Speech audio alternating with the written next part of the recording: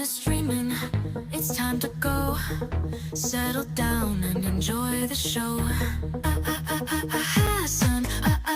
HasanAbi. He's the guy I watch on the daily. His commentary won't ever fail me. He's genuine and smart and sweet with a smile. So get yourself comfy, won't you stay for a while? He's live 7 days a week. Political chaos is what I seek. Gotta subscribe for the memes in the chat. Say weird shit, you're gonna get clapped. HasanAbi. He's the guy I watch on the daily. His commentary won't ever fail me. He's genuine and smart and sweet with a smile. So get yourself comfy, won't you stay for a while? Politics, gaming, and maybe a guest. He's entertaining no matter your interest. I don't know if he's a commie, a tanky, or a champagne socialist, but he fighting power with a golden fist. HasanAbi. He's the guy I watch on the daily. His commentary won't ever fail me. He's genuine and smart and sweet with a smile. So get yourself comfy, won't you stay for a while? We about to seize the means of production.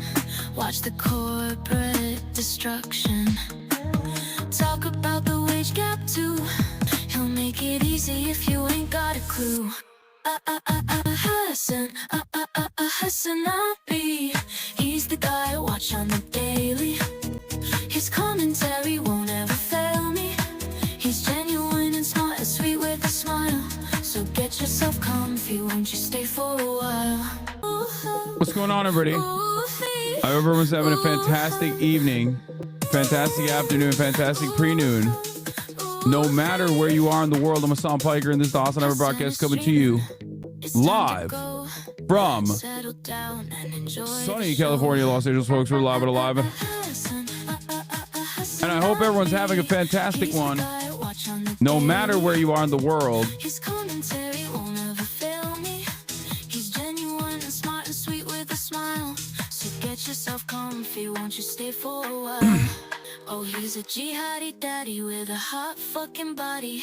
He isn't a shill for the Democratic lobby. He's informative in a world where all is at stake. But none of that matters, cause it's the top of the hour break.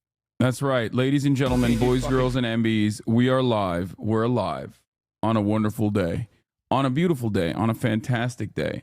When is the 20v1 on? As later tonight, nephew. Okay, folks, we're alive. We're alive, and I hope everyone's having a great one, because today's a beautiful day. Today's a wonderful day. Today is a very important day. Let me tell you why it's an important day. First and foremost, you might be thinking, Hassan, is it an important day because... Is it an important day because, you know, this is just one of those days? Because the Congress is about to shut down the federal government, displacing and putting millions of workers and their continued employment in jeopardy? No, that's not the reason. Why would I say that that's the reason? There's a specific reason why it's a very special day, and that is because it's Friday. Finally here, right? Ladies and gentlemen, boys, girls, and MBs, it is finally Friday. Sunday, what? That's right. It's fucked up Friday. It's fuck a fan's mom Friday. It's Friday. It is Fry Slay for all of your wonderful contributions to our forefathers who fought long and hard for. We are going to celebrate this joyous occasion because it's an opportunity for you to feel a sense of purpose, a sense of autonomy, a sense of decency and humanity on this wonderful day, Friday, December 20th, 2024, 5 days out from Christmas, also known as Socialismus. It's the freaking weekend, baby. That's right.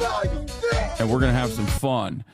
We're gonna have immaculate vibes on this beautiful Friday, and I'm gonna get started immediately. You guys waited for me to go live and instantly started blasting me with some clips. Okay, Nick needs help with a Christmas gift for his mom. You're sending me some gifts, sending me some some Twitter memes, some TikTok memes. What is this? This is a Sag Ludwig Hassan. Can I tell you something honestly that I've never told you? I just enjoy hanging out. This makes me sad. This actually is like, it's like sad music. But it is kind of like, it does kind of make me sad because we never hang out anymore. We never hang out anymore. Like, we just don't. And it actually makes me sad. Did he die recently? Yeah. I don't know. I just like, this is supposed to be like a yaoi edit. But honestly, look at all the fucking clips. Us holding hands, us kissing, you know, us picking each other up. We used to hang out, man. And it just, you know, we don't talk anymore. Have you seen this? Caleb Heron echoing your point. Oh, yeah. We'll talk about this in a second. Caleb is fantastic, by the way. Very funny. What the fuck are you doing so early? I was watching Mike and they're going to go streaming. What? What do you mean doing early? It's 11. You say each other, but Lud is not picking you up. Lud don't know you like that. Stop being parasocial. Yeah, I know. Lud don't know me like that. Or I don't know Lud like that. Yeah.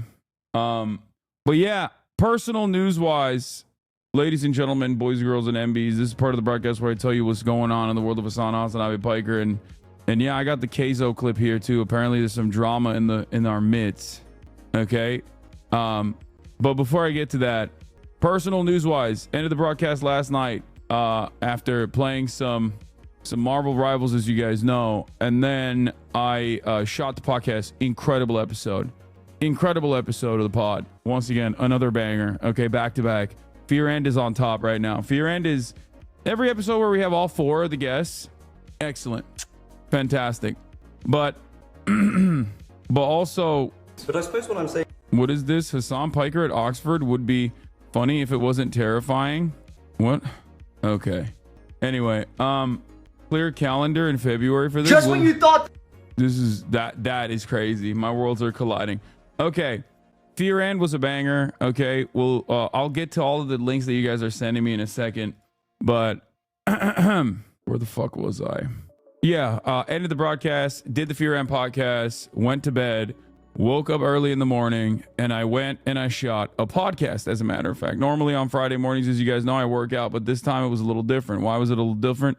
Because I had something else going on. I had to shoot a podcast. And when my manager asked me to do this, I thought, what a crazy opportunity. There's no way this is real. It turns out it is real. Okay. Sean O'Brien has a podcast, which was shocking to me. But basically, yeah, I was one of the first guests that they have. They wanted to have me on. I was like, that's fantastic. What an incredible opportunity. So I got to hang out with him a lot for a couple hours this morning. And it was really good. So yeah, he has a podcast and we hung out on the pod. So, you know, told him I would offer any kind of support I can to the Teamsters, any kind of labor militancy that they're engaging in. I'm always there for them, you know?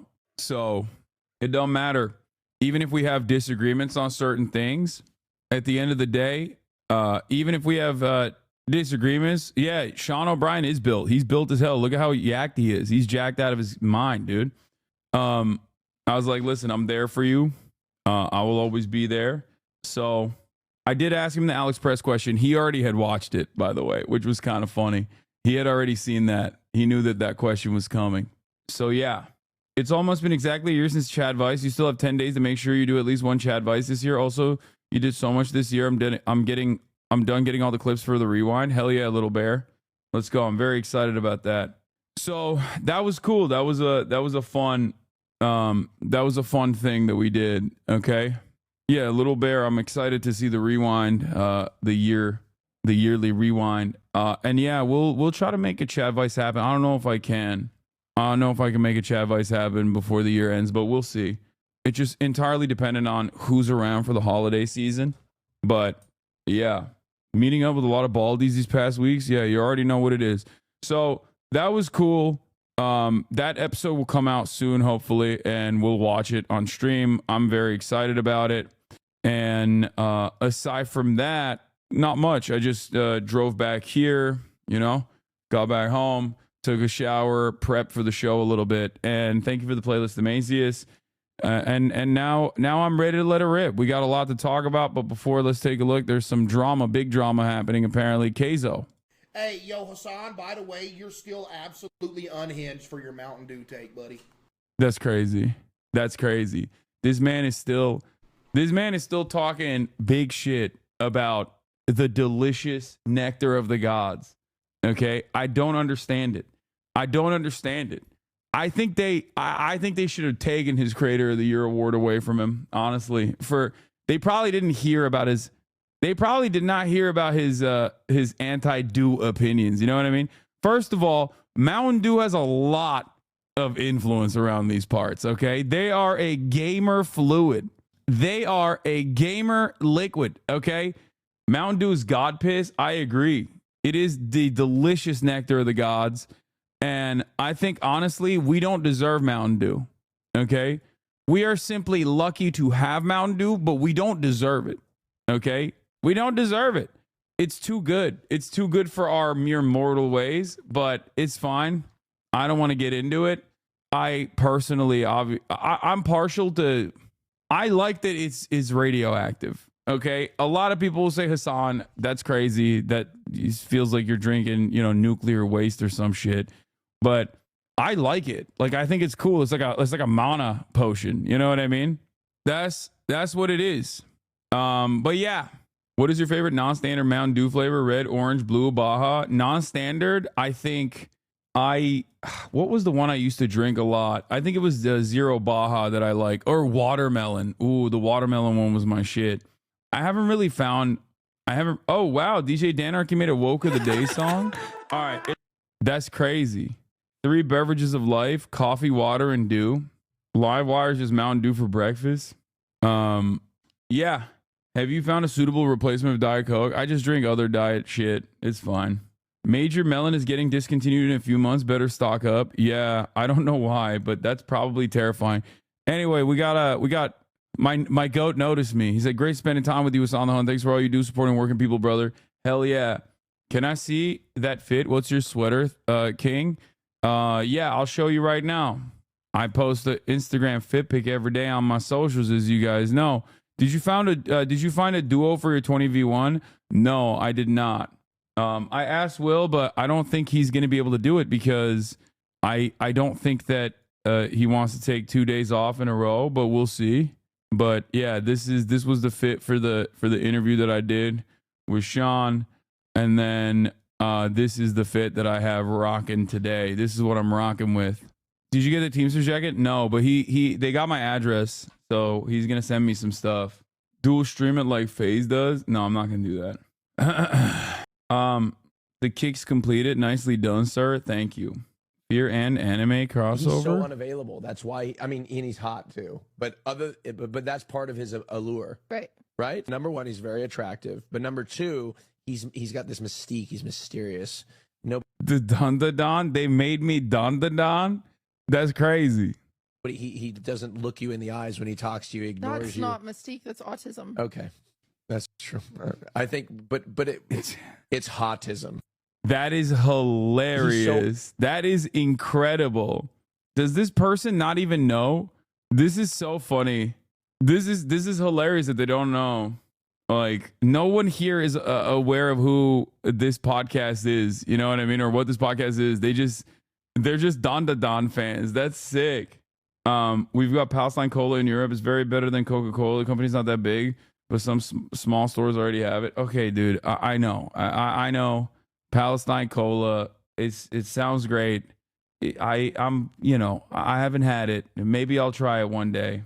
The problem is my taste buds are so fried from drinking Coca-Cola that, like, anything that doesn't taste like Coca-Cola, like even Pepsi, I just don't like. I don't fuck with Pepsi because it just doesn't taste like Coca-Cola. It's like near it, but it's not it. So I don't like, I don't think I'll appreciate any of the alternatives. Okay.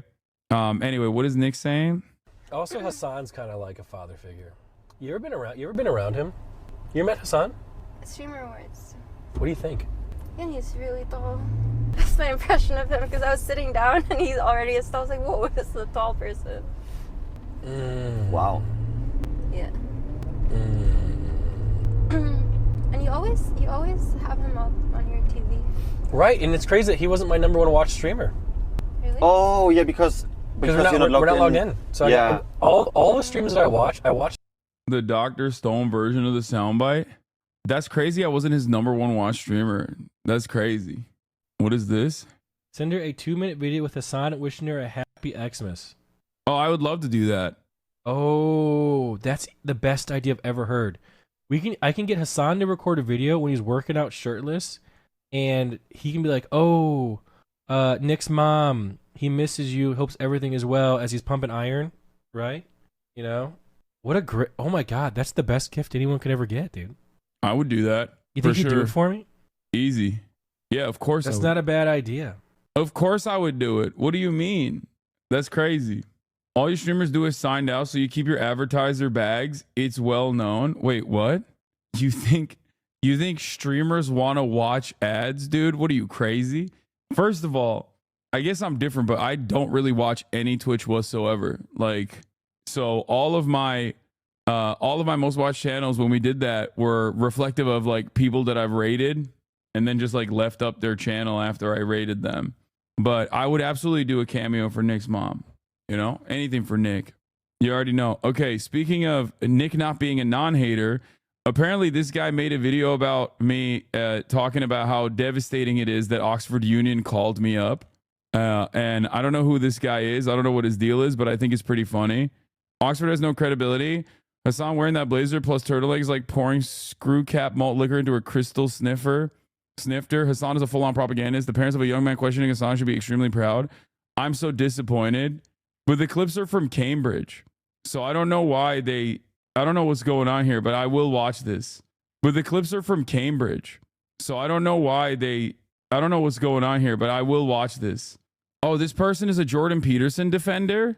Oh, that's amazing. Is Friday Bro Stop? Okay, no, I'm excited to watch this. I will watch this later. But here, there's play the Caleb clip. Lamau, yeah. Caleb hit a HasanAbi bar in this one, and I really want to have him on the Fear and podcast. Actually, he's great.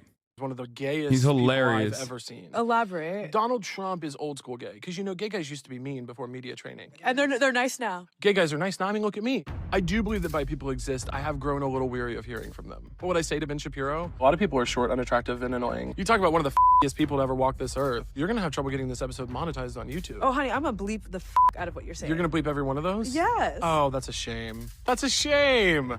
I'm an artist. I'm a perfect sweetheart. I've been nothing but kind on the show. Donald Trump is old school gay where he should have been like a red carpet fashion advisor or something. Got it. He should have been standing on the side and being like, that dress, honey, I don't think so. That would have been amazing. I would have watched every night. Instead, he ran for office on a platform of mass deportation. So that's where things got tricky. Oh my God, this is exactly what you said. Yeah, I mean, because it's true. Anyway, I really like Caleb. I think Caleb is hilarious. Would love to have him on the Fear and Pod. Like, that would be fantastic. For those of you who don't know, Caleb is he's great. He's very funny, very, very funny comic, very good podcast. I see their TikToks all the time. Obviously, but I do think he's very gay. Yeah. What about Z-Way? Z-Way would be a dream collaboration as well. I was actually supposed to do Z-Way's show. The problem is I was supposed to do Z-Way's show, but unfortunately I wasn't able to do it because I had to do Nick Pollum. Nick had invited me to go to Texas at the time to, like, before Z-Way even asked. And I got the timing wrong. I got the timing wrong. Sorry. And I went to Texas to play basketball. Yeah, I had to do Nick Pollum. I had to have sex with him. Yeah, he's hot. Anyway, yeah. What is this clip? Let's blast off. Right. I did him good. Yeah, I did. I did him great. Okay. Elon promotes AFD. Welcome back, Henry Ford. Oh, we got another giveaway. Daily merch giveaway incoming as you type your blast off. All right, ladies and gentlemen, don't forget if you write !enter, you will be presented with an opportunity to potentially win a free piece of HasanAbi merch, Union Made, American Made. As a matter of fact, holy crap, the chat is going crazy. All right, let's get started. I'm going to talk about government shutdown looming. Government shutdown looms.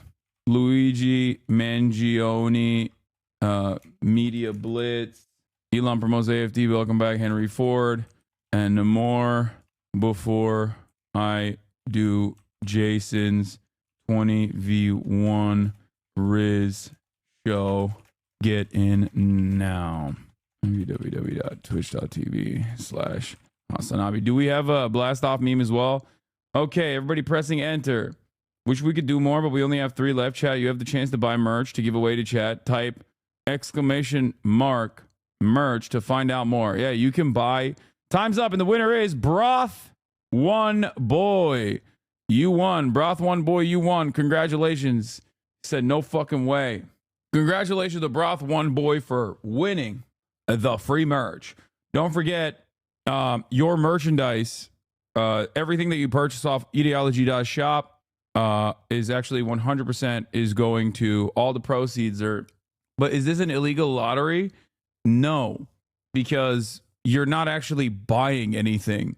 Someone else has the opportunity to gift merchandise by purchasing it for other people, and then we just do a sweepstakes, and there's nothing like, there's no entry. How would that be an illegal lottery? First and foremost, there's no purchase needed to enter it.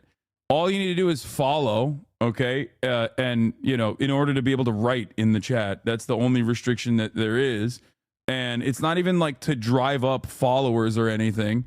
That follower restriction is specifically there so that chat is not rated or botted. It's not even a lottery. It's a giveaway.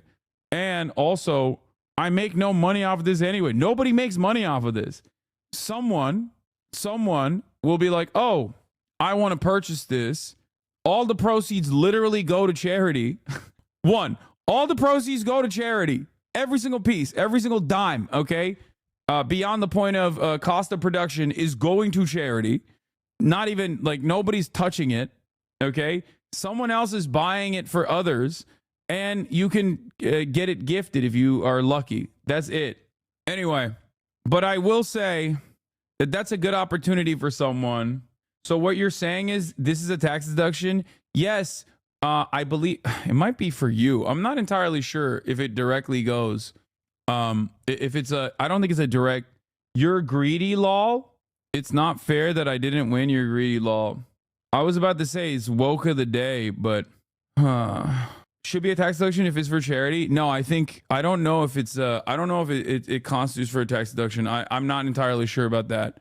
I will admit I didn't set it up. I have no idea. I don't think it's the same as like when we do the Tiltify donos. I think you're just straight up buying merch and it doesn't qualify as a tax deduction, I don't think, because it goes back to Warren James, and then from Warren James it goes to the charity. We are 30 minutes into Friday Fun Day. Please, for the love of God, stop auto reading haters' messages. Yeah, it is kind of crazy. What charity is it going to? It's going to Raíces, Texas. This is who I am working with. Okay, they are they're a 501c3 that works with undocumented migrants, specifically in the state of Texas. Since 1986, Raíces legal and social service providers have modeled what a humane immigration system could look like in the United States. We open over 10,000 cases each year without free and low-cost legal services and access to holistic, trauma-informed care. Most of our clients, including children of all ages, would have to go to the court along with zero representation. Yeah, Raíces. Anyway, it's so funny. Like, I will literally try to do my very best to be a good person. Okay? Like, and this is at no, like, this doesn't do anything for me at all. It's not like money in my pocket. I don't even get like a tax deduction out of this at all. Or like, there's nothing. Like, this doesn't touch me at all.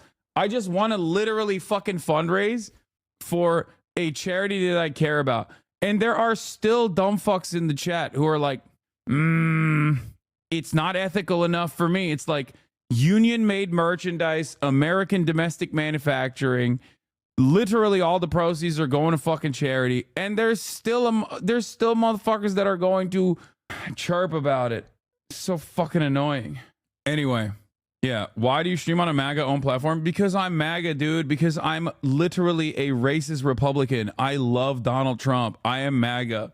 Anyway, I think I have noticed, at least in my own, like in the way that I operate, I've noticed that I've started to get more angry. Do we have a blast off meme chat? I've started getting angry again. I think I'm gonna have to, take a day off eventually, most likely soon. Yeah, no good deed goes unpunished. Because I'm noticing that I'm like I have a shorter fuse, and I think people are taking advantage of that right now. I recommend taking off on January 6th. No. All right, let's get it started. Here, we've blasted off. Just a day, how about 2? No, I'm not taking off on Christmas. I'm actually doing Socialismus on Christmas too. Oh shit, chat just bought more merch to give away, so now we have 5 more to give. This is gonna be a great cause. Ignore the chirpers. 1 more to give away after you get a meme. Sure, let's do another one. All right, hit enter. I think after it's announced. All right, from this point on, you have to type in enter, !enter. Also, I'm blasting off as well, which is not the best time to hit enter, but go retweet this fucking blast off as well. Go interact with it. Go like it. All right. Meanwhile, to all the people who are chirping at me, here's the woke of the day song. All right, it's time. Clap for the woke of the day song. Clap. Yes. Clap for the chatter. You, my friend, are woke of the day. For woke of the day, your reward is a week-long suspension. But before I deliver it to you, what are your final words? I can't do it. I couldn't do it. God, I'm such a bitch. It's DJ Danarchy. He's a notorious, very famous leftist music guy. Yes! Clap for the chatter. All right. DJ Danarchy famously made all the Majority Report songs. Woke of the day song. Clap. Yes! Clap for the chatter. Clap. Well, Warren James, congratulations. Random process. You won. Yo, I'm EU. How does this work? You go to the ideology.shop/pages/redeem to claim your prize. And then afterwards, you might have to pay for the shipping, but bought my wife through your shirt. She doesn't know who you are. Spreading the gospel. Latest shirts were sick. Hell yeah. Speaking of which, did you see AOC was on Majority Report? I did see that. That's great. I love that. Woke of the day song. Are you going to talk about Elon shutting down legislation? No, I'm not. I'm not going to talk about that. Okay. Scammed shipping. You motherfuckers will never be happy for the rest of your lives. And you are, I don't know. Maybe it's like, I shouldn't. People are just trying to make jokes, and they just don't have the capacity to make jokes other than being fucking annoying little nuisances in a leftist chat. I think that's all this is. Hassan, will go to Zach Fox's set in Paris if you read this. There you go. Now you have to go. Oh, the gifter pays for the shipping? Okay, never mind. Have you seen this insanity? Is it the Mr. Beast shit? Dude, there's some... Look, I'm not a hater at all.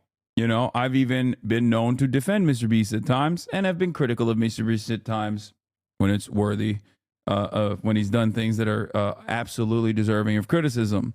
I don't know what it is about the Mr. Beast, like the crazy Mr. Beast, like Squid Game shit, but like some about it rubs me the wrong way. On the one hand, I understand. On the one hand, I totally understand that it's just reality TV. That's all it is. He's just doing reality TV. On the other hand, like the entire point of Squid Games was that it's bad to get a bunch of poor people to basically fucking go on this journey where they put themselves in these like horrific conditions for the sake of our entertainment, and then we just kind of did it. Like we didn't understand the point of the show, and it was very blunt. It wasn't like the show itself wasn't exactly subtle about the message. You know what I mean? It was very clearly like, this is bad and wrong. Like the villains are the people who derive satisfaction from watching poor people suffer. And we kind of did that. Like, we're kind of doing that. Well, I guess people don't die in the Mr. Beast games, so there is that. And I think he like gives them money even if they just for participating, even if they lose. But like I said, it's weird. It just like kind of rubs me the wrong way. I don't know what it is. Maybe I hate being the fucking one friend who's too woke. You know, you never want to be. You never want to be the one friend who's too woke. But on the one hand, it's just like regular ass reality TV. Like, what the fuck? It ain't no different. I mean, it ain't different at all from regular ass reality TV. It's literally the same, right?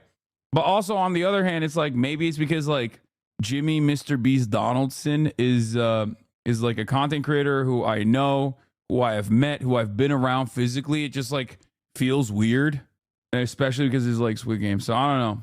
You're overthinking it. It's not that deep. Yeah, I'm telling you.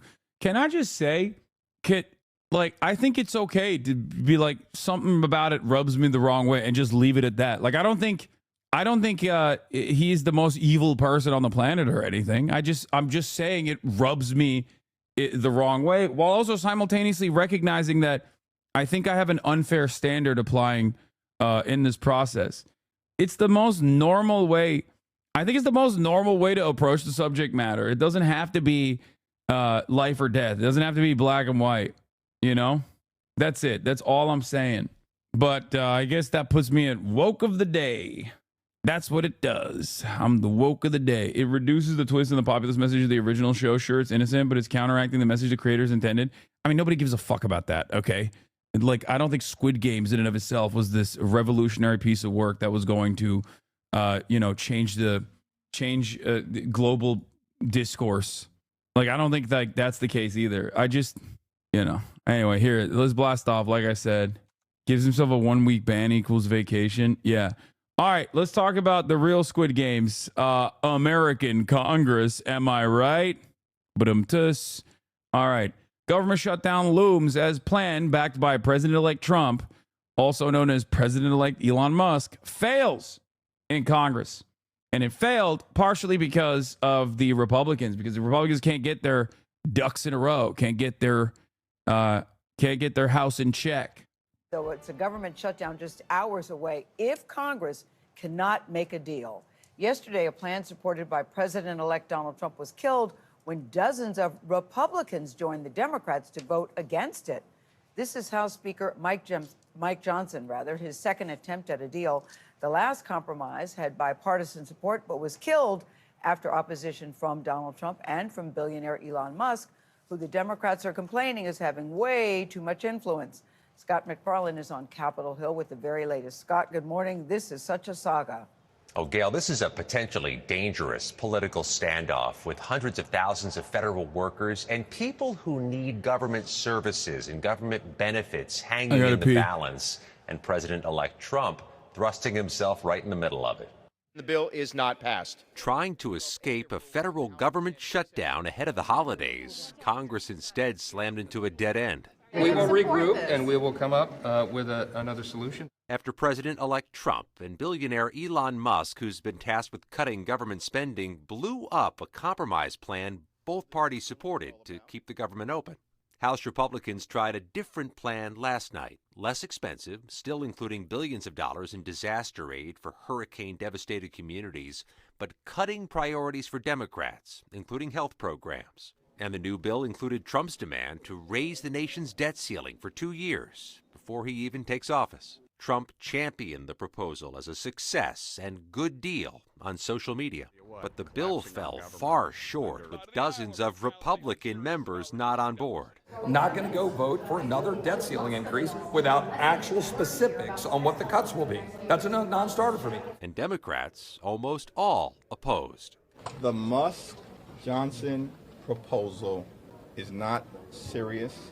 It's laughable. It's just horrific that they have thrust us into this kind of chaos already. As the clock ticks down, it's federal workers who may end up paying the price. It brings on anxiety, especially during this time of year. Aaron Barker works for the TSA and is a union rep at Atlanta Hartsfield-Jackson International Airport. We are definitely praying and hoping, fingers, toes, whatever you can cross, that it does not happen. And he warns even though TSA officers are essential employees and remain on the job, there could be shortages if some don't show.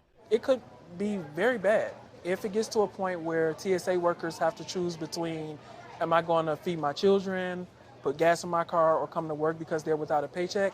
That's definitely going to affect the way that passengers travel throughout the nation. Here's an ominous sign. The day So you were trolling me when you said you wouldn't talk about Elon? I often miss context clues. No, I am going to talk about Elon, man. What the fuck? Yes, I'm going to talk about Elon Musk. Of course, he is playing a formative role in this back and forth, in this process. Isn't it literally on the fucking... It was in my blast off tweet, man. Jesus Christ. Oh my God. Begins with both parties blaming each other for this impasse. And when he left the Capitol last night, House Speaker Mike Johnson was asked if a new plan would make it to the floor today. And he responded, "We'll see." Tony, we will see. Hardly inspiring, Scott. Thank you very much. For more on President-elect Trump's demands, Okay, let's do some basics. Let's start up from the top. Okay? Let's start from the tippy top. What is a government shutdown? Well, here we go again. The government is heading toward a possible shutdown, and it's the third such threat in just 5 months. In fact, money for some government agencies will run out in just 2 days if Congress does not reach an agreement. But what does it all mean? As you guys know, Congress has up until midnight. This is a video from 9 months ago. The last time they passed a continued resolution funding bill to fund the federal government. Okay, this bill funds the federal government until today, actually, midnight tonight. Congress has until midnight tonight to come up with a way to fund the government, or the federal agencies will shut down, meaning hundreds and thousands of federal employees could be sent home, or even worse, stay on the job without pay just ahead of the holidays. Now, originally, the Republicans had a bipartisan plan that they ended up abandoning to prevent a shutdown after President-elect Elon Musk, alongside Vice President-elect Donald Trump, came out against it. They were railing against it. Trump told House Speaker Mike Johnson to essentially renegotiate the deal days before this deadline. Okay? And in the last couple of days, there's been a lot of back and forth. And the Republicans did that. They were like, all right, well, our God King Elon Musk wants us to renegotiate this, so let's put it together. And in the revamped continued resolution, they took out a bunch of funding for absolute necessities, funding for rural hospitals, funding for like child cancer research, just like insane stuff. Okay, things that you might look at and go, why is that in a continued resolution? Now, that's understandable. We're like, why is that in the federal funds? Why is that in the federal funding bill for the government? And part of the reason for why it's because that's just how we fund things. The other reason is because continued resolutions are must-pass bills for the most part, obviously. And a lot of people add on things that they desperately need to fund into bills such as this one, because if you're oblivious to the way Congress operates, unfortunately, nothing gets passed in our legislative body unless it is unlimited funds to Israel, unlimited funds to the military-industrial complex, or, I guess, messaging bills that make it so that it's illegal to hurt the feelings of Israel. Things of that nature get passed, but everything else does not, which is why this has to get passed, and which is why a lot of people will add things on to these must-pass bills. And sometimes Republicans like to take things out that are necessary from these sorts of bills. All right. One of the many ways in which you can nuke a bill and force people to renegotiate. There's certain ways that they do this. One is a poison pill provision. Usually they'll add on like something so unacceptable and so insane to the bill that no one on the other side is going to agree to it. So then you go back to the drawing board. Other things that, Republicans will often do is I guess it's the reverse of pork. Pork is what they consider unnecessary spending tacked onto this bill. Usually it's stuff like FEMA, additional funds for disaster relief, things that people need. Republicans would call that pork to say that's just extra stuff that you want to add on there. Who needs that, right? Except people do need that. But this back and forth obviously has pushed this otherwise the continued resolution bill that would fund the federal government into this weird limbo. But what does it mean if the government shuts down? A government shutdown happens when Congress doesn't pass legislation, either temporarily or more permanently funding the government, and such a measure isn't signed by the president. And the government shutdown would start if Congress doesn't approve this continuing resolution or a permanent spending measure by Friday. When the fiscal year ended September 30th, Congress passed a temporary funding bill to keep the government in operation, and that measure is expiring tonight at midnight. But you might be wondering which government agencies would be affected by this shutdown.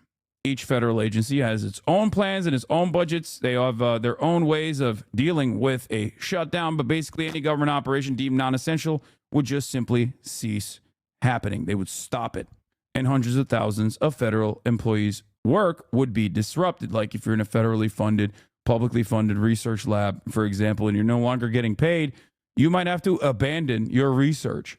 Sometimes when you abandon that research completely falls apart. These are some of the many ways in which a full-blown government shutdown would devastate American society in relatively intangible and somewhat invisible ways.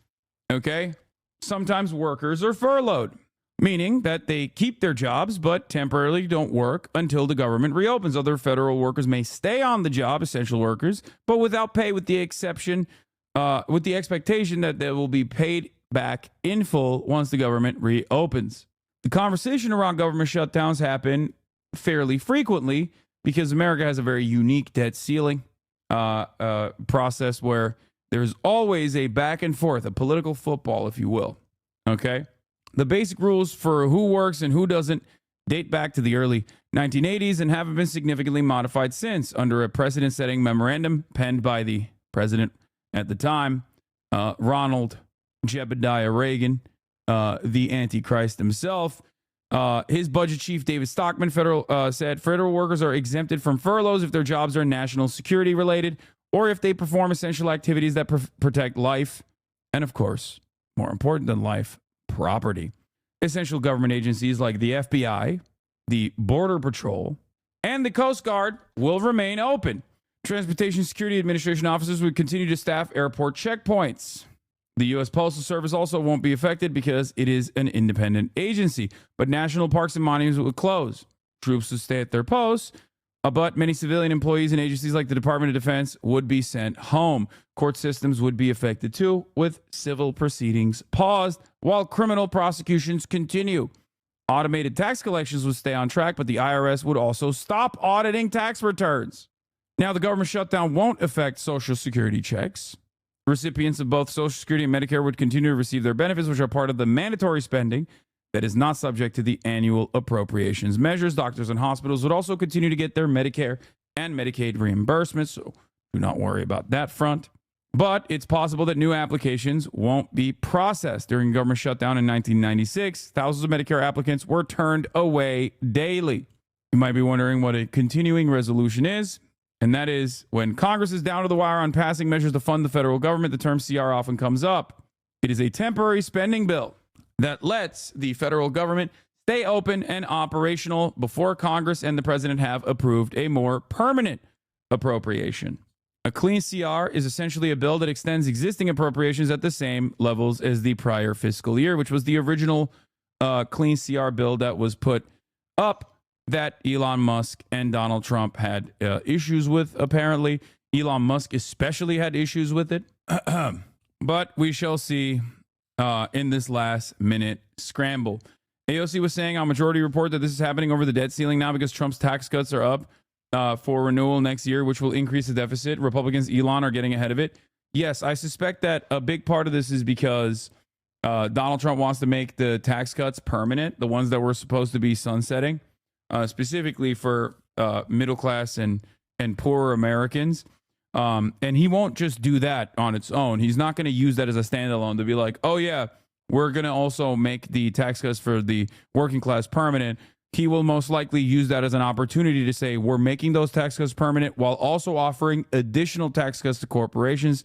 There's an idea about, there's an initiative to lower the already incredibly low corporate tax rate down to 15%.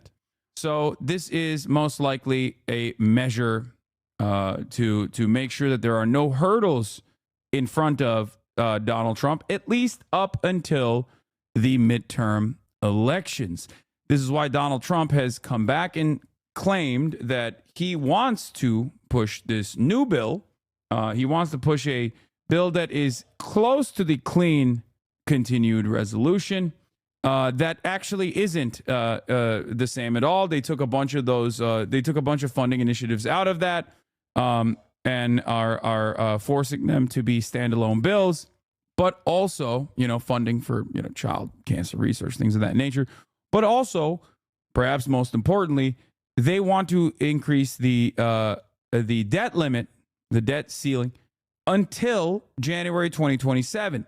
The reason why they want to do that is because Donald Trump does not want to have these back and forth battles while he is the president with the Democratic Party. This is obviously a weapon, not dissimilar to the filibuster in some ways, that the minority party, the party not in power, can use to their advantage to make sure that they get their spending priorities across. Now, part of the reason why Elon Musk has also been pushing for this, according to David Dan of The American Prospect, is because Elon Musk has factories in China. There's a mundane reason for the late-term chaos, and it's called conflict of interest. David says this is the first scandal of the second Trump term, and take a long look because it's going to look like all the other scandals. A conflict of interest among his impossibly wealthy advisors and aides, or for Trump himself, seeping over into policy. The measure at issue is known as the outbound investment provision. We have heard for years about the problem of manufacturing businesses shipping jobs overseas to China with its low worker wages and low environmental standards. China typically forces businesses wanting to locate factories in its country to transfer their technology and intellectual property to Chinese firms, which can then use that to undercut competitors in the global markets with state support. Now, of course, American capitalists know this. They are not oblivious to this reality at all, and they have voluntarily done so. Make no mistake, when Americans talk about China stealing our IP and you're a regular old consumer, that has nothing to do with you, okay? That has nothing to do with you. American corporate oligarchs knew that this was a reality. It was a firm handshake commitment that they would take advantage of low wages in China and ship manufacturing overseas to China, make China the manufacturing hub of the global economy. And part of that was that they would give Chinese companies their intellectual property with the, dare I say, Orientalist, racist notion that these barbaric Chinese workers would never be able to keep up with American technological innovation. And well, it turns out in 2024, China has not only kept up, but as in some of the key sectors that they have been focusing on since 2015 under the leadership of Xi Jinping, they've actually become sector leaders. And now that those chickens are coming home to roost, the American labor force is completely gutted and destroyed because our capital owners have voluntarily moved manufacturing over to China, and China has developed at a rapid clip with a much better redistribution of the foreign capital that has come into the Chinese marketplace. China is now no longer just a global competitor, but actually a global dominator in key sectors. This is part of the reason why American manufacturers or American capitalists are very frustrated, very scared. It was a gamble for them. It was a gamble for them, and the Genghis Gambit actually worked in China's favor. Now, Congress has been working itself into a lather about China for years now, and they finally came up with a way to deal with this issue. Senators John Cornyn and Bob Casey have the flagship bill, which would either prohibit U.S. companies from investing in sensitive technologies in China, including semiconductors and artificial intelligence, or set up a broad notification regime around it. The bill would add some reporting requirements and enhance reviews as well. In general, it expands restrictions that the Treasury Department has already put forward in their regulatory rules. Codifying those rules into statute means they cannot be changed by successive administrations. Cornyn and Casey passed the Senate last year, and after about a year of legislative wrangling, a final outbound investment package made it into the year-end bill. We're taking a necessary step to safeguard American innovation against bad actors and ensure our lasting dominance on the world stage, Cornyn said in a statement. Problem is, Elon Musk has manufacturing facilities in Shanghai. Elon Musk's car company has a significant amount of outbound investment. A Tesla Gigafactory in Shanghai opened in 2019. Maybe a quarter of the company's revenue comes from China. Musk has endorsed building a second Tesla factory in China, where his grip on the electric vehicle market is completely loosened amid domestic competition. He is working with the Chinese government to bring full self-driving technology to China. In other words, importing a technology they may be seen as sensitive. Musk has battery and solar panel factories that are not yet in China, but he may want to build them in China in the future. You can argue about whether the U.S. should be restricting investment in China, says David Dayen, but it's incontrovertible that a billionaire who has a bunch of investments in China and wants to make more all of a sudden disrupted a normal congressional process that was going to restrict that investment with a bunch of lies from his media platform. And lo and behold, when the new funding bill emerged, the outbound investment feature was dropped. In fact, all traces of provisions related to China were removed from the bill. Now, whether you agree with continued investments into Chinese development and Chinese manufacturing or not, does not change the fundamental problem at play here. A billionaire with a clear conflict of interest was able to take a legislative provision that has been on the docket, a bipartisan legislative provision that has been on the docket that is trade protectionist or somewhat isolationist, okay, and nuke it into orbit. What's even funnier about this is that this is supposed to be our global enemy, okay, our universal enemy, the number one enemy of all time, the Chinese government. And yet, the otherwise reactionary Republicans are completely oblivious. Normally, if you were to turn around and say, what the fuck? This is a limiter on American corporations that want to work in China. This is restrictions that already exist through the Treasury Department that we are codifying through the legislative body to ensure that our really sensitive IP is not going, is not falling on Chinese hands. This is something that Americans talk about all the time. American corporate leaders talk about it all the time. Oh, China is stealing our lunch money. They're stealing our innovative products. They're stealing our technology. And with all of this unrestricted xenophobic sentiment running rampant, despite the fact that, you know, Americans are hypocritical and self-centered, people are oblivious to this. And it's actually the same dynamic that I've talked about quite a bit with respect to who's a good billionaire and who's a bad billionaire. Now, I have a principled stance on this. I don't think that any billionaire is quote unquote good. I don't think anyone is good or bad. They're just operating on self-interest under a capitalist system. And the reality that billionaires even exist is a significant failure of policy in my assessment. Okay? Having said that, however, Republicans don't understand the world in that way. And neither do Democrats, really. Liberal Democrats and liberal Republicans both have a different partisan approach. They think some billionaires are bad and scary, and some billionaires are good and champions of the people. Now, I wouldn't even say that the Democratic Party is so on board with like good billionaires and bad billionaires to the same degree that the Republicans are. Republicans are severely anti-billionaire when they've decided a billionaire is a libtard. They hate Bill Gates, and they claim that Bill Gates is vaccinating the children because Bill Gates wants all the kids to be gay and autistic.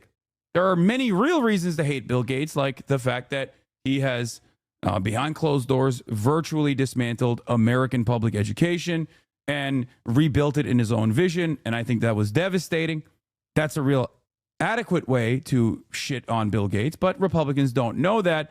And Republicans think that they're actually in line with the policies of school choice, for example.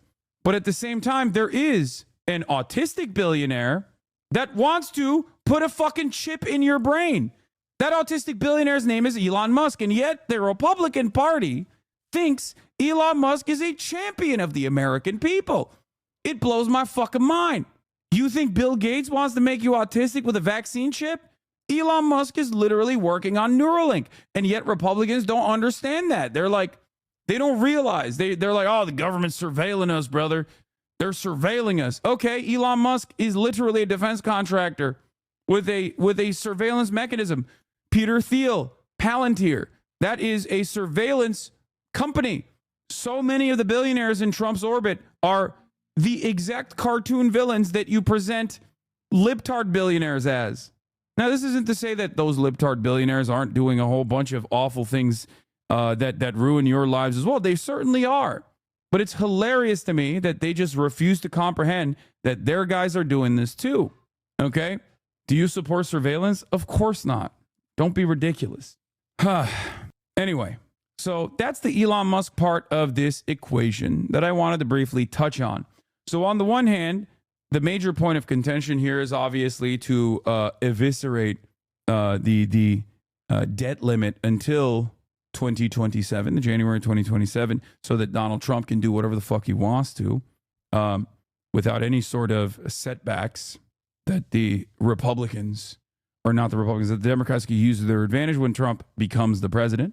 But there's also other provisions that were taken out of this bill, specifically so that Elon Musk can continue working unrestricted in China, continue operating in China, just so people understand. So that's what a government shutdown is. Now, you might be wondering, okay, what is the debt ceiling? Well, let's do that too. The American government spends more than it collects in taxes and must borrow the difference. For years, investors have gladly lent money to the federal government by buying treasury bonds because they are confident the United States always pays its debts. But what if it didn't? The threat is real. Under the law, Congress must periodically raise what's called the country's debt limit, or the government won't have enough money to meet its obligations, such as paying interest on bonds or delivering checks to contractors, soldiers, or Social Security recipients. The debt limit is easily misunderstood. Raising it does not authorize new spending. It simply allows the government to borrow enough to pay the bills Congress has already approved. Not raising the debt limit is like ordering an expensive restaurant meal and then refusing to pay when the bill arrives. The United States has always avoided a crisis by raising or suspending the debt limits, about 80 times since 1960. But the risks look higher this time. House Republicans see the debt limit as leverage. Why are you playing lib-ass videos? I mean, it's an explainer on what it is and why it exists. I don't know why you're frustrated by this. It's a 2-minute video. You'll be fine. Okay? Now, should the debt limit exist? I don't agree. I don't think it should, and seemingly Donald Trump doesn't think it should either. Having said that, however, while it does exist, it is a very valuable political weapon for the Democrats to use. And the thing is, the Republicans don't want to do that, and they never will do that, as a matter of fact. But overall, the United States is the only country with a debt limit. The United States is the only country with a debt limit that is close to the debt it has. There are some other countries that have a debt ceiling, but it's it rate adjusts year over year, and it's so high that it's virtually impossible to reach it. Yeah, Denmark has one, but it's 200% of its GDP. Are threatening to raise it only if President Joe Biden and Democrats agree to spending cuts. They did not hesitate to raise the debt limit when Republican Donald Trump occupied the White House. Since then, the federal government's debts have grown even larger as Presidents Trump and Biden spent heavily to support the American economy during the COVID-19 pandemic. The government reached the $31.38 trillion debt limit in January. The Treasury Department can use accounting maneuvers to delay the day of reckoning, but not indefinitely. Democrats and Republicans may not be able to resolve their differences and raise the debt limit before the clock runs out. If that happens, the government might have to prioritize spending, paying some bills but not others, and making agonizing choices such as who gets paid first, a Chinese bondholder, say, or a senior who relies on Social Security. but the result could be a blow to the United States' reputation for honoring its debts and could risk triggering a global economic and financial catastrophe. I think it's funny because it's just like a made up, in my assessment, especially in a country like the United States of America, is a completely made up limiter that we've decided must exist. And it's yet another political hurdle where both parties can use it as wield it as a weapon against the other, because the threat of a shutdown is severe, right? And nobody wants to be responsible. Nobody wants to be held responsible for the shutdown. Part of the problem here is that the Democrats are currently in office. I mean, they own the White House. Joe Biden is the president. However, as we all currently understand, Joe Biden is not really alive. He's basically in a vegetative state. So the Republicans are kind of holding the bag, so to speak.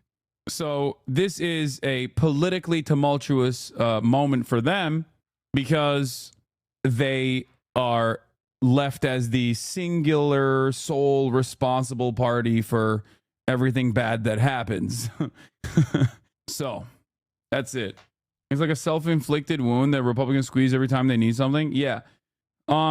They certainly don't mind it when, you know, Donald Trump is president, of course. So I do want to cover the I also want to cover the Joe Brandon video as well, like the not the video, sorry, but the Joe Brandon covers that came out of Wall Street Journal yesterday, talking about how they managed this geriatric man's declined mental faculties.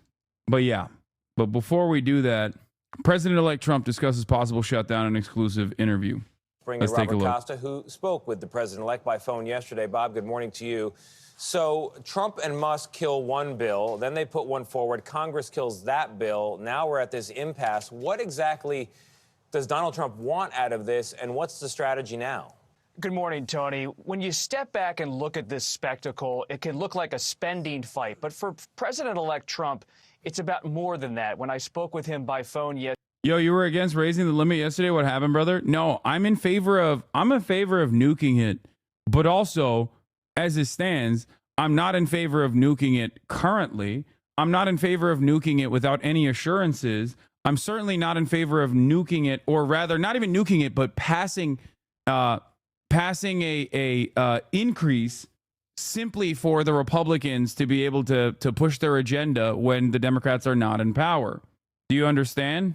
Yesterday, he made it clear that he wants an extension or elimination of the debt ceiling. That's the federal government's borrowing limit, so he can have a clean runway come 2025 when he wants to pursue legislation on immigration and border security and tax reform and not having to deal with a debt limit showdown. So this is about setting the stage for next year as much as it is about getting a spending package through.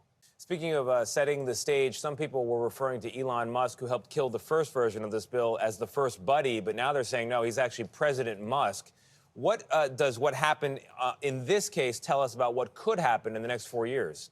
It's intriguing. There's a bit of a divide in President-elect Trump's inner circle. Some privately tell me Musk is flying a little bit close to the sun, but others say he put a lot of money into this campaign. He's friendly with President-elect Trump, and right now he's trying to help Trump enact his agenda on Capitol Hill, and that Musk is pretty safe at this moment. And Musk has spent a lot of time building relationships with members of Congress as he tries to get that caucus going, DOGE, the Department of Government Efficiency, come next year.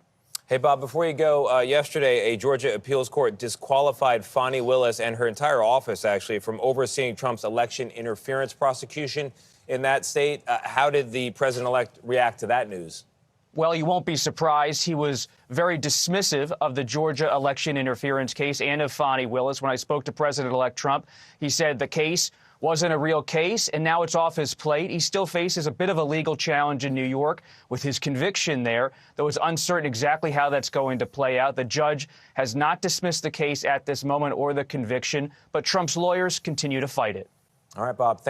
Must be emptying out his pockets. Oh, wait, he has infinite money. Yeah, and it's also an incredible investment. Every single time he spends money in any direction is a fantastic opportunity for him because he gets a return on that. Musk's net worth is entirely reliant on his companies, or the way that people speculate about his companies. So him having this like broad power over the federal regulatory agencies and being in Trump's pocket actually causes people to go, oh, I'm going long on his companies. He's going to go to the moon. That also contributes to his net worth. That's precisely the reason why he added billions of dollars to his net worth since the election. There's also exactly promised federal contracts at play here. Not only does he rely heavily on government subsidies, but he also gets regulated by the government regulatory agencies. He can now demand more subsidies if he wants to. He can do whatever he wants. We've basically made the richest man on the planet the God King of the United States of America and therefore the planet. And it's, I guess, a more direct relationship than the indirect one that already existed. Okay?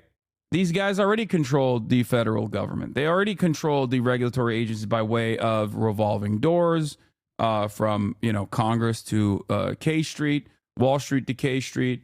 But now they have a much more direct line. Donald Trump is a malleable and very corrupt individual. He doesn't give a shit. It's great if you come to him and you kiss the ring. He's going to give you anything you want, really, depending on how much you pay for it. It's just how it works. Because no way it's more sophisticated than that. No, it's not. It's not more sophisticated than that at all. It literally is that simple. I'm not even being reductive when I say Elon Musk has direct access to Donald Trump and has direct control over the federal regulatory agencies. Every single federal regulatory agency has unironically prosecuted Elon Musk. Like from OSHA to the EPA, like every single regulatory body has in some way, shape, or form investigated Elon Musk. Now he has control over all of them. So it's just cutting out the middleman. No need to spend money lobbying when you are in the White House.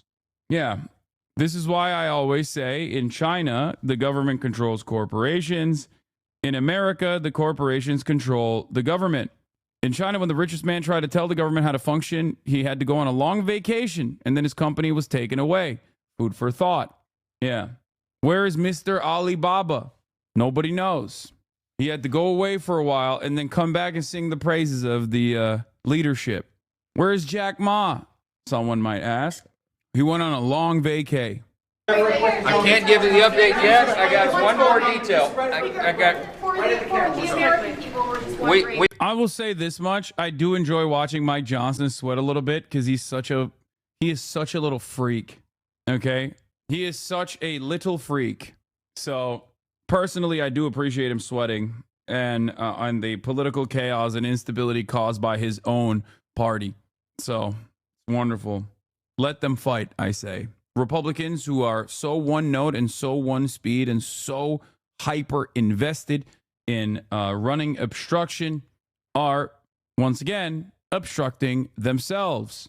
We have a unified Republican conference. There is a unanimous agreement in the room that we need to move forward. I will not telegraph to you the specific details of that yet because I've got a couple of things I got to wrap up in a few moments upstairs, but I expect that we will be proceeding forward. We will not have a government shutdown, and we will meet our obligations for our farmers who need aid, for the disaster victims all over the country, and for making sure that military and essential services and everyone who relies upon the federal. That's so funny when they talk about that stuff because, like, okay, you think like we don't need rural hospitals to be funded?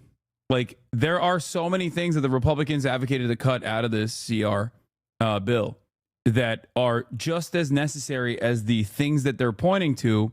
And the irony, of course, is that Mike Johnson would have been super happy passing a clean resolution or a clean CR bill that was basically a continued resolution that already had concessions made that the Democrats had given to the Republican Party, including limiting the funding of the IRS.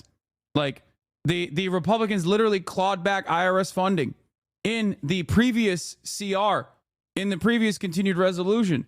So Democrats had already played ball with these Republicans, which is precisely the reason why Mike Johnson wanted to pass that with ease. And then Elon Musk came out and tweeted 122 times over the course of 24 hours about how devastating this was, about how angry he was that this continued resolution was going to go through, and they shut that shit down.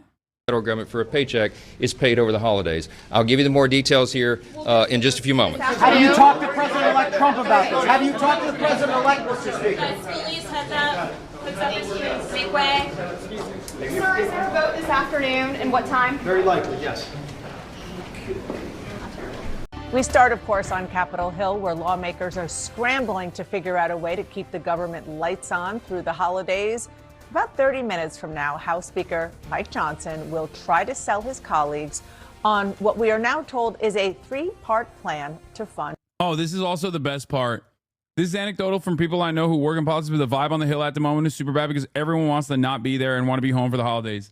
This is the age-old trope in Congress, is that Congress hates working in general, and we all know that, but they especially hate working around the holidays. They will literally, you can get shit that you never thought would get passed through, because none of these old, wealthy pieces of shit want to be in Washington, D.C. during holiday season. They want to be back home. So they will quite literally make concessions that you consider unimaginable, like red lines. You'll be like, what? How did they get this passed? They got it passed because they want to be home. They hate working. Major point of contention. The government, and do so through March. Now, one notable aspect as of now is that it does not include what the president-elect Donald Trump had wanted in the first place, which is a plan to raise the debt ceiling now. CNN's Manu Raju joins me from Capitol Hill. Tell us more about this plan, and the obvious question is, will he have enough votes to pass it? Yeah, that is the big question, but we now know they are settling on a plan to essentially move these pieces of legislation separately. Remember, this is all tied together as one big package to keep the government open, along a whole wide range of other issues. Roughly $100 billion in aid for natural disasters that have hit across the country, aid directly to farmers who have been hit by bad conditions and the like. And Donald Trump injecting that last toxic effort to raise or suspend the national debt limit. He asked for that in the 11th hour. That scuttled that bipartisan deal earlier this week. But we are now learning, according to our sources inside a closed-door meeting with the Speaker of the House, that they plan to separate out each of these bills and move them individually. That would include a 3-month extension of government funding, a $100 billion disaster relief package, and a $10 billion farm package. Now, here's the other catch. That push by Donald Trump to suspend the national debt limit will be set aside because they simply do not have the votes to move it ahead. That's because of opposition, not just from Democrats who believe that they would allow Donald Trump to move his agenda next year if they were to agree to that now, but also conservative Republicans who don't want to raise the national debt limit. So now this is the big question. Will Democrats support this? Because Democratic support is necessary. And I caught up with Hakeem Jeffries, the Democratic leader, ahead of a closed-door meeting, and he indicated for the first time in recent days that negotiations are ongoing. Lines of communication have been reopened. We're going to do everything to avoid a catastrophic government. Do you think that there's any appetite at all to give Republicans something on the debt limit? On the debt limit? Yeah. No. It's a total red line for you. Yeah. Because here's the thing. The debt limit, the reason he's trying to do that is so that he can pass Trump tax scam 2.0 next year and not have to worry about the fact that it's going to drive up the debt by another several $1 trillion. So this would force, given the Democratic opposition to the debt limit and also conservative Republican opposition, Donald Trump will essentially have to concede on what he has been demanding for the last couple of days. The question is, how will Trump react to this? I am told that there's going to be a Republican agreement to try to move on the debt limit next year, not deal with it this year. And Dana, where will the votes ultimately come down? The other discussion is, will they vote tonight on this using a procedure that would require 2/3 majority of the House to advance it, meaning a lot of Democrats are to support each of these individual bills in this separate vote strategy, or wait till tomorrow and try to do it along party lines. The Dems would raise the limit if they were a majority and won the election. Yes. I like that the one instance where the Democrats are playing good politics, everybody gets mad when they're like, what do you mean? They're being hypocritical. It's like, yeah, dude, that's politics, baby. Yeah. No shit. And the Republicans would be on the other side going, absolutely not, absolutely not, absolutely not. We care about fiscal responsibility here. It's ironic because there are some Republicans out there who are just like anti-CR no matter what. They're just like fundamentally at odds with funding the federal government. Okay? They just don't fuck with that. They're there to blow shit up. Not because they're like fiscally responsible. Of course, those same Republicans unconditionally will offer support and demonstrate fiscal irresponsibility when it comes to, was just stating the obvious, all good. Yeah. Those very same Republicans would also not care if it was tax cuts. Don't make no mistake. But yeah, they can play good politics when it doesn't affect my ability to buy food.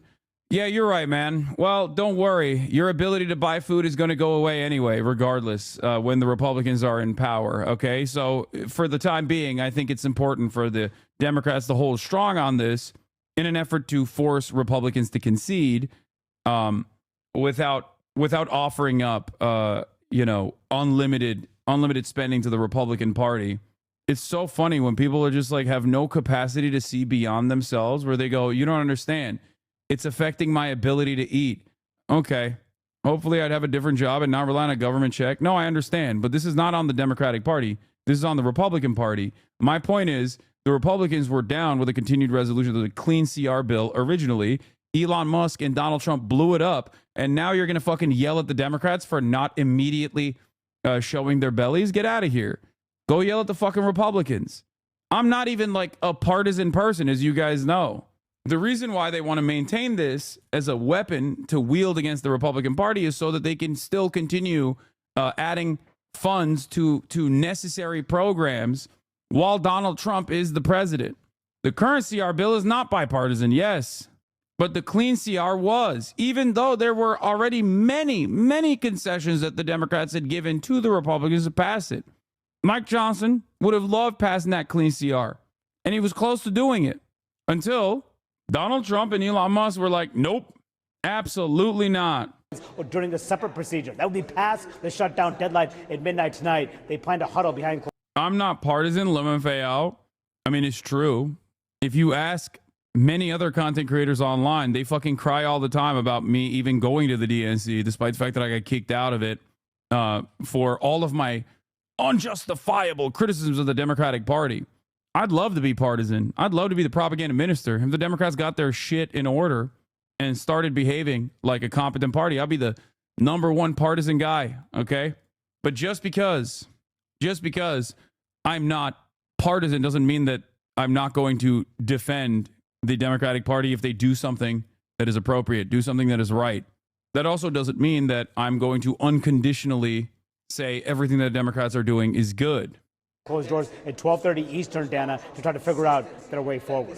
I'm confused why Trump and Elon wouldn't want the bill to pass, though. I mean, Elon had a couple things that he wanted to take out of it, some of which we just brought forward, specifically the provision that has been matriculating for the past year that would basically solidify the already existing provisions, already existing Treasury-backed control mechanisms about investing in China. That would turn this, that would basically solidify it, make it permanent by way of Congress. Elon Musk didn't like that because he has factories and potential investment operations in opportunities in China. TSA should screen each one of these elected officials aggressively. They have a nice flight. Merry Christmas. Describe what a competent party would look like going forward. I am describing it. A competent party going forward would take advantage of every fucking media opportunity. Whenever there's a mass shooting, they would be loudly talking about how the blood is on the hands of the Republicans that stand in front of common sense gun control, for example. Common sense gun control that the people want. 75% of NRA members are on board with universalizing background checks, for example, things of that matter. A competent Democratic Party would take advantage of the media landscape surrounding the anger, the very obvious anger that the American people have in their hearts for-profit healthcare. A competent Democratic Party would not be beholden to their corporate benefactors in the insurance industry, and instead would be beholden to their voter base. You know, behave a little bit like the Republicans, as a matter of fact. That's what a competent Democratic Party would do. They would play politics in the same way that the Republicans do. They would be shameless about it. Except the Democrats only demonstrate shamelessness when it comes to, I don't know, pardoning Hunter Biden. They only do it for dumb shit. They don't actually do it for, good things. They don't actually do it to enact a legislative agenda that would be helpful. You're a partisan for what you think the Dems should be, not what you are. Yes. You're a partisan for a party that doesn't exist. The DNC thing pisses me off. Been a Biden appointee and older Dems are so out of touch. You're a partisan to a party that doesn't exist. I mean, it's true, though. It is true. I would be a partisan for a party if it existed. That's what I'm trying to say. Make no mistake. I would love for the Democratic Party to abide by not just my wishes, but the wishes of the broadest majorities of American people. Even if the American people are oblivious to what actually helps them, that is still ultimately up to the Democratic Party to communicate how that would be helpful for the regular American voter. Doesn't matter. This kind of stuff transcends party lines. In the words of Tim Walz, feeding the hungry, okay, feeding the starving, and offering shelter to the poor is not a partisan issue. Okay, it might be the Democrats that enact agendas like making sure that Democrats in the state of Minnesota, at least, enact the agenda that ends up funding school lunches, right, for free, paid for by the taxpayers. But ultimately, Republicans have children that have to eat as well. And that's it.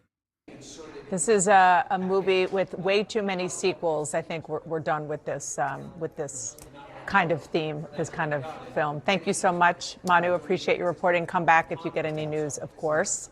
And I'm lucky to be surrounded by a talented group of reporters, CNN's Jeff Zeleny, CNN's Lauren Fox, who, of course, was on Capitol Hill all morning, and Zolan Kano-Young of the New York Times. Lauren, I'll start with you. This three-part strategy to do it in bills that are separate in order to give Democrats and Republicans the ability to vote on different things. Can you explain why that matters, particularly when it comes to the bottom line at this point, which is keeping the government running? There are probably some conservatives who hail from areas that were affected by the hurricane who want to make sure that they have an opportunity to vote for legislation to help their states and their districts. I think that is part of the strategy here. I also think part of it is just getting as many votes as you can on the items that people agree on and breaking this down. There was also some entertainment of whether or not they would add the debt ceiling as a separate vote as part of this. Clearly, that's not the strategy that they're contending with, but that was another way to sort of try to satisfy Donald Trump. So right now, I think this is one of those sort of, it's all the same bill, but it just looks a little different than it was before operations. Sometimes that works on Capitol Hill. But some of the, correct me if I'm wrong, and maybe we don't know this yet, but some of the funding for programs like kids with cancer and so forth, is that going to stay in here, or we just don't know yet? I think the early reports are this is the slimmed down version of what that Tuesday plan was. That is the early indication. And I do think that for some Democrats, that could be a reason to vote no. Mm-hmm. Let's just talk about the politics of this, because there's so many different facets to what happened and what is happening as we speak, and what it portends for in January, when there truly is full across the board Republican control. What is your read on it? What's your analysis of that? Look, the analysis of it, clearly the first share of the blame rests with Speaker Johnson. By not having this sort of locked up early in the week, there were signs that this was going to be a problem over the weekend. And not just from, there's been, I think, kind of a misnarrative that, that the Democratic goodies are in here, which is true. But there was also, as you reported, a lot of farm state Republicans who were wanting farm aid in there and hurricane assistance. So there was a lot of grumbling. I started hearing it Sunday and Monday from Republicans about Speaker Johnson and his staff, that they simply did not sort of get this going. But I'm still struck by the image last Saturday at the Army-Navy football game when the president-elect, the vice president-elect, Elon Musk, Speaker Johnson, and Senator Thune were in the same space. I mean, watching this football game in a suite at Northwest Stadium here, just miles from the Capitol, and this was not a part of the discussion. They were already looking beyond this. So then why did Donald Trump get involved in this at all? He could have kept his hands clean from this. Was he sort of dragged in by Elon Musk? Was he following him? Was Elon Musk sort of the a canary in the coal mine here. I think my biggest question going out of this is, A, does Speaker Johnson survive in January? But B, what does this do to the long-term Trump-Musk relationship? I'm not sure we know that yet. You mean, because there's been with each other? With each other, because I think there's been a lot of conversation about this is President-elect Musk leading the way here. And we know that that could at some point get under Donald Trump's skin. He could be a good foil for this in the moment, but that's my biggest question going forward into next year. What does the Trump-Musk relationship do from here? We'll see. And is it also a test, an early test of Trump's grip on Republicans in Congress too? Yes, he's going to have, Republicans will have unified control here, but I mean, I remember a time where he issues a threat like he did, an electoral threat of anyone who doesn't vote on this bill that I'm supporting last night will be primaried. And most of the time you might have people fall in line. And for some Republicans, that wasn't the case. There were 38 of them. Right. And conservative members. That's a large number. Right. Like, especially when you look at the past year, we often talk about how Trump has this grip, on the party and on Congress. And to see that opposition, yes, it involves something like raising the debt ceiling, which is obviously something that many of those Republicans care about. But And what we're seeing on the screen are the faces of the 38 Republicans who voted no last night on a Trump-backed package after he and Elon Musk scuttled the bipartisan package. And the package that they all voted no on included increasing the debt ceiling.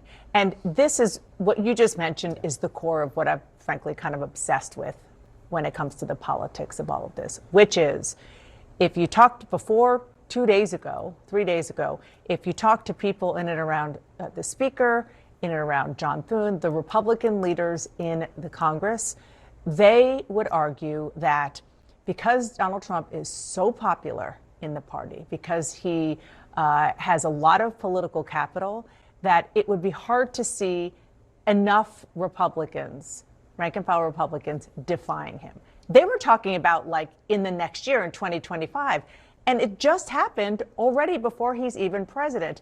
And the reason is because of the battle that Donald Trump picked on the debt ceiling, on something that is fundamental to where this movement started, which is in the Tea Party, anti-big government spending. And those kind of Republicans sort of were subsumed by MAGA and Trumpism, but they still very much have a North Star of, I'm not going to mess around with the debt and the deficit. Yeah, I mean, I talked to one of those House Republicans last night when they were getting off the floor, and they said it was a tough vote, but at the end of the day, they got to vote with what they came to Congress to do, which is cut and slash and burn debt. The other thing that is starting to seep through a little bit is Republicans don't know if Donald Trump's going to have their back. And so if it is fundamentally not something they want to do, the pressure from Donald Trump and knowing that he might change his mind in a week and a half, that is starting to eat away at his power over some of these Republicans. Dan Crenshaw made this point to me yesterday. He said, we would be willing to eat a crap sandwich, and yet we are not sure Donald Trump is going to stick with us at the end of the day. And so we can't. This piece does show Biden having all of... Okay, this is Biden's age. This is the Wall Street Journal article on Biden's age. And I think it's important to dive into it. Breaking? No, this is not breaking news. Yes, Netanyahu won't be able to attend the Auschwitz Liberation Anniversary event, fearing arrest by Poland. Much to consider on this... much to consider in this headline. Just saying. History might not repeat, but it often rhymes is perfectly poignant. It works. It works so well here. Or not poignant. I genuinely think streaming perfectly pertinent. I genuinely think streaming has streaming has broken my brain. I'm not even kidding. Like I think it's like made me a dumber person. Don't fucking say W Poland chat for fuck's sake. Their president is a straight up Nazi lol. I mean, this is extremely rare. I mean, it's not even extremely rare. Honestly, CD Projekt Red has put Poland on its back and is backpacking Poland throughout the world on a global W run, on a generational run. So this is yet another instance where there is a little bit of a W to give to Poland. Okay, 2 W's. honestly, W Poland, man. They've done so much with so little, and I respect it. Gotta say, Poland been different ever since Uzi took a walk there. It wasn't Uzi. It was Lil Yachty that took a walk to Poland. It was Lil Yachty. And you're right. Poland has been different since they got the walk. Yeah. They've been motivated. Prime Minister Benjamin Netanyahu will reportedly avoid traveling to Poland for the next month's events, marking the 80th anniversary of the liberation of the Auschwitz Nazi concentration camp, fearing he may be arrested. The major event is planned for International Holocaust Remembrance Day on January 27th and is expected to be attended by dozens of leaders and heads of state, including Britain's King Charles. According to Polish outlet, Poland makes this so hard, man. What the fuck? According to Polish outlet, Israeli authorities haven't contacted their Polish counterparts about attending the event, and officials in Warsaw believe the reason is related to Poland's stance that it will adhere to the ICC's arrest warrant for Netanyahu over possible war crimes in the Gaza war. The report also says President Isaac Herzog does not plan to attend the event. Easiest to read Polish word in the language. Anyway, your pronunciation was a war crime? I mean, dude, I just don't. I think that word needed more Z's and C's next to one another and R's in it. That's what it needed. Okay. So let's get to it. Is Biden quiet quitting in his final days in the White House? Now, this is a media coverage over the Wall Street Journal article that came out yesterday that dove into the way that Biden's handlers have managed his obvious mental decline. You a hater. Wasn't Japan the only country you glaze and the rest you've been hating, bruh? Just keep it real. You a hater, bro. First of all, I love the idea that there are countries that I glaze unconditionally. You should probably tune in when I talk about, imperial Japanese war crimes that the current Japanese government refuses to acknowledge.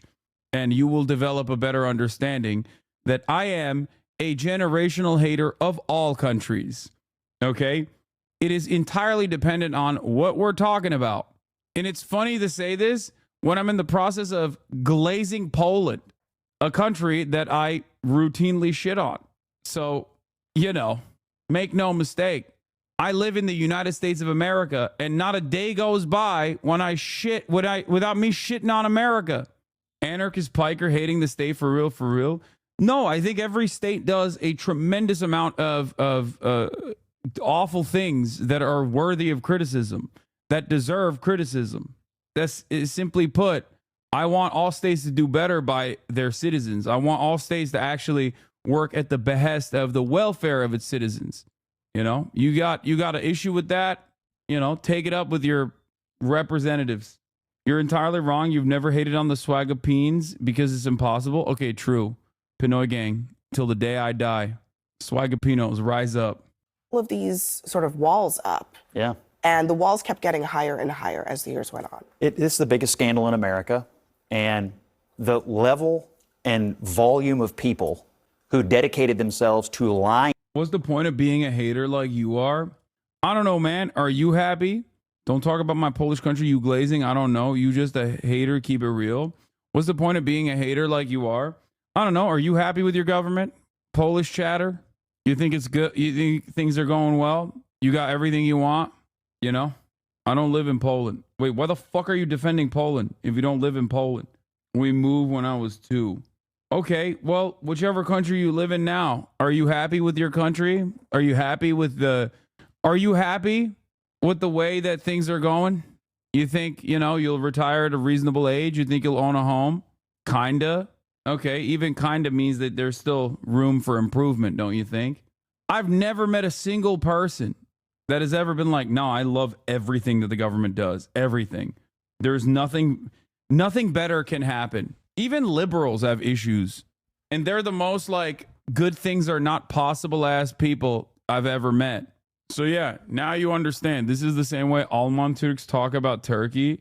Should I join the Teamsters as an Amazon employee? Yes. All right, let's continue. To everyone at home about this man's condition for 4 straight years up through this summer is breathtaking. It's a scandal of epic proportions, and it's a fair question to ask. Who is running the country? who has been running the country.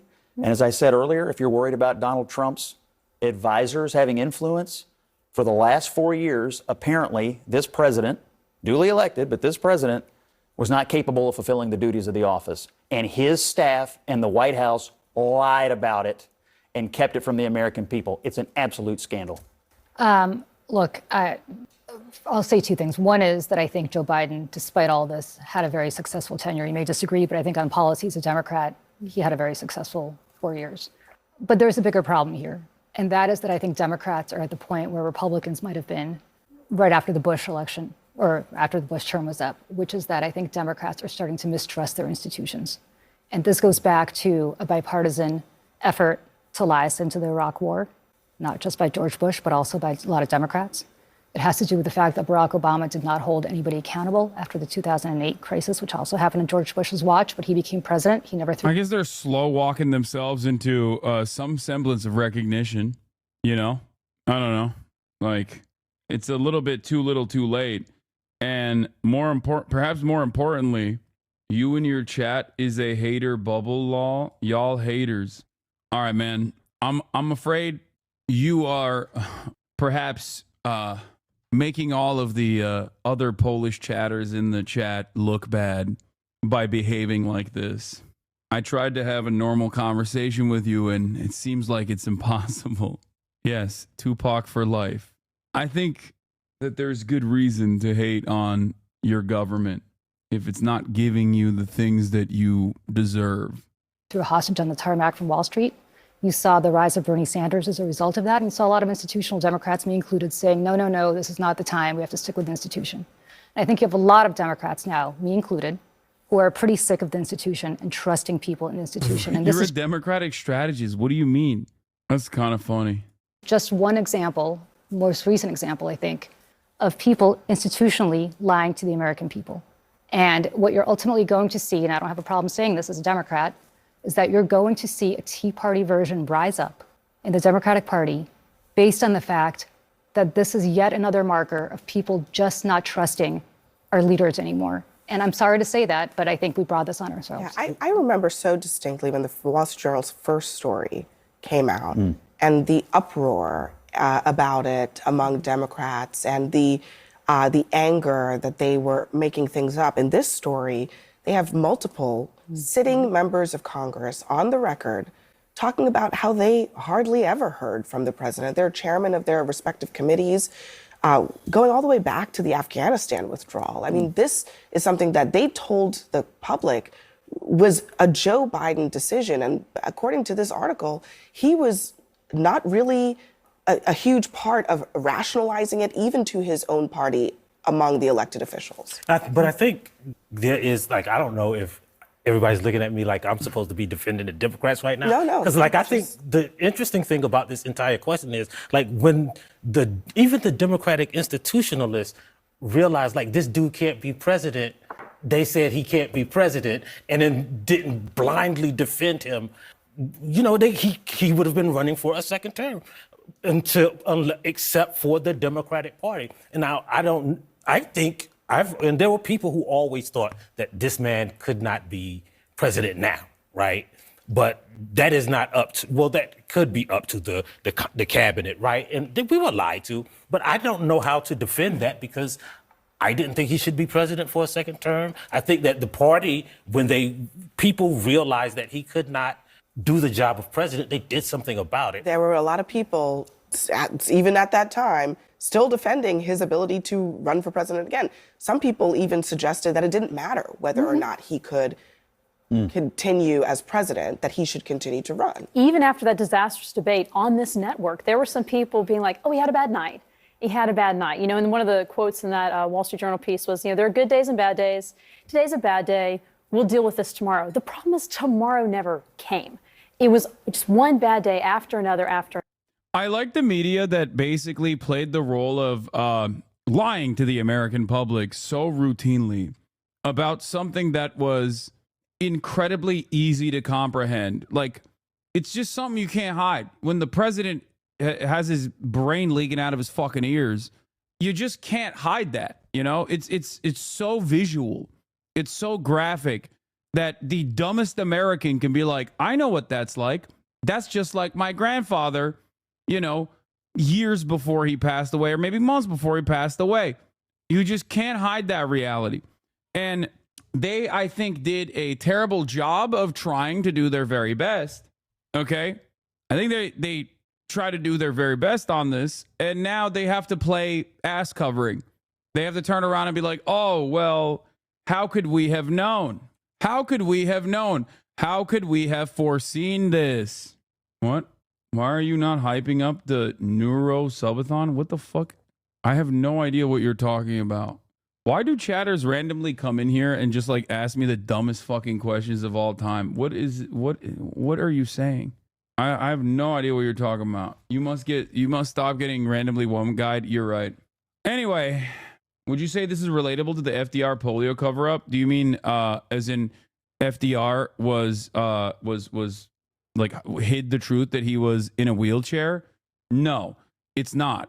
Because FDR hid the fact that he was in a wheelchair and couldn't walk because the American public, he thought, would see him as a weaker candidate. It had nothing to do with his brain capacity. This is far more consequential. I don't give a fuck if the president's in a wheelchair, okay? I care if the president's brain is working. FDR, on the other hand, his brain definitely was working. It's just that he was worried, and because he correctly identified that Americans would consider him to be weak if they saw him incapable of walking. Very different. Anyway, how the White House functioned with a diminished Biden in charge. Aides kept meetings short and controlled access. Top advisors acted as go-betweens, and public interactions became more scripted. The administration denied. Biden has declined. So let's take a look. During the 2020 presidential primary, Jill Biden campaigned so extensively across Iowa that she held more events. She held events in more counties than her husband, a fact her press secretary at the time, Michael LaRosa, touted to a local reporter. His superior in the Biden campaign quickly chided him.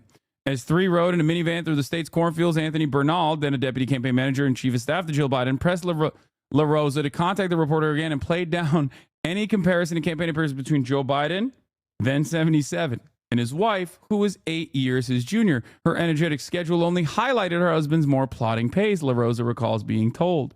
The message from Biden's team was clear. The more you talk her up, the more you make him look bad. A small correction foreshadowed how Biden's closest aides and advisors would manage the limitations of the oldest president of U.S. history in his 4 years of office. This is propaganda and lies. Biden was just fine. He's just a shy guy. Stop lying to your audience. True. It's true. Problematic age gap is so funny to say about someone who is like 7,000 years old and someone who is 6,999 years old. Okay. To adapt the White House around the needs of a diminished leader, they told visitors to keep meetings focused. Interactions with senior Democratic lawmakers and some cabinet members, including powerful secretaries such as Defense's Lloyd Austin and Treasury's Janet Yellen, were infrequent or grew less frequent. Some legislative leaders had a hard time getting the president's ear at key moments, including ahead of U.S.'s disastrous pullout from Afghanistan. Senior advisors were often put into roles that some administrative officials and lawmakers thought Biden should occupy, with people such as National Security Advisor Jake Sullivan, Senior Counselor Steve Ricchetti, and National Economic Council head Lael Brainerd, and her predecessors frequently in the position of being go-betweens for the president.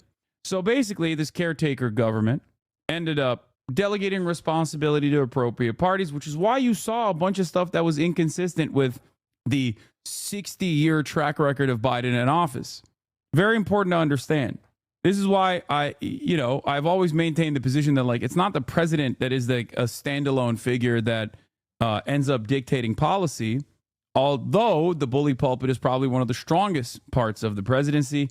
And if you are diminished in your mental faculties, you are not going to be able to use the bully pulpit to whip Congress into shape, to dominate public understanding with whatever your agenda is. Having said that, however, there were opportunities here, like, for example, Elizabeth Warren and Bernie Sanders and the formative role that they played in this administration. Labor was basically given out, contracted out to Bernie Sanders, and we saw the results of that. FTC, Elizabeth Warren, we saw the results of that. There were plenty of good things in terms of consumer protections that happened under this administration, and that was because Biden simply wasn't up to the task. So there is some benefit to this. There is some benefit to having this, old man running the show, but not really running it at all. But there was a tremendous amount of awfulness that also took place. The awfulness, of course, came in the form of foreign policy. Okay? They run the show. It wasn't Biden's own personal brand of ultra-Zionist tendencies that caused our relationship with Israel to get kicked into overdrive. It was that the people closest to him in his inner circle also channeled that opinion. Okay?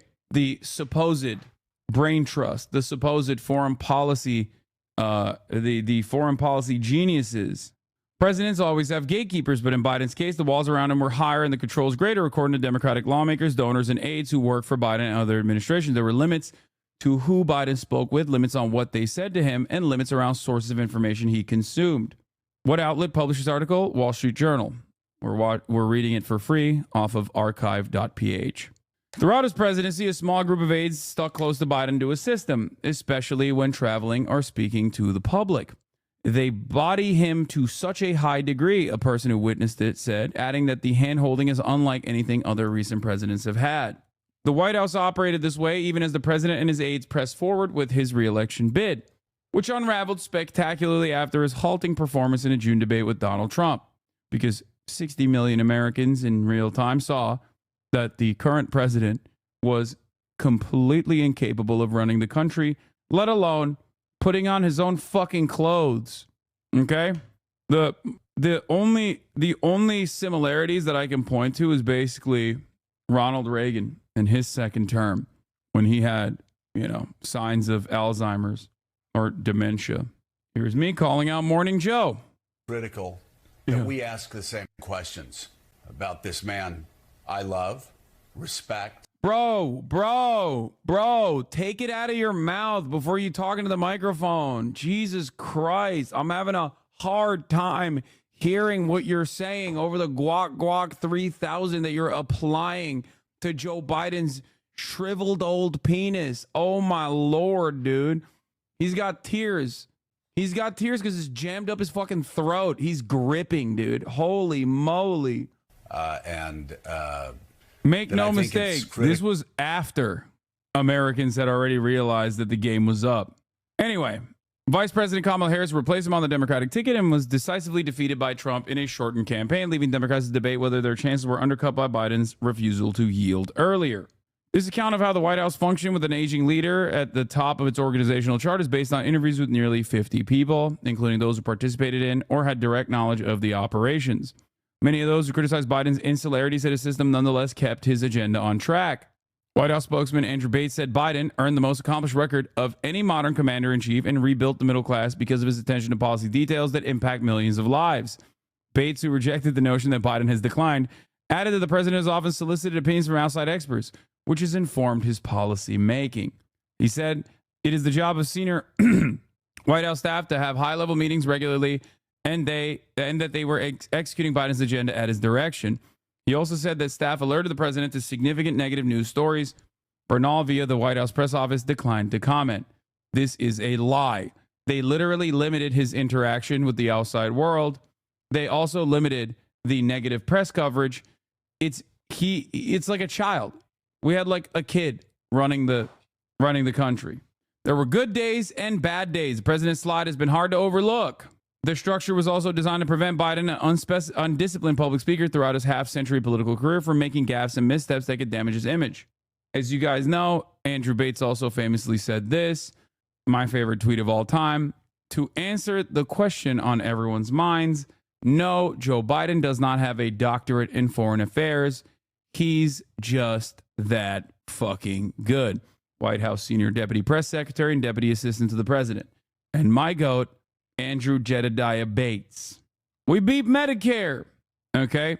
So this entire article details how they limited Biden's public interactions, how they sheltered him from the truth, and how because Biden was woefully incompetent and genuinely demented, that basically most of this administration's achievements and most of the steps that they took were not directed at the top by Joseph Robinette Brandon. What is happening with this piece? What the hell?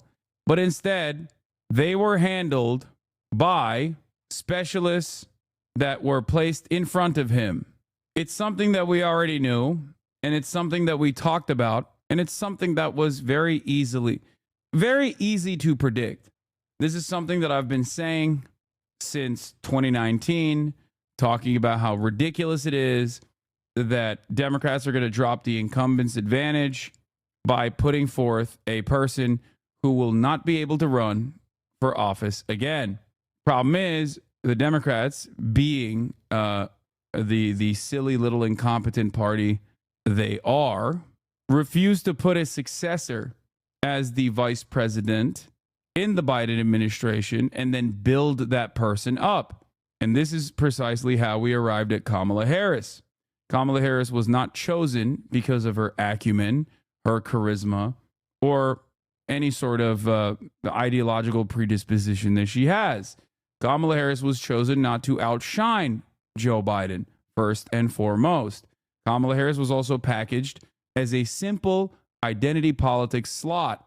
Joe Biden actively said, I'm going to pick a black woman. Yes, here is something I said in 2020. One truly wild thing that we haven't really talked about is Biden's stated interest in being a single-term president. Like we're just going to throw away our incumbent advantage because Joe's going to be a vegetable by the end of his presidency.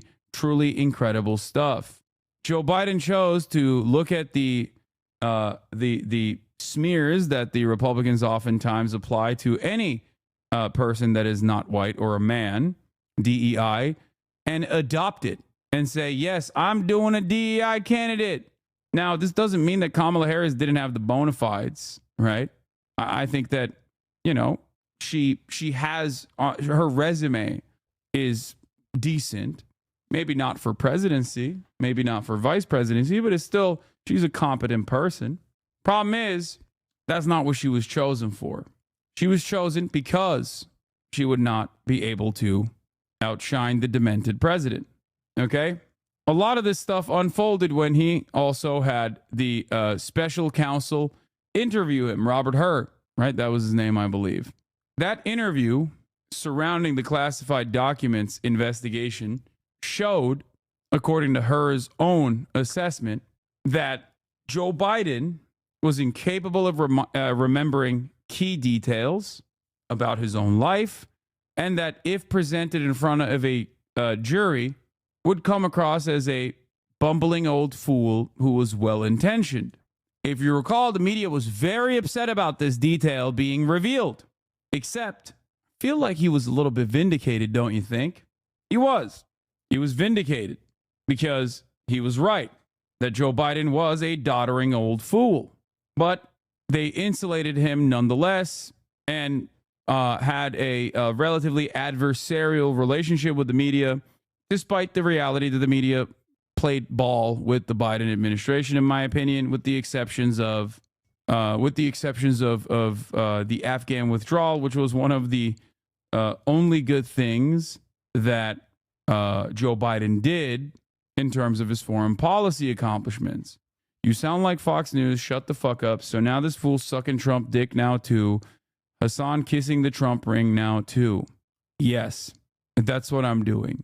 Just like I was doing that all the way back in 2019 and in 2020 when I said Joe Biden should not be the candidate. He is far too old. That's what I was doing. I was kissing. I was bringing up every mistake that I talked about in this campaign cycle, even in the Kamala Harris truncated campaign. It was actually done not because I wanted a more competent Democratic Party, because I understood that Trump's fascist second reign would be devastating for not just the United States of America, but for the rest of the planet. But it was actually because I was secretly hoping that the Democrats would hear what I was saying and do the exact opposite so that they would lose to Donald Trump. You found out my schemes, chatter. You figured it out. It is pretty funny to be this much of a Democratic Party loyalist at this stage when you have Democratic strategists on CNN turning around and basically sounding like me months after the election defeat, even though Originally, they were institutional defenders. Kind of interesting, don't you think? They're coming to that recognition as well. Weird. When I criticize the Democratic Party, I don't criticize the Democratic Party because I cynically want the Republicans to win. I criticize the Democratic Party because I want them to be a competent counterbalance to growing fascism in this country, because that is the only game in town. The unfortunate reality is that we exist under a duopoly.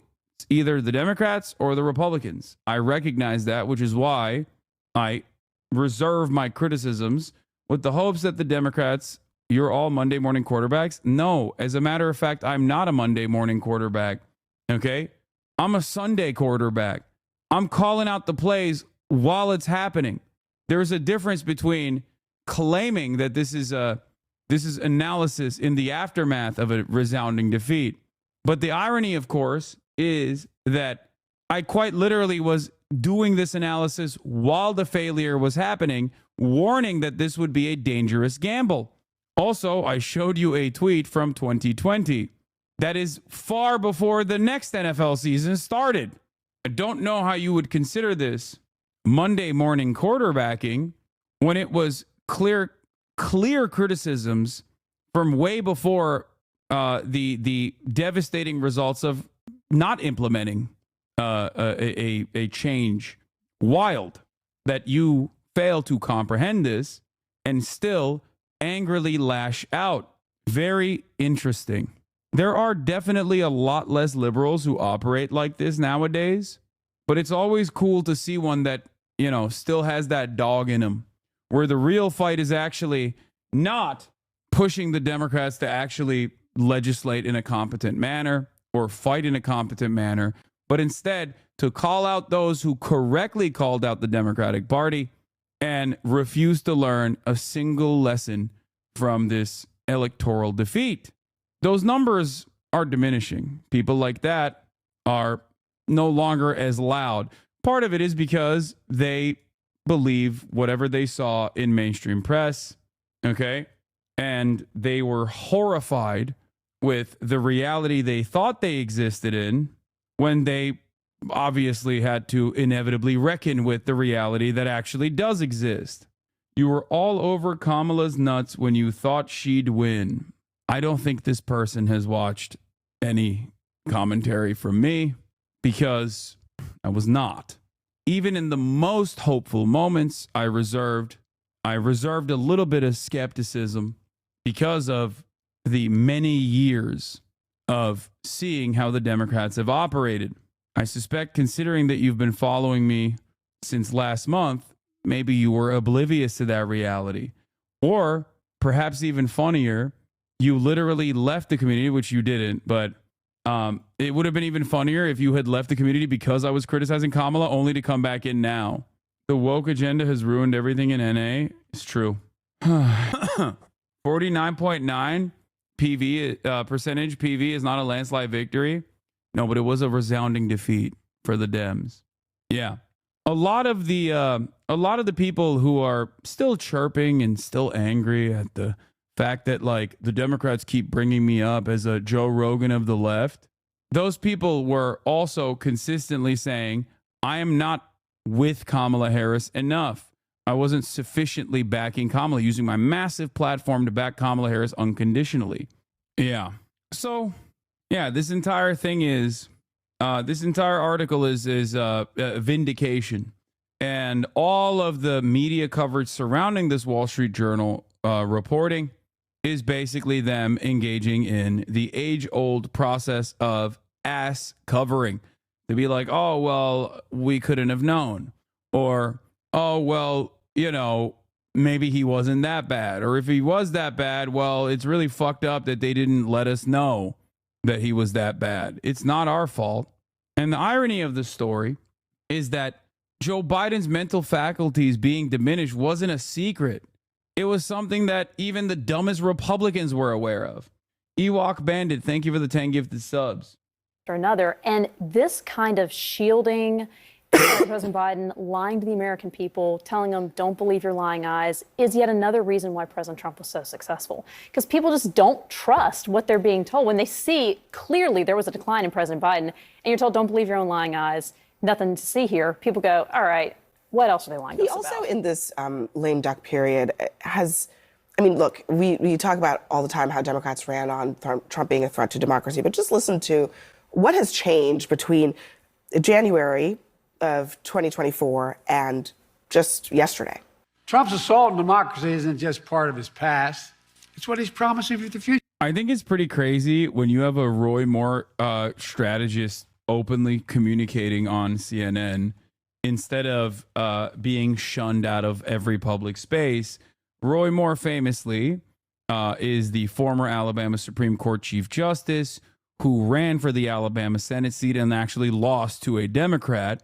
Why did he lose to a Democrat? Because he was outed as a pedophile. That is wild. That is wild that like a Roy Moore staffer goes on CNN and gets to do commentary. What is going on? The media keeps saying we are hemorrhaging support. We are hemorrhaging support. People no longer trust us, without recognizing that perhaps this plays a role in why people no longer trust you. He's being straightforward. He's not hiding the ball. The fact that he doesn't abide by the rules of the democracy we've established is not my concern. My job is to make a transition workable and available. That's hard to watch. And I've got nothing for you. I got no excuses for certainly. I think all of America sees what's going on here.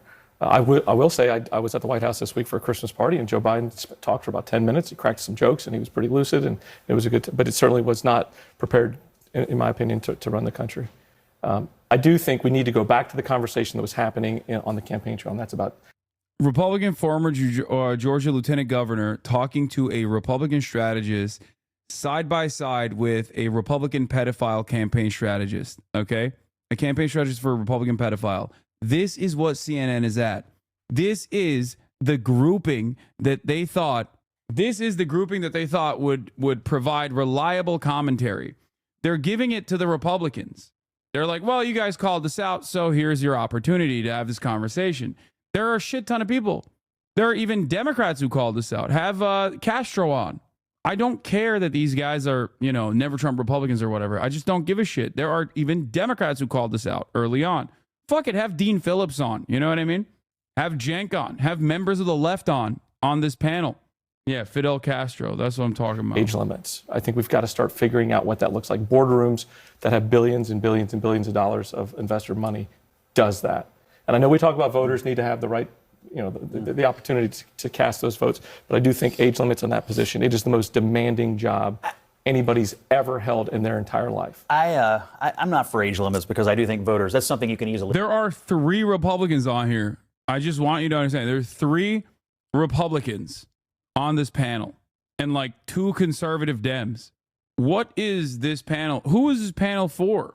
Like, it's kind of funny because like all this stuff is not actually working to chip away at Fox News's base, Fox News's audience. Like Fox News audience members are not going over to CNN and being like, well, these are our guys on there. Let's watch CNN now. Like they still think it's the Clinton News Network. Okay. It's just not, this is not actually bringing ratings back. Discern. And people were discerning that when they were turning against Joe Biden.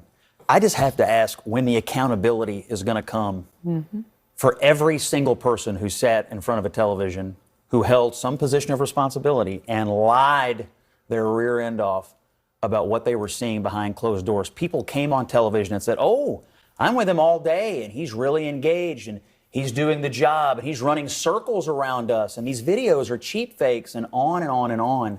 Brazen lying by people who work for our government, and they lied to us about it. What do you have in mind in terms of accountability? I don't know, but if I were in Congress or... I noticed a few months ago, everyone on CNN is either a Republican, a former Republican, not by their choice, or a Democrat who really wishes they could be a Republican. Yes, it's not just CNN, it's MSNBC as well. Many of the panelists in mainstream media are occupied by former Bush communication strategists, campaign managers for Republicans. They rarely ever have. It's most of mainstream media. Fox News is dominated by current Republicans, and every other mainstream outlet is dominated by former Republicans and also current Republicans alike. It's crazy. It's actually wild. And it's not, you're all kissing the ring now. It's disgusting. What? Brother, I don't think you can understand. For all you ring-kissing clowns, Fox lied about everything. You're all kissing the ring now. It's disgusting. I don't think you understand anything that's going on. I'm going to be honest with you. I'm sorry, but I think you're a little confused, and maybe your brain is short-circuiting a little bit. And it's understandable, especially if you just ate a fucking steady mainstream media diet of thinking Kamala Harris was doing Brad Summer. And then when your expectations were not met with the reality of a resounding defeat, you are now looking desperately to lash out at anyone and everyone. CNN, MSNBC, ABC, you all sucking Trump's dick. If you think I'm sucking Trump's dick, you're unfortunately mistaken. I'm going to be nice. I'm going to be as nice as I can, but you should probably stop hallucinating, okay? As I have said time and time again, the reason why I dislike the Democrats is because of their closeness to Republicans. I am the only one who actually dislikes the Republican Party. Democrats who regularly hug and kiss the Republicans and try to present themselves as Republican adjacent, I despise them because of their proximity to the Republican Party and their agenda. Okay? Nobody, if given the opportunity between the diet version and the full strength soda, is going to go with the diet soda. Everyone's going to go with the full strength soda, in the words of Felix Biederman. The Democrats have consistently tried to retriangulate their image as a lighter version, a softer, more smarmy, elitist, smug, technocratic version of the Republican Party, and they keep failing over and over and over again. Oh my God, everybody stop hyper-focusing on the analogy by being like, oh, you don't understand. I prefer the diet soda. Says you like diet soda, except soy cucks. If I were the incoming administration, I would be thinking about, because I agree with you on institutional trust. I think there is a lack of trust across the board. It's happening in your party. It's been happening in my party. How do you ever regain trust if there's no accountability for the people who lied us into the deficit in the first place? That's my question. And if I'm a Democrat, I would never hire anyone who helped perpetrate this to be in a future administration. How can you regain trust the American people if you're putting the exact same people back who lied to them? I think you're opening up a Pandora's box if you want to start investigating people who lie on behalf of their president, because one day there's going to be a Democrat in office after Donald Trump leaves, and I promise you, you don't want that to be happening to your party. But I will also... I mean, I don't think the people give a shit. Yeah, I love that. Don't threaten me with a good time, please. Also say, to your point... I don't agree with that. You don't? You think Donald Trump's been honest and the people around him have been honest? Here's what I think. If you go to work for the government and you stand up at the podium like Karine has done, and knowingly and fully lie to the American people, because you know full well what you see behind the scenes and what you're saying in front of the podium. I mean, maybe the accountability is they never get hired again. Like it was the largest inauguration crowd in the is that history? As consequential as this? It's a lie. But it's a lie. It's a lie. That's so funny that they got the Republican strategist dunking on them. It's crazy. I mean, he's not even wrong. This guy is gaslighting Wolf. He's not wrong. Yes, Trump and members in his orbit lie all the fucking time too. So bring up a better point than the inauguration numbers. Okay? Talk about how Donald Trump denied the election results. Donald Trump has never had a moment. Donald Trump contradicts himself in the same sentence half the time. The best thing you got there is inauguration crowd sizes? Like, what are we doing? Are you fucking insane? Like, even when they have controversy, it's still managed controversy. It's like, it's done on the boundaries of things that are relatively, they're marginal, they're inconsequential. That actually hates Republicans, okay? I'm gonna say it. I'm saying it, dude. I think Democrats don't fucking hate Republicans as much as I do, okay? They love saying, oh, I guess you want to vote for Trump then. But like, dude, you don't fucking hate Republicans. You want them in your party. You desperately advocate for them to come to your party. You literally have them at your convention.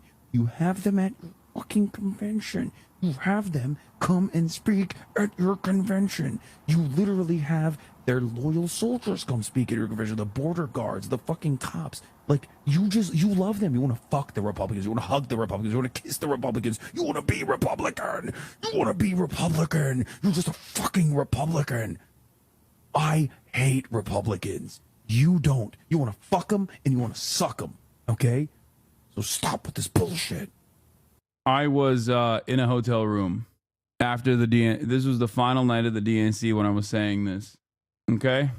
My neighbor in my hotel room came to my door and complained, even said, I actually agree with a lot of the things you're yelling about, but can you please pipe down? That's what he said. Very funny moment in HasanAbi broadcast history. Systemic problem, right? Because I agree with your comments around.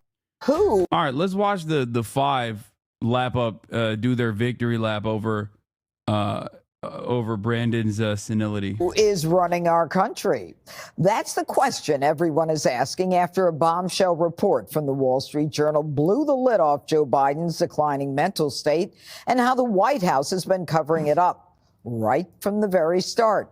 According to the Journal, signs that the commander-in-chief was diminished stretched all the way back to, quote, the first few months of his presidency, with aides adjusting his schedule, noticing Joe becoming tired if they went long, and he started making mistakes. So they kept meetings short and started controlling who he spoke with. And like a good little lapdogs, the media aided and abetted the cover-up. Remember this lunacy? F you if you can't handle the truth. This version of Biden, intellectually, analytically, is the best Biden ever. Not a close second. I'm not even going to ask a question on that. It's so absurd. Jesse, they say that the 50 sources say they noticed in the first few months that he couldn't handle things. But do you remember they're using COVID as an excuse for him not to campaign, not to get out there and to have the basement campaign where, remember, cars, they would beep if they supported Joe Biden? There were 8 of them. Yeah, so they kept the COVID structure throughout the rest of the presidency. And he was treated like an aging dictator, an aging king.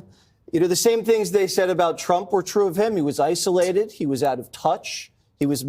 It's pretty funny because they have, like, so much good footage of him just being a fucking bumbling old fool, stumbling around, you know what I'm saying? It's just, there's so much good coverage on here. They get to do this victory lap because even though they were doing it on partisan reasons, they were still correct. Even though they were doing this on partisan grounds, they still stand corrected. It also, once again, plays a role in undermining the integrity in the eyes of the broader public of mainstream outlets and makes it seem like Fox News was right all along. So that's a bit of a self-goal, a bit of a self-own from mainstream outlets once again. Mentally unfit. People were keeping things from him. They wouldn't give him bad polling. They wouldn't give him bad headlines. He was AWOL during the lead up to Afghanistan. People were trying to get him on the phone at key moments. There's no way to get a hold of the guy. And he delegated his presidential powers to his staff, Judge. So when people ask, well, who's really the president? It was his staff. His staff were executing the duties of the president. And I think it was April 2021, right out of the gate, they were canceling meetings because he was having a bad day. So all this conspiracy theory about, Joe Biden shot, he's a puppet, it was true. I mean, at this point, we're going to find out he stole the election from Trump. At this point, the way things are going. Jesse? I'm just saying the way things are going, I wouldn't be surprised if we found that. You know, the amazing part of it, Charlie, is that Jill Biden was in charge of the one cabinet meeting they had in 11 months. Jill Biden was the one who campaigned in 2020. She out-campaigned her husband, Joe. Jill Biden is the one that people had to go through to get to. Jill was one who they had to go through to get to Joe.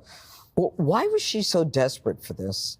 I guess. I mean, you know, we don't know, but I guess it was because she was desperate to cling to the White House and to remain relevant and remain in the White House, because we don't have any other better answer than that. Obviously, this is all Joe Biden's responsibility. He's the one that allowed this to happen. But she bears a lot of responsibility for allowing it to happen to her husband. It's embarrassing. It wrecks whatever legacy he might have had. He leaves office the most unpopular president in the history of polling. And I also think that, and I hope that the people that are around him that lied to him, lied to us, lied to everybody, and kept this Weekend at Bernie's charade going all this time, don't escape scrutiny, and people don't forget that what they did to us. They talk about destroying democracy and taking democracy away. Yeah. There's no greater example of destroying democracy and taking it away than actually having the person that got elected be.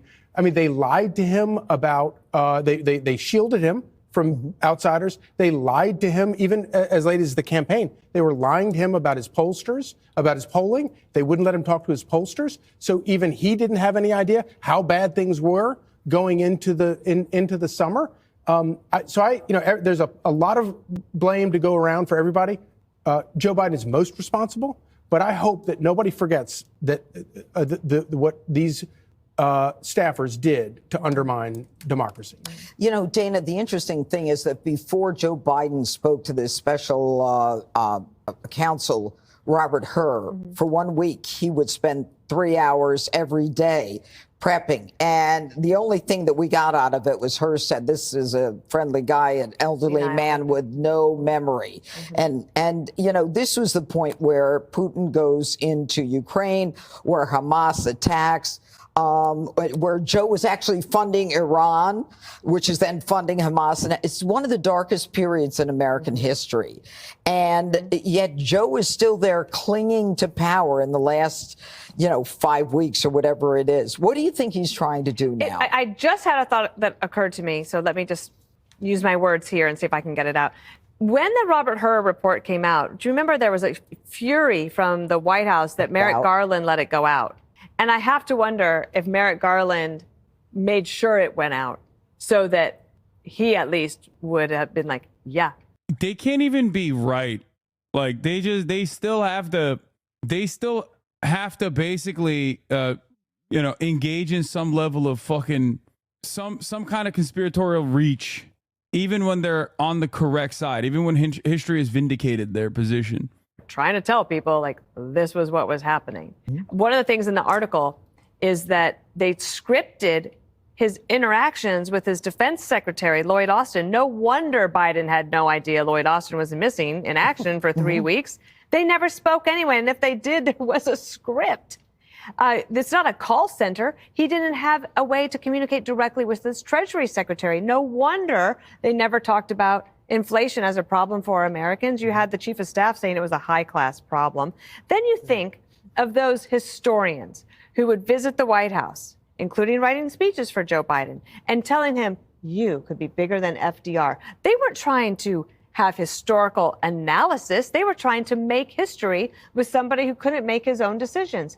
Think of these people also. Annie Linsky of the Wall Street Journal wrote a piece 2 weeks before the debate between Biden and Trump, where the charade is exposed. And the White House came down on her like a ton of bricks.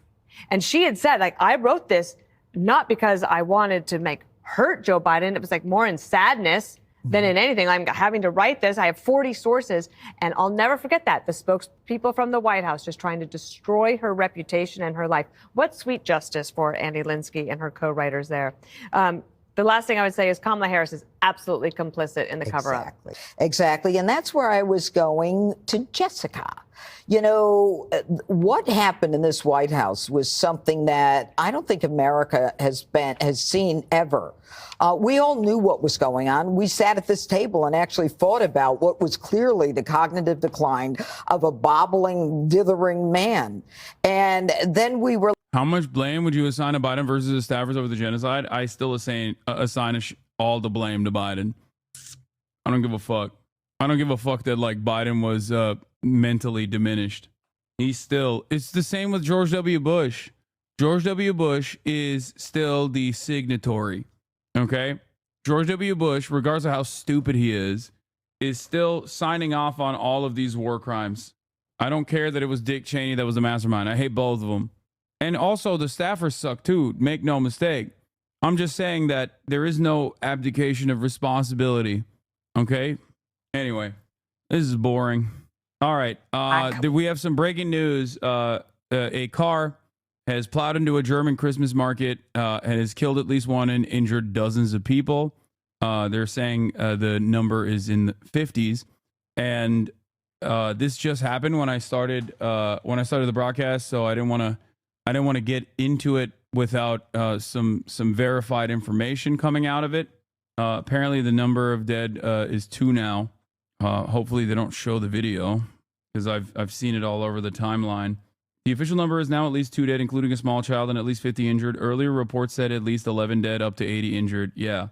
Earlier reports came from breaking news and breaking 9/11 or whatever the fuck. That wasn't. When a car drove into a Christmas market in this city in eastern Germany, Magdeburg.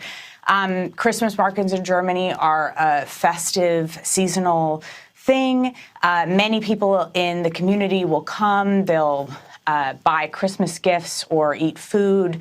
Oftentimes in the evening, many people in the community are there, so it would have been a very crowded event. We're hearing. Yeah, I saw a lot of people. My Polish friend told me about this as it broke. A lot of people online are essentially immediately calling for a race war. Yes. Germans are already very primed to be like, this is what happens when you have Islamic migration into Germany. The suspect who drove the vehicle apparently was a doctor from Saudi Arabia who's been in Germany since 2006. So, all of the Germans are predictably, saying that this is a direct consequence of Muslim migration into the country, and we have to round up everyone and forcibly deport them, and that the AfD is vindicated. Christmas markets in Germany are a festive, seasonal thing. Many people in the community will come. They'll buy Christmas gifts or eat food. Oftentimes in the evening, many people in the community are there, so it would have been a very crowded event.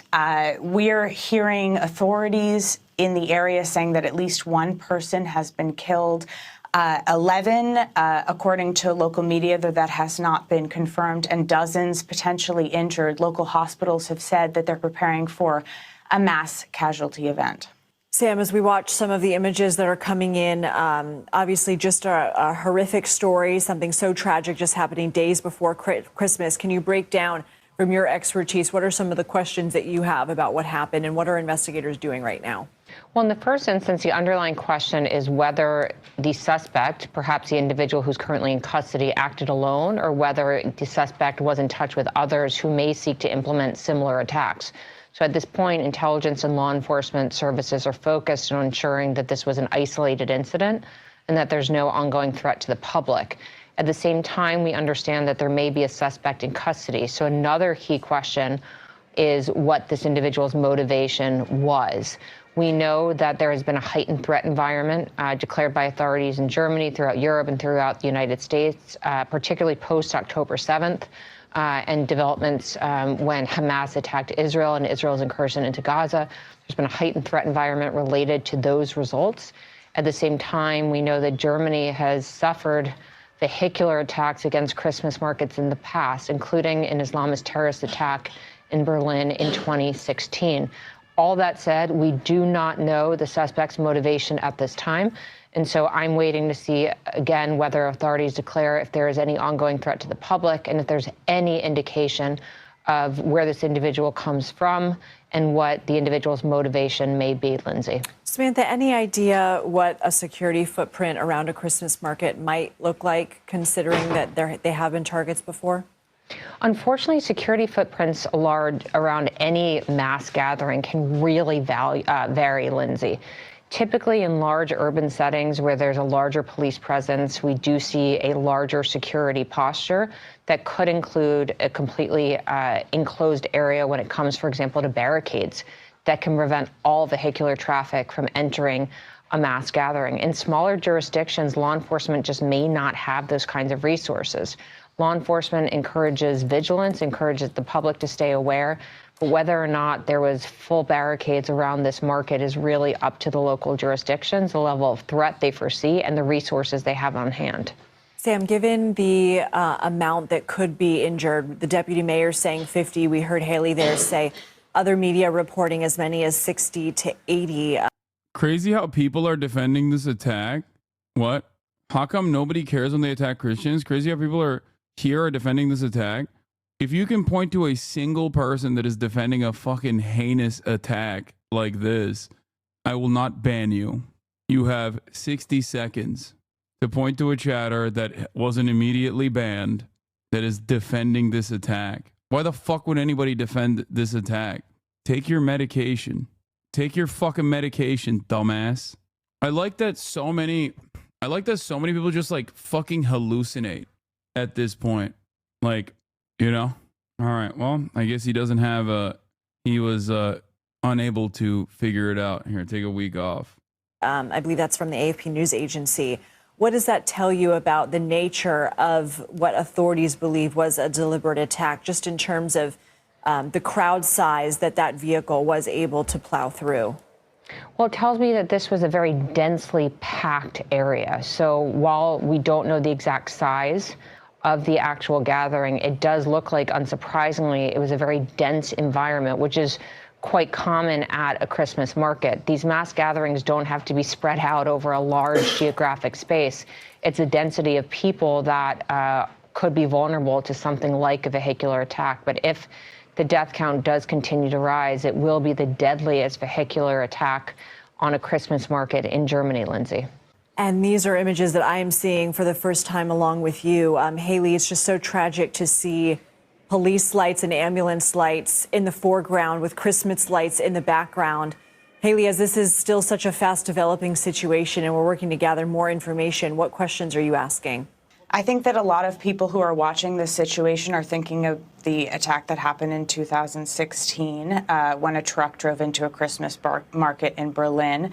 13 were killed in that attack. Dozens were injured. And it really challenged the sense of security that a lot of Germans had around those Christmas markets, and frankly, a lot of Europeans had around mass gatherings. And I think this has probably reignited that feeling in a lot of people, gathering to celebrate the holidays, gathering to be in crowds together around, certain events where people all congregate in a certain place. I think that challenges now people's sense of security doing those things. We're watching, obviously, this situation. Dozens have been injured. Hospitals. No, the guy is taken alive. Since it was a doctor from. Are we just going to pretend the Elon tweet isn't a part of the story, or the fact that we are 2 months out from the German election? It's not a matter of pretending that Elon Musk tweet is not a part of the story. This happened after Elon had tweeted that. Elon was tweeting his support for AfD, saying AfD can only protect Germany, hours before this terror attack happened. Okay, so the idea that this is the idea that this is like somehow linked to Elon Musk is silly. Elon Musk is a Nazi. Elon Musk is a fascist. The AfD are neo-Nazi fascists. But while this certainly will drum up more support for the AfD and mass deportations for anyone that is suspected of being Muslim in Germany, the person's motivations are at this point unknown, and his background has been revealed. He was a doctor from Saudi Arabia, they say, who's been in Germany since 2006. Saxony-Anhalt State Premier Rainer Haseloff says that the attack on the Christmas market in Magdeburg is, at the moment, a crime committed by one person. It was a doctor from Saudi Arabia who's been in. HasanAbi can't even string together a thought, let alone orchestrate some kind of clandestine conspiracy. What? Oh, you mean Elon Musk? Or are you talking about me? Germany since 2006 in Sachsen-Anhalt. At the moment, it's been a crime committed by one person. and there is no further danger to be. What evidence is there that Elon Musk is a Nazi?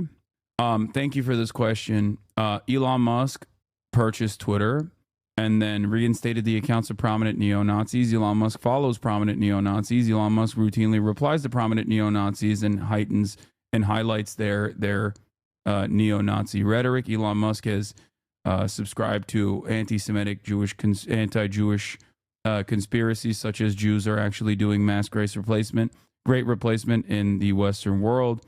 Elon Musk is also in favor of the AfD. The AfD is the neo-Nazi movement in Germany. Elon Musk routinely retweets and quote retweets prominent neo-Nazis on Twitter. So, you know, at this point, the only thing he hasn't done is grow a Hitler mustache and Sig Heil. So that's pretty much it. But don't worry, he's pro-Israel. So I guess he's not a neo-Nazi after all. He waited, and in the morning we can double check and re-evaluate the situation, and accordingly we can then discuss necessary measures and also evaluate the AfD is not 100% neo-Nazi, okay? Yes, they are. And no amount of cover-up is going to change that reality. Don't know why people choose to defend the AfD. They very clearly are. Unless you are joking and you mean they're 99.9% neo-Nazi. The severity of the attack together with the prosecutor. So correlation is not causation. That's a logical flaw. The injured will be taken. What are you saying? Correlation does not equal causation. What did I do here that was even? Did I look at any sort of correlation and imply causation? No. I think you just heard, just like many debate perverts, you just wanted to slam on a logical fallacy that doesn't actually work in this situation. Straw man. Taken care of medically, and we will use all in our power to take care of them, and also, of course, family members of those injured are in shock. They're all having to digest this trouble, this terrible tragedy. Holiday chat is so weird. Yeah. Are preparing to potentially care. Just going to post this here again. Yeah, remember this? Remember this, chat? Why an AfD politician is accused of whitewashing Nazi crimes?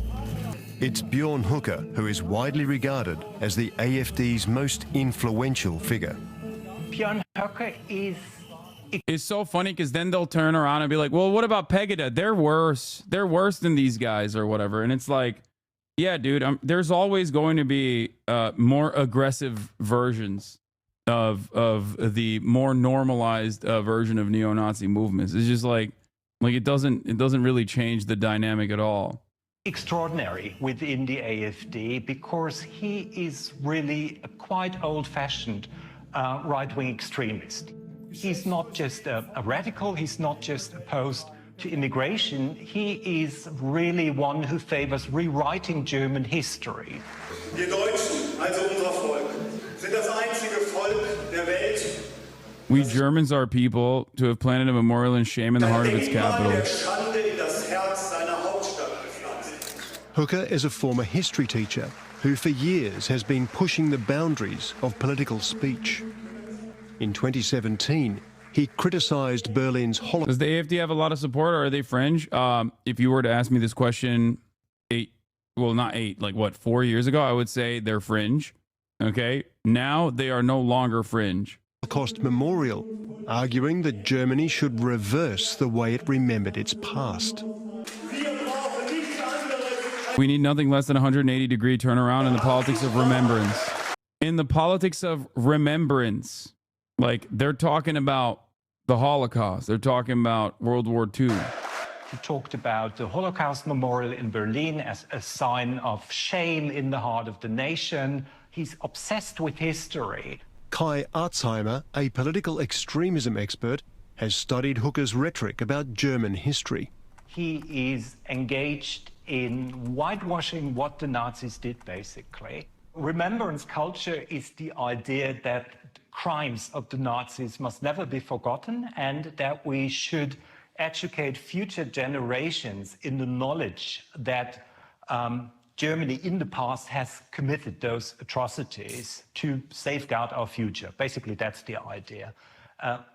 What Hooker wants is this 100-degree reversal. I mean, this is like the one aesthetic thing that is holding Germany's fascist past together. So once this falls, it's over, okay?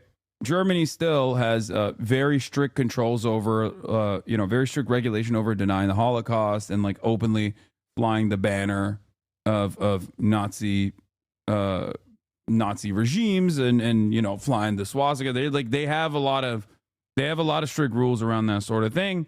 But basically, the moment that they just reverse all of that, it's over. They will openly champion this stuff once again. Okay, basically, this is the one thing, like the remaining, the thing that stops the dam from breaking in its entirety, openly breaking, is that they still are like ashamed of the Holocaust. Once they drop that, it's over. It's just like we're back to business as usual. Statements about the Holocaust Memorial were widely criticized, including by some members of his own party, amid calls for him to be expelled. And for the record, for Americans that don't understand, like German patriotism in liberal German society is regarded as like a shameful thing. Any sort of like patriotism outside of FIFA, the World Cup or whatever, is under normal German existence, at least for the past couple of decades, was seen as like a form of bigotry. Okay. Now, this doesn't change the reality that like modern Germany has done a whole bunch of awful things as well. Okay. But they have a very different understanding of patriotism and nationalism in general. They are understandably fearful of nationalism, at least aesthetically, and have very strict rules around demonstrating that sort of thing. As far as I understand, even in like liberal German society, polite German society, like flying the German flag is seen as like an odd thing, or used to be seen as an odd thing. And that obviously you can't fly the Nazi banner, which is why the AfD, I believe, used to use the older Imperial German flag as a substitute. That's why there's a lot of dog whistles. AfD is also, I guess, technically a dog whistle.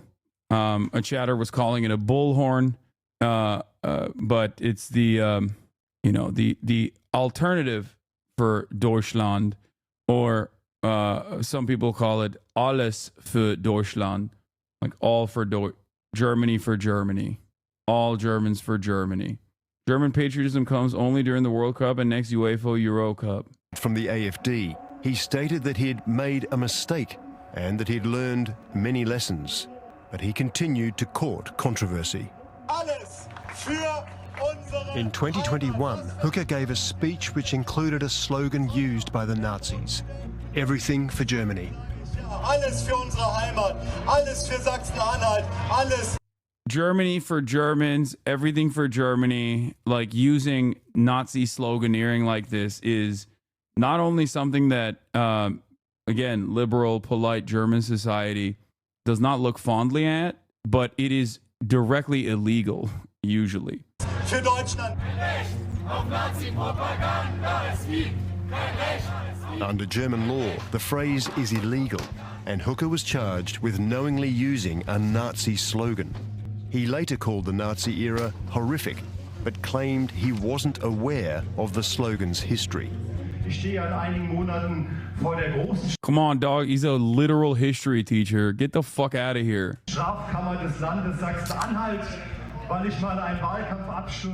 Then he did it again.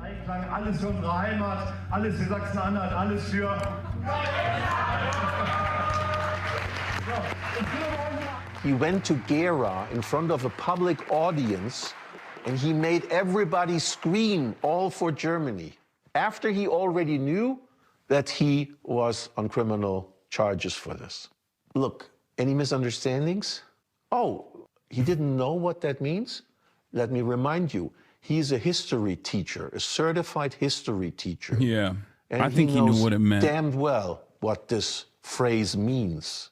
You've been charged with issuing a Nazi comment, everything for Germany. You've been charged with a criminal offense because that's a crime.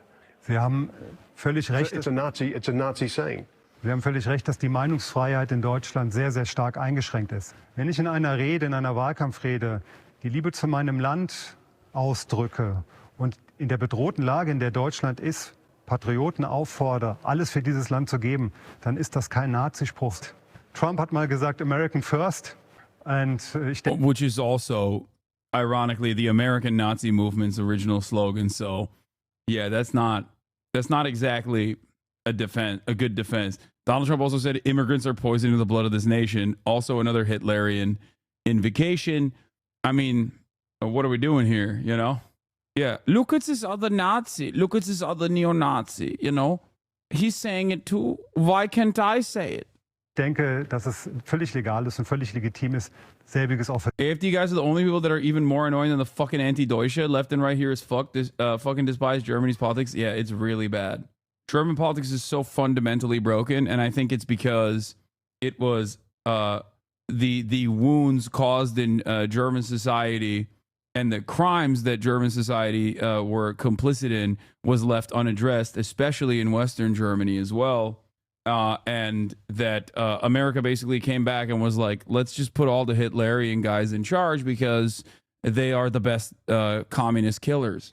And basically, it feels like it always has felt like they just didn't really learn the right lessons from the Holocaust. Like there's a deep sense of psychological shame, but also not only is there like this deep sense of psychological shame, but they've left it unaddressed in very meaningful ways. They haven't really changed course. They just basically covered it with a blanket. So that nascent fascist movement was always slated to come back inevitably. And when you have decades of center-right politics dominating the country with virtually no real leftist opposition, well, were there any types of clues in that? Everything from the you location inevitably of where arrive this at this happened, problem. the date, the time, the particular festival. Add to that economic volatility, add to that diminishing material conditions in East Germany as well. Okay. Once the wall came down, USSR is gone. And you know, their ongoing reconstruction efforts have been a overt failure, which will inevitably cause fascists to take advantage of that chaos. Representatives' vote is expected. All right, well, that's it. We missed it. We missed CNN talking für about it. Deutschland zu fordern. Und Ähnliches habe ich getan. Das hat nichts mit einem Verbrechen oder einer Straftat zu tun. Shortly after our interview, Hooker was found guilty and fined more than $30,000. Think harder. You know why this is happening? What? We did try to ask you. What? Meanwhile, let's get to the meat of the issue. You support a Nazi and the Wire will show that. I'm using this at you statement. We did try to ask you. Think harder. 48-month subscriber. That's crazy. That's a new one. That's a very long-term community member kind of collapsing in real time. The German spy chief has instead of inside, I mean, here, we'll watch this as well. Here. told the BBC that the far-right Alternative for Deutschland party poses a risk to the roots of democracy. The AfD regularly rejects accusations of extremism, but the BBC has found clear links between significant party figures and extremists or even former neo-Nazi networks by investigating just one event held in the East German city of Cottbus. Our Berlin correspondent Jessica Parker has this report.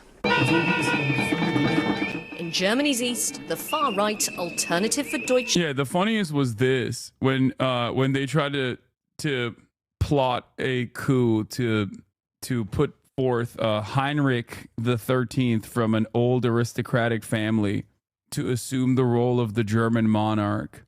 Like, that was kind of funny. That was very stupid and kind of funny. What's what's still stupid, but not funny and very scary was also the fact that Germany had to destroy one entire military unit because every single person in the unit was a Nazi. Like that shit was crazy. That was not funny. That was actually pretty scary when they were just like, oh my God, an entire fucking unit is just they're all Nazis. Deutschland is popular, even aiming for power. Reichsbürger. Yeah, Army Special Forces were fucking straight up Nazis. And Jean-Pascal Homme is a regional parliamentary candidate. The AFD is proactive on social media, but also on the ground, and it feeds this idea they want to promote, that they are of the people and taking on the establishment. But,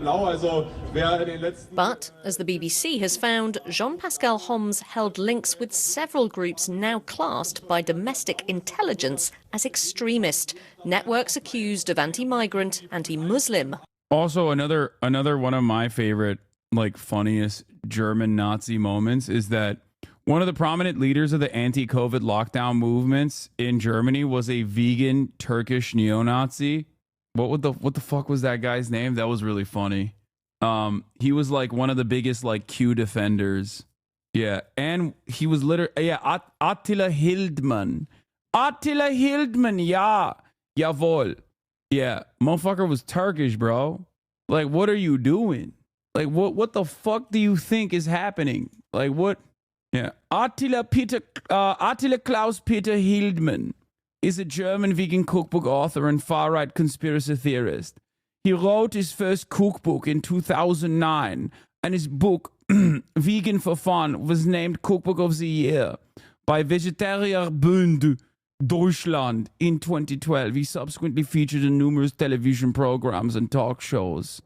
During the COVID-19 pandemic, Hildmann emerged as a disseminator of the conspiracy ideologies surrounding the virus. He has described himself as ultra-right-wing and as a German nationalist. He has been repeatedly characterized as anti-Semitic and has been on the run since 2024 when German prosecutors issued a European warrant for his arrest. Attila was born in West Berlin and is of Turkish descent, but was raised by German adoptive parents. It's so funny to be a German Nazi as a dude of Turkish descent, and then having to fucking fly to Turkey. He's like, I hate these fucking Muslim. I hate the fucking Islamo-fascism. And then you have to go to Turkey. And then you have to fly to Turkey and be around all these immigrants. Oh, Jesus Christ. Ideology. All these organizations focus on one subject, the theme of our times. It is the population replacement going on in Germany and in Europe. To voice that and to fight that politically is not extremist. You don't think the Great Replacement theory is extremist? I mean, it's a far-right conspiracy theory. No, the Great Replacement is happening. I can see that in my own city. I do not say it is... Elon must be like, you have said the truth. You have said the absolute truth, my good sir.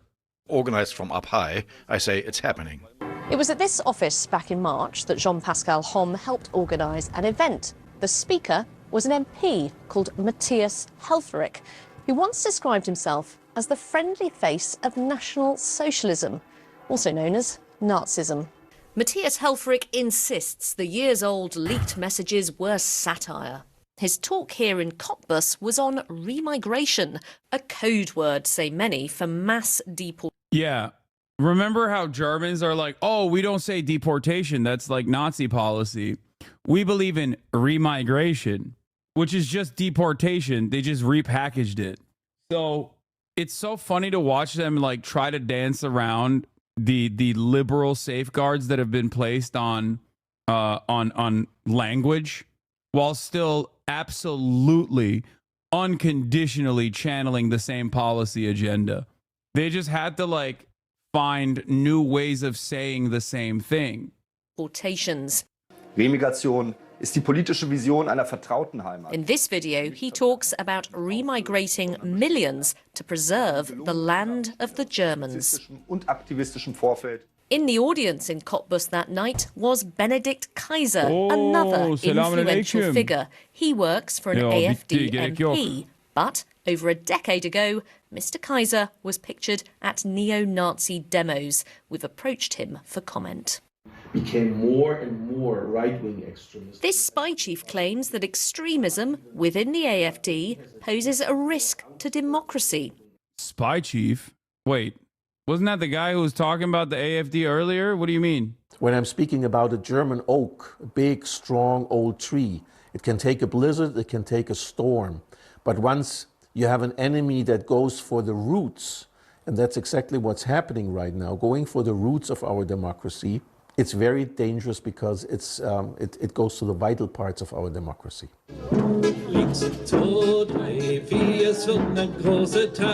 The AFD says it's being smeared by a biased establishment. And as the country builds towards regional and EU elections, this isn't a fringe movement, but one trying to go mainstream. Jessica Parker, BBC News in Brandenburg. Well, let's speak to Assistant Professor of Political Science at Boise State University, Julia Van Dusky. Julia, welcome to you. You've written about the rise of the AFD in Germany, haven't you? How far-reaching are its links with the far right, would you say? So the German government has been investigating the AFD for quite a while because it is known that many of its members do have links to the far right. So it is far-reaching. Now, the far right, the AFD rather, political party, is gaining in popularity, isn't it, in Germany? What would you put that down to? So the AFD originally formed as a response to the Eurozone crisis. There are a lot of Germans who do not support the EU, and they don't support Germany's. Dude, Germans not supporting the EU is so fucking funny. It's just like, dude, what are you talking about? That's you, man. What do you mean you don't support the EU? It's like Americans not supporting NATO. You know what I mean? Like if you're like one of these dumb like hog patriot Americans and you're like, I hate NATO, I'm like, what are you talking about? It's everything that you wanted and more. It's the same as like hog Germans who are being like hating the EU. It's like, you are the EU. What do you mean? You don't support NATO? Yeah, because I don't support American imperialism. If you support American empire but hate NATO, that makes no sense.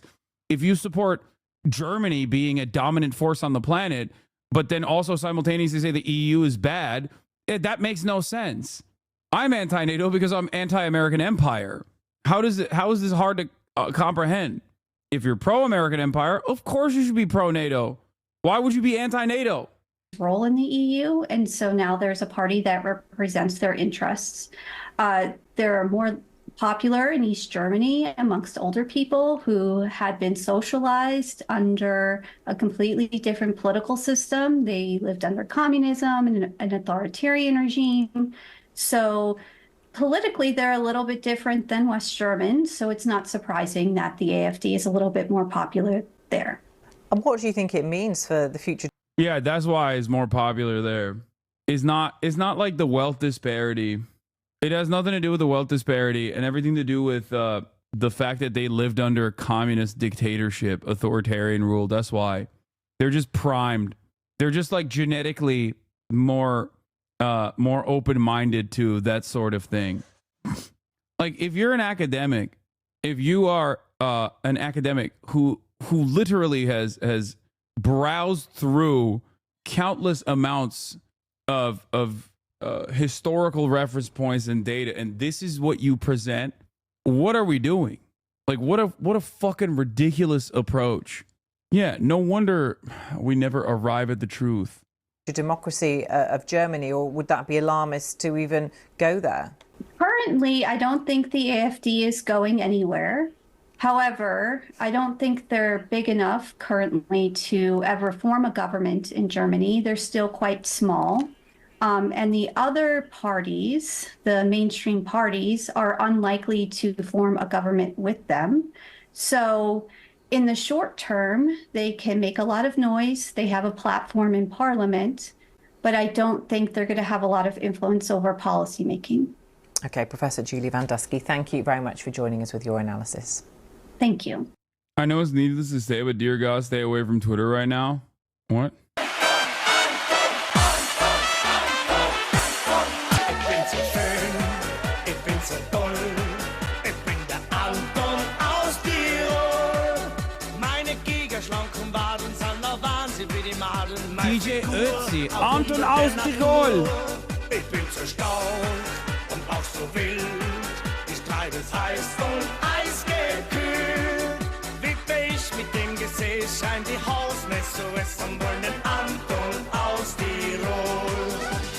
Blaue Pille, Sellerie, das braucht so ein Antonie. Kortattoo und keine Schmäh, kapierst. There's something deeply wrong with Germans that they can just like sit on a mountaintop and not have like extra protective, weather protective gear on. Austrian, okay, still, okay. Austrian, German, Nordic, I just don't fucking understand it. I don't understand it. It freaks me the fuck out, okay?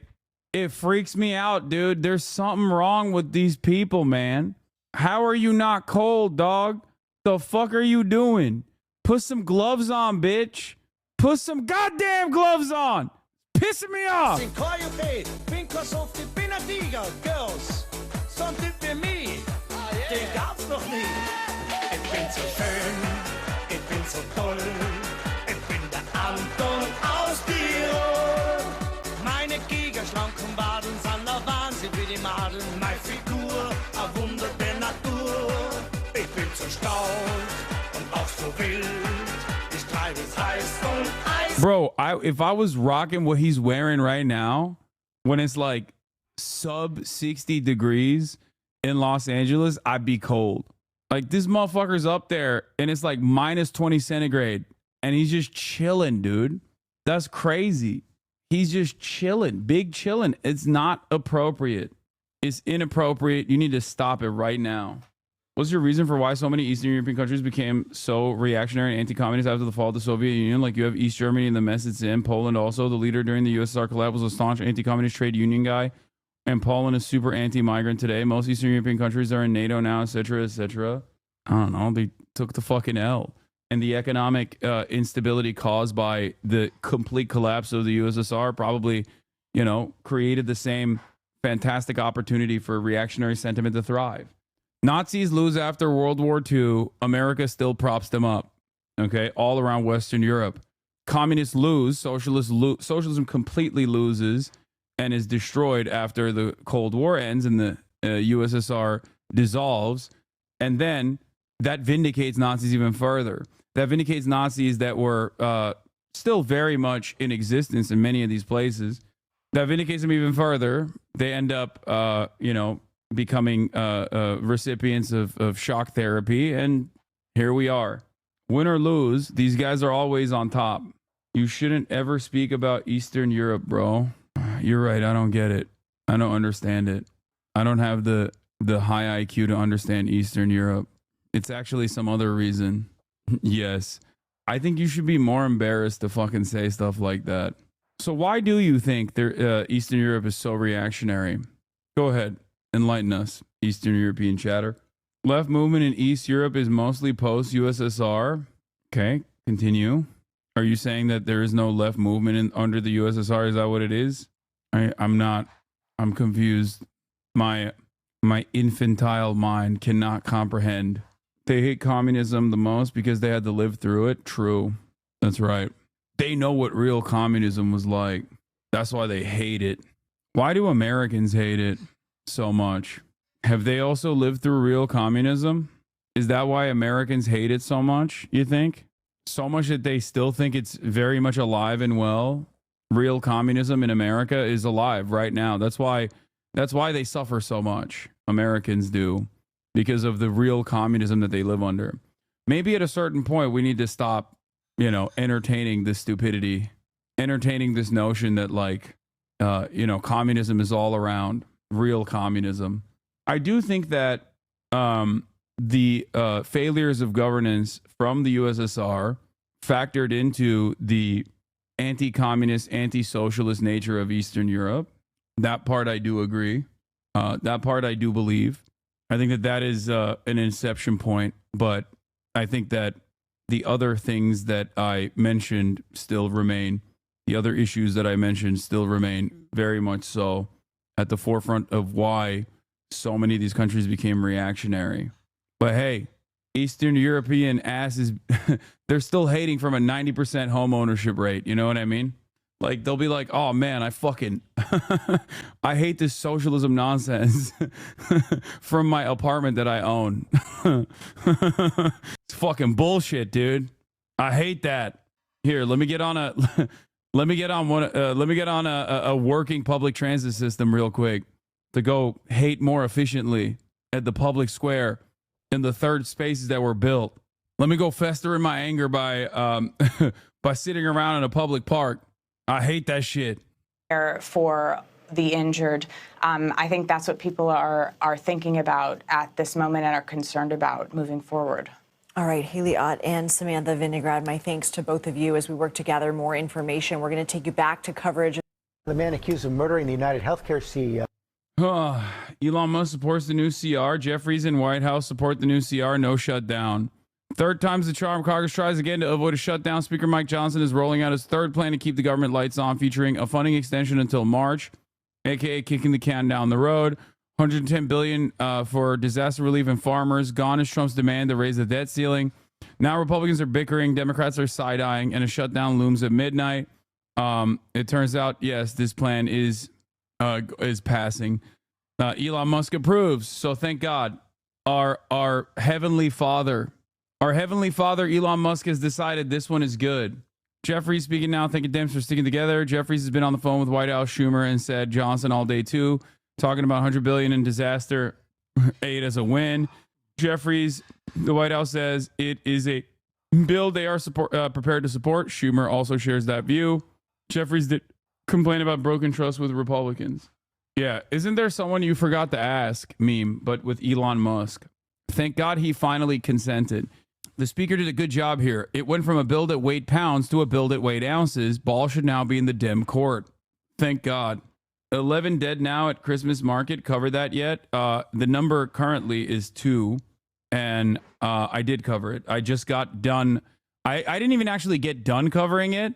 But we sidestepped for a second to talk about the breaking news from the disaster that was averted. Say that Oh my God, Ryan Grimm is on a TikTok. Ryan Grimm, get off my TikTok For You page. You are not a hot white girl. My TikTok For You page is supposed to be hot white girls, cats, and Call of Duty Dragon Ball Z. This guy never ended up responding, by the way. He just said left movement in East Europe is mostly post-USSR and had no additional feedback at all. I was like, can you please explain to me what you mean? And he's like, nah, I actually, how about you watch the video? What video?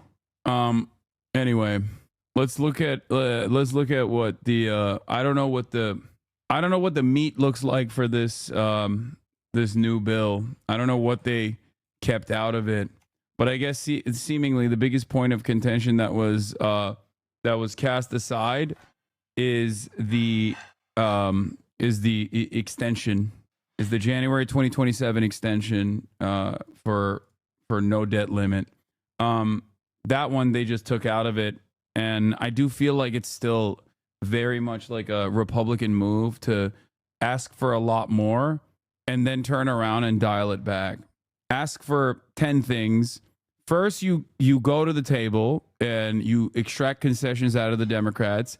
Then when that continued resolution bill is about to be passed instantly, because there were already concessions that the Democrats had given to the Republicans in the previous continued resolution, they turn around and say at the last second, no, we shouldn't pass this. And then they say, we want 10 things. Okay? Take out like eight funding mechanisms out of the continued resolution, and then demand one thing that's like insane, right? And then they take out the insane thing, and they're still left with the 8 other things that they got out of the bill. And then the Democrats actually make it seem as though they won a massive victory here and are willing to concede. Democrats highlighted casualty of the spending fight, funding to combat pediatric cancer. But hey, look, they were graceful in their loss. Once again, you notice that? they get to drive a big blow to the heart of the Republican propaganda machine. Here are the 6 bipartisan policies that were taken out of the spending bill after Musk torched it. Okay, Bidaka Baba. Baba came in quick with the chicken tendies. Isn't Biden still president? How is Elon Musk involved here? No, Elon Musk is the real president, okay? Make no mistake. Okay, here are some of the things that were taken out that the Republicans wanted to take out, or Elon Musk specifically was advocating to take out of the bill. And this is still something that Jeff is reporting off of what the aides are saying, so we don't know the full details yet. My understanding per aides is that these are also out of what's about to be voted on. Provision aimed at ensuring food stamps are replenished for Americans whose benefits are stolen, probably as many as 300,000 affected. Number 2, a series of changes to the operations of pharmacy benefit managers, middlemen in the medicine business that negotiate drug prices with pharmaceutical companies, e.g. attempted to end spread pricing, where PBMs charge a health plan for more for a drug than what they pay to the pharmacies to dispense it. So they took out the pharmacy benefit managers a part of this equation, which is ironic because it literally only serves like United Healthcare at a pivotal time when everyone seemingly is paying attention to how shitty United Healthcare is. Congress acted again on this bipartisan provision, because the for-profit healthcare sector is so corrupt and so gross and so bad at making pricing infinitely worse that even Republicans were like, yeah, we got to deal with this. Okay. So even this otherwise reactive bill was torched. Great stuff there. Fantastic. Pay hikes for members of Congress was taken out. Transferring control of the land in Washington, D.C., where RFK Stadium sits, to the district. No new funds here. PBM explained in the best way. I already covered it. I watched this video yesterday. Cruz Klobuchar bill aimed at cracking down on revenge porn and deepfakes is taken out as well. Don't know why they did that. That part is truly an enigma. I can't even talk. I genuinely don't understand why they took the revenge porn deepfakes provision out. I don't know. New and expanded restrictions on U.S. investments in China. That one was for Elon Musk. The bill is now much shorter, about 900 pages or so shorter. It funds the government and provides aids to farmers and natural disaster victims. It does not include a debt ceiling lift. Is it because of Elon and Grok? Is that why they don't? They have the deep fake provision taken out?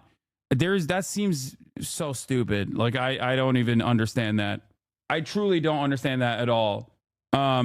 So yeah, let's watch what CNN is saying. Let's go live. Your boss on Elon government privatization. Yeah, we'll do that in a second.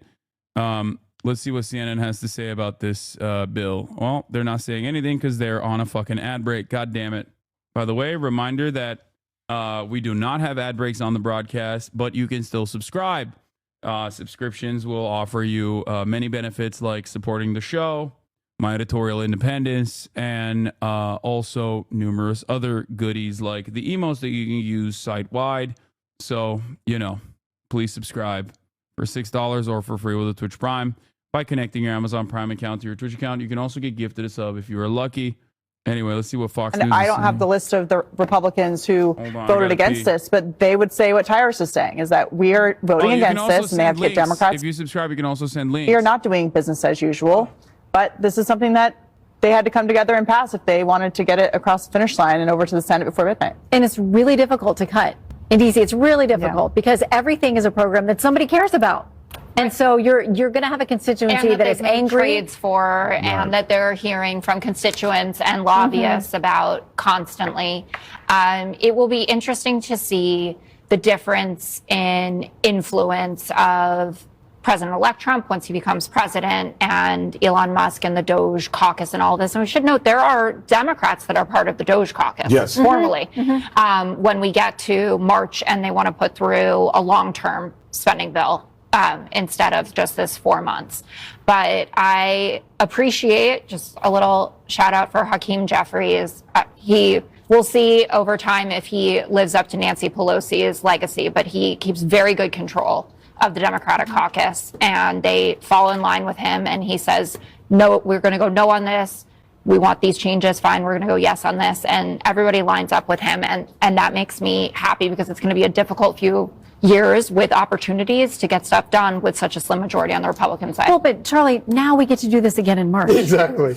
Yeah, exactly. Sorry, everybody. You think that was going to happen. This is not the worst it's going to be. It's going to get much worse. But I do think it's interesting, an important thing to sort of take a step back and recognize that the only principled fight going on anywhere on spending is within the Republican caucus. Yeah. In the House and in the Senate, but it's within the Republican caucus. And the Democrats are playing, as they always do, and they're very good at it, and I don't necessarily blame them for doing it, but it's all political. And they're playing political games, they're playing mind games, and a smash and grab pork fest that is the only thing that lines them up to get to go along with these things. And I think that, the only interesting argument, principled fight going on is among Republicans. Well, look, the one thing they're going to have to get used to, the previous administration didn't remember anything and never held anybody accountable.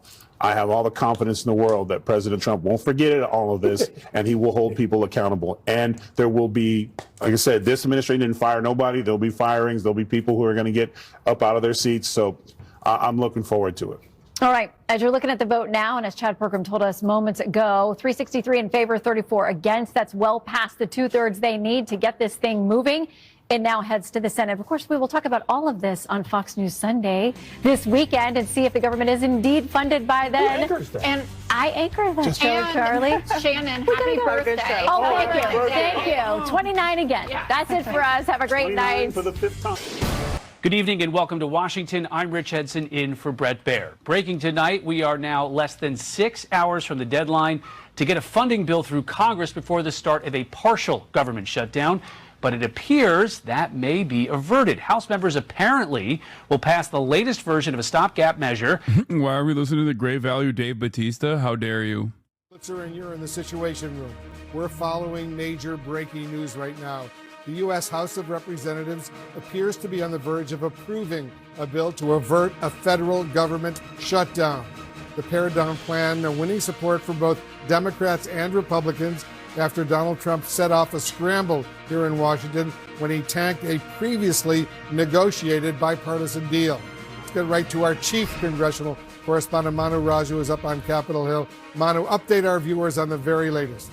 Yeah, this is on the verge of passing, Wolf, averting a scare at the last minute. A government shutdown just on the horizon in a matter of hours. But now the House is poised to pass this bill well over the threshold, the 2/3 majority needed to pass this bill that would keep the government open up until mid-March. Right now is a 366 to 34 vote. That's well over the 290 votes that would be needed, assuming all members are here and present. So that, and right now it looks like it's broken down. A lot of Republicans in favor of it. Well, 170 Republicans voting in the affirmative, just 34 voting against it. And the Democrats, more Democrats have supported this. In fact, 196 Democrats. There's not a single Democratic no vote. Now, this came all after a scare over the last several days and then the aftermath of Donald Trump intervening late and scuttling a separate bipartisan deal that had been reached. It appeared to be on a glide path to becoming law. Trump demanding major changes, including to include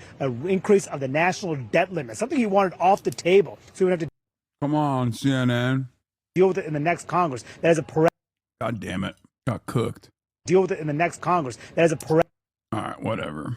Why are we doing 110 billion? I mean, maybe we could do 50 billion and ask again in a month or two whether it's being wisely spent or whether people are stealing the money from us. And so just larding out the money without doing any kind of conscious pay for it is a mistake. The government funding episode underscores the headaches facing House Speaker Mike Johnson. He has a smaller majority next year. I think the equivalent of what Mike Johnson has had to do over the last couple of weeks is like trying to eat a live porcupine. Do you know what I mean? Yeah, so he has eaten the porcupine. The porcupine has been consumed. Now this vote is still open. It should be closed momentarily here, and we're waiting for the actual vote count. But this bill will pass the House of Representatives. It is then on to the Senate to sync up, perhaps later tonight. The deadline is midnight. Rich? Chad, it looked like this bill got some pretty solid support from Democrats here. Democrats still control the Senate at least for another few weeks. Do we expect the same result over there in the Senate? Anytime you see a vote of this caliber, that many yeas, it's probably going to get through the other chamber here. In fact, it's just a question of time. We wonder how long they will take, but probably you could see a vote of 70 or 80 yeas on this bill in the Senate later tonight. Is this the kind of thing where one senator can hold up the whole thing and make this go for a few days, or this close to the holidays, we don't expect that one of the 100 would do that?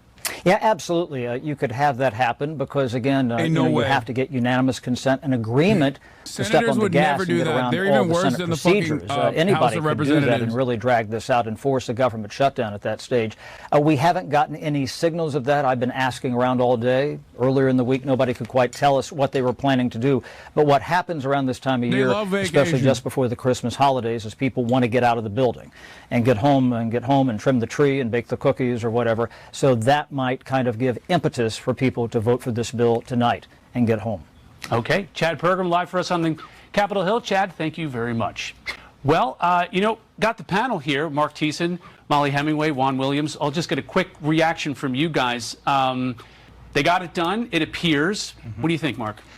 Yeah, so there was never, the choice right now is you've got a Democratic Senate, as you pointed out, a Democratic president, so there was never going to be a good bill. So the choice was a bad bill, which is what they had, or a CR. And they've basically chosen the CR with a little bit of a plus with the disaster rate in the Farm Bill. So they're trying to get out of jail for free at this point. The whole fight has been pushed aside. As for the Senate, I don't think anybody's going to, I agree with Chad, I don't think anybody's going to stop it. I remember I used to work for Senator Jesse Helms, who was used to hold up the Senate in knots in the old days, and one time he was holding up the Senate before Christmas, and somebody went up to him on the floor and said, Jesse, if you don't relent, we're going to be singing Silent Night here in the Senate floor. And he said, well, if you don't relent, we're going to be singing Old Lang Syne. I don't think that's going to happen this time. Molly, this is an extreme case of stopgap, right? This hasn't quelled any of the underlying questions that have been brought up over the last couple of days. Yeah, and I think a lot of Americans are just looking at this and saying Congress doesn't really have that many jobs. They're supposed to appropriate funds and they're supposed to collect the funds. They've known this was coming all year. The fact that once again we're at the same precipice where we have to fund the government with hours to go, it shows just how broken Congress is. And I think when you look at this past election, Americans are saying we're sick of how we're doing this. We have this massive deficit, we have horrific debt, we have all these problems, and the people in Washington, not only are they not fixing it, they don't even seem capable of fixing it. So I think once everything gets through here, people are going to have much higher standards and much more focus on Congress, which really has played a big role and gotten away with a lot of things and not being held accountable for the mess that the country is in. Yeah, Juan, we're here because Congress didn't pass any of the appropriations. It's like you want to go across the street and say, what is it you say you do here, guys, right? Well, I mean, you go back and you think about the fact that we've had Republican majorities, and you start looking back to Boehner, come forward to Paul Ryan, and then of course you come through the recent years and you understand what a difficult situation it has been for Speaker Johnson. He's got a divided caucus and people who don't want to compromise, and he's dealing with Donald Trump and apparently Elon Musk sending signals from afar, in some cases undercutting him. So I think that what we've seen today, and what's the clearest signal to me, is that the dissension is among the Republicans. Hakeem Jeffries, the minority leader in the House, has gotten the Democrats to vote for this bill, but you haven't seen a unified force on the Republican side. And what is that signal going forward? I think I agree with my colleagues tonight in the Senate. People will vote for this and push it forward. But you think about the reason that this remains controversial is because they did not extend the debt limit, right? And what is that about? That's about the future of Republican plans to pass an extension of the Trump tax cut of 2017.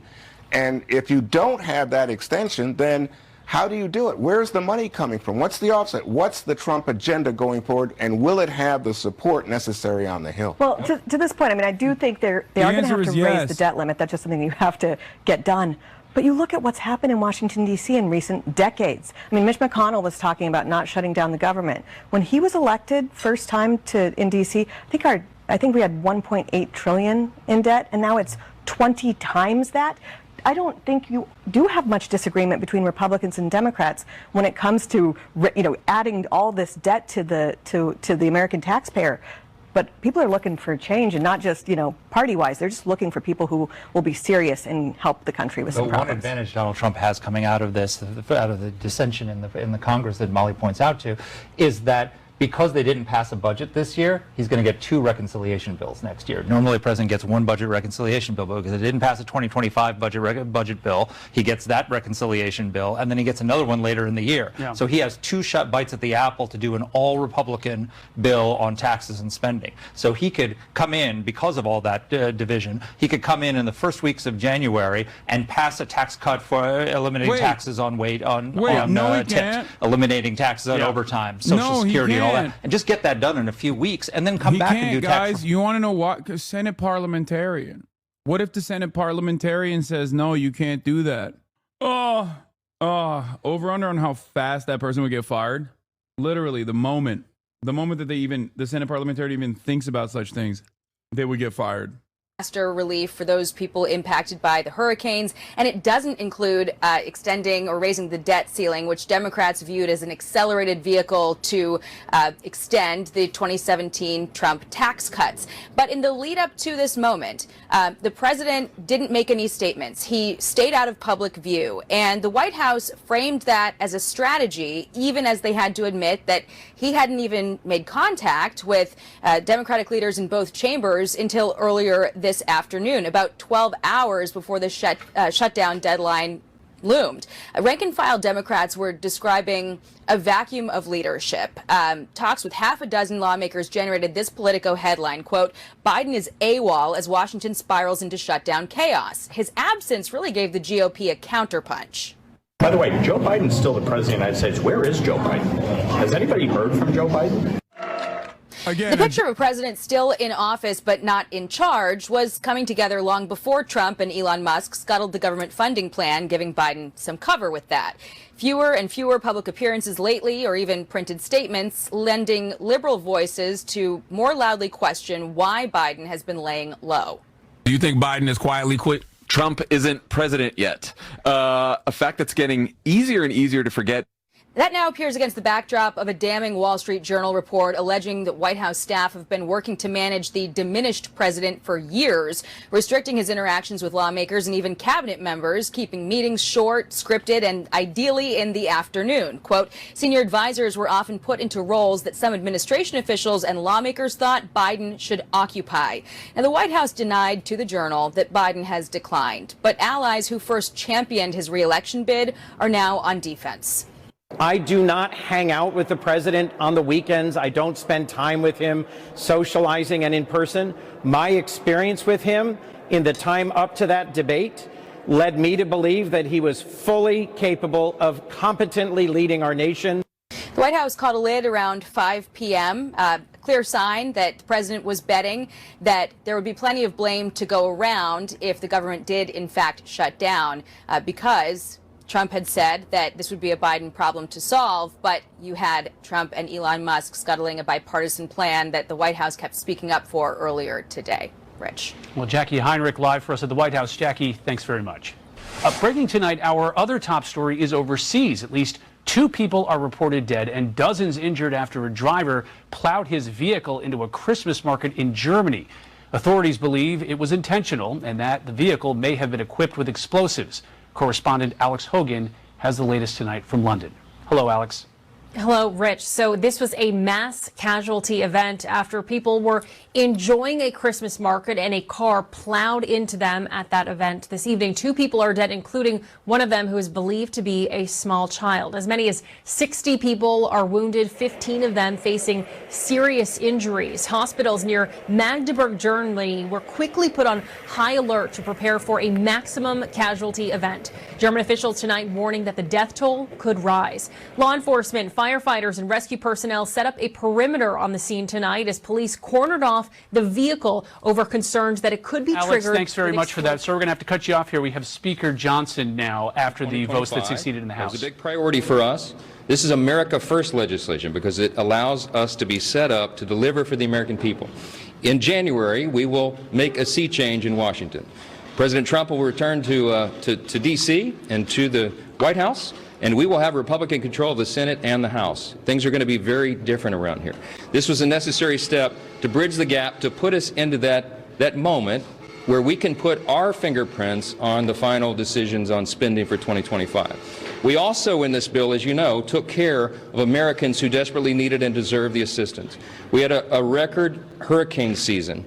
Hurricanes Helene and Milton in particular did dramatic damage across at least 6 states, the Carolinas, Virginia, from Florida, Tennessee, all the way through. And they have been waiting for the federal government to assist. We did that tonight in this bill.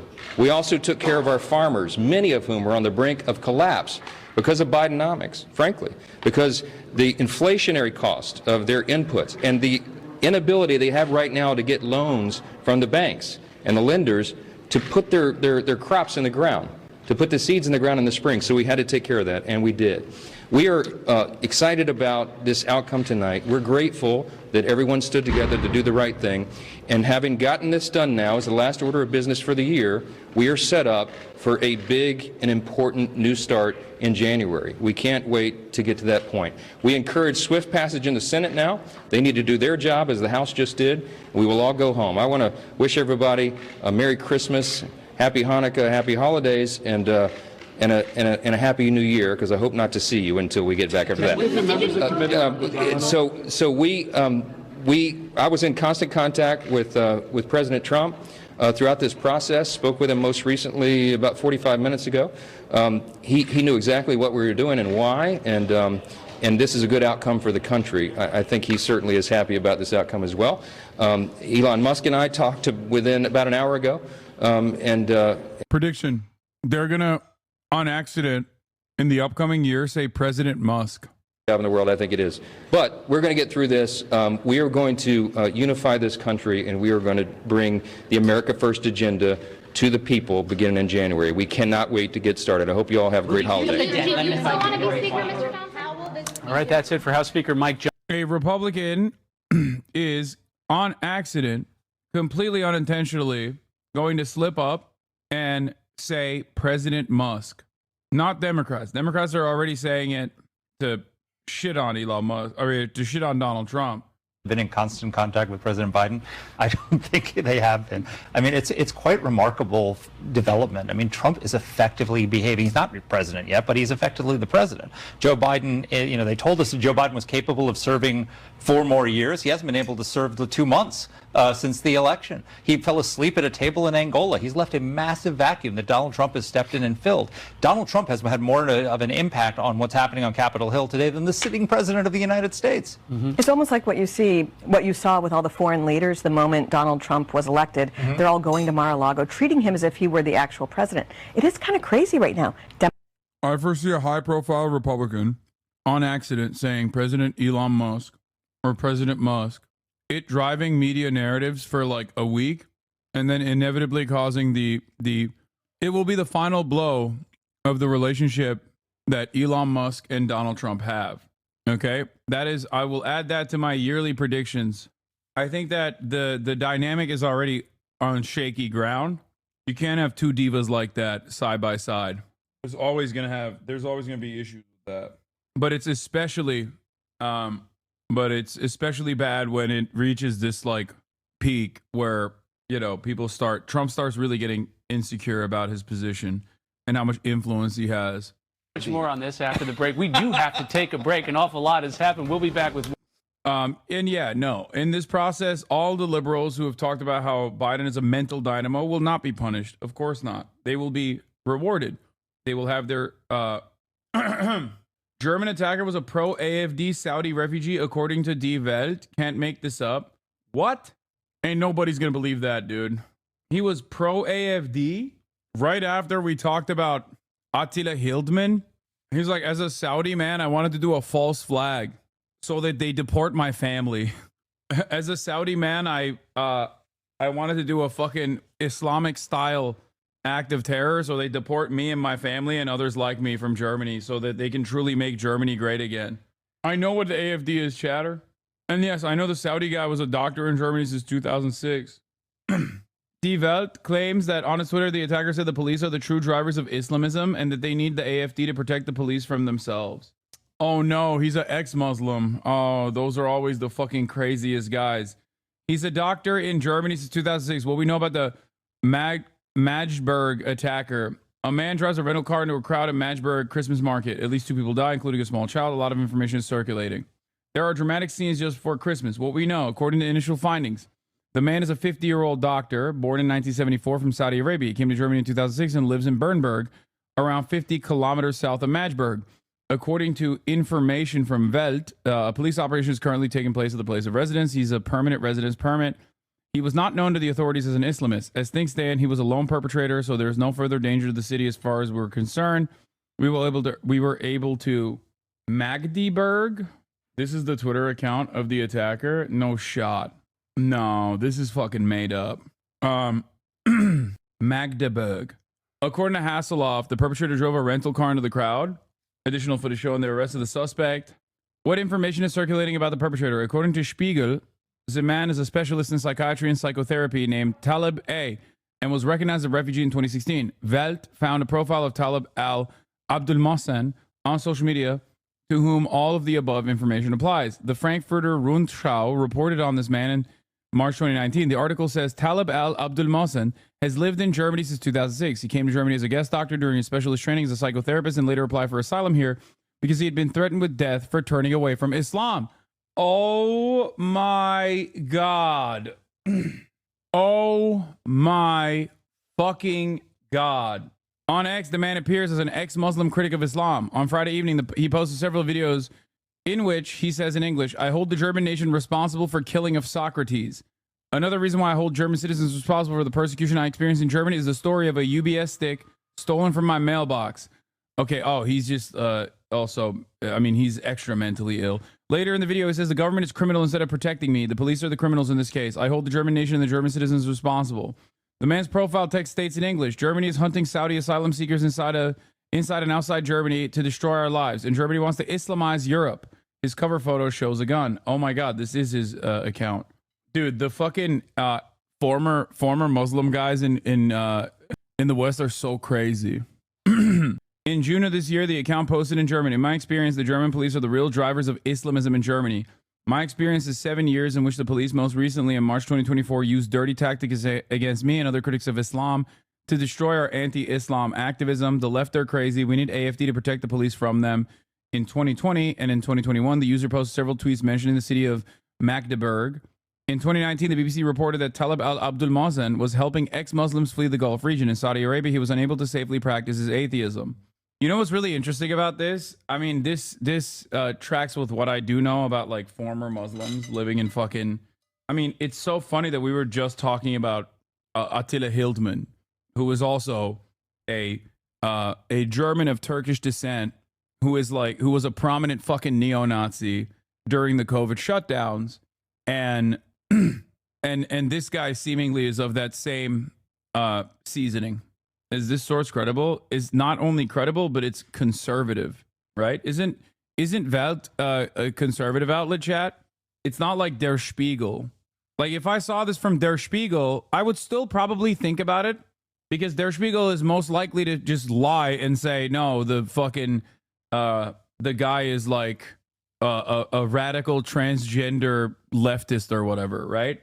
This is like Fox News looking at an incident where there's like a Muslim guy who did an act of terror in America and turning around and being like, actually, the guy was anti-Islam. Oh, wait. It's not Spiegel. I'm thinking of maybe Bild. Spiegel is libbed up. What was it? Was it Bild? Okay. Welt is a part of Axel Springer, also publishing Bild, also fucking Business Insider, for the record, chatters who don't know. Axel Springer also owns Business Insider too in America, and Politico. Yeah. God, this is what happens when you have hella fucking politics nerds trapped in one community. Look at this. There's like all of these fucking silly ass like European, German, and American outlets. And immediately everyone was like, no, you don't understand. This is like, here's how they know. I mean, here's what else he owns. Wasn't there a massive story from January about the secret AFD meeting in that hotel where Alice Weidel's top advisor met with proud neo-Nazis who planned a deportation of over 2 million Germans, some of them citizens? How do people like this exist? Oh, when you are a what? No, he's an Elon Musk glazer. I mean, that makes sense. If he's an ex-Muslim, he's like a militant atheist ex-Muslim. Ayaan Hirsi Ali comes to mind. You know what I mean? A lot of those guys are fucking freaks. A lot of the militant atheist ex-Muslim guys have tremendous brain rot where they are so desperate to be liked by some of the most racist Islamophobic people. They're a bunch of little Mossab Hassan Yusufs, you know, the son of Hamas. I mean, Hirsi Ali actually converted to Christianity too. Like she even went, she took it one step further when the grift was running out. Bruce Daisley said Elon Musk should be arrested and Tommy Robinson censored, citing Germany as a shining example of media censorship. Have you ever went on the ex-Muslim subreddit? It's just a million of the exact type of guy you're describing. No, I've never been on there, and I don't want to be a part of that. Yeah, well, I mean, I wonder how the media or the Twitter will react to this guy. They'll probably still say, no, it's fake. He's actually super militant Islam, even if he was like seemingly a former Muslim who is a AFD guy. But Saudi Tommy Robinson, AFD loving militant crank psychiatrist. Yeah, I suspect they'll say something along the lines of, well, he is a Muslim after all, and it is ingrained in their DNA. You know what I mean? Like, they'll say some shit like that, where they'll be like, oh, no, you don't understand. Like, he's Arab. So even if they actually liberalize by living in the Western world, they still cannot let go of their Arab DNA, I suspect. Amy Meck interviewed him 5 days ago. Saudi psychiatrist exposes Germany's active operation, welcoming jihadis to Islamize the West while crushing ex-Muslim refugees. Oh, my God. He is was accompanying her. Oh my God. That's why he had 48,000 followers, bro. He's like a right-wing. He had 43,000 followers on Twitter. He's like a right-wing crank. He's a part of the international fascist movement. Oh my God. A child on a scholarship in the United States contacted me with Is this direct actually the messages. guy? Bro, if this is actually the guy, this is dead to rights. I don't understand the Hirsi Ali hate. Wasn't she just vocal about protecting young girls from genital mutilation, having she experiences herself? Yeah, she's just the intactivist chatter. You're right. None of those guys. Oh my God. Okay, first of all, not a single one of those motherfuckers who are like ex-Muslim commentators in the West actually just stick to one thing, okay? Their entire purpose here is to give credence to the fears that Islamophobic freaks have in the Western world. After all, they can point to her and be like, see, she's Muslim and she recognizes it. She's ex-Muslim and she recognizes it. She is basically like Candace Owens, okay? These are not real. These are not like real valid criticism of Islam that these guys are these guys are fucking advocating for. Dude, anti-FGMers are not intactivists. No, dude, I'm not a fucking. First of all, female genital mutilation is not even a fucking part of Islam. Do you understand that? Like, that's not a real thing in Islam. The broadest subsects of the Muslim majority on the planet do not practice female genital mutilation. What the fuck are you talking about, you dumb fuck? So yeah, when someone is running around being like, this is a formative part of Islam, actually, well, maybe I'm going to have a little bit of an issue with that. Don't you think? It's so fucking stupid. Ayaan Hirsi Ali is maximum transphobe. She's everything. She's like all of these guys are grifters. All of these guys are fucking Yeonmi Park style content creators. And it's really funny because you guys hate Yeonmi Parks. You make fun of her. But then when it like corresponds to your own personal biases, you're like, okay, maybe that is the case. Maybe there's some truth to what she's saying. Maybe she's like a reasonable activist against female genital mutilation. So why the fuck did she tie it to the Ummah, the global fucking Islamic interpretations? Every single one of these like fucking former Muslim activists in the Western world are just like rabid, sociopathic, right-wing freaks. All they do is just sit around and fucking talk about how, you know, the global jihad is happening because of Angela Merkel or whatever. And then they go on Bill Maher's show. And yeah, during the Obama era, they tried to present themselves as the real progressives and how Obama was actually regressive because he was secretly a Muslim. And then under the Trump administration, they very quickly were like, actually, fuck this progressive shit. We love being conservative. Why did they dramatically shift in their political ideology and the way that they communicate? Anyway, most of you don't know who the fuck she is anyway, because their fucking grift ended a long time ago.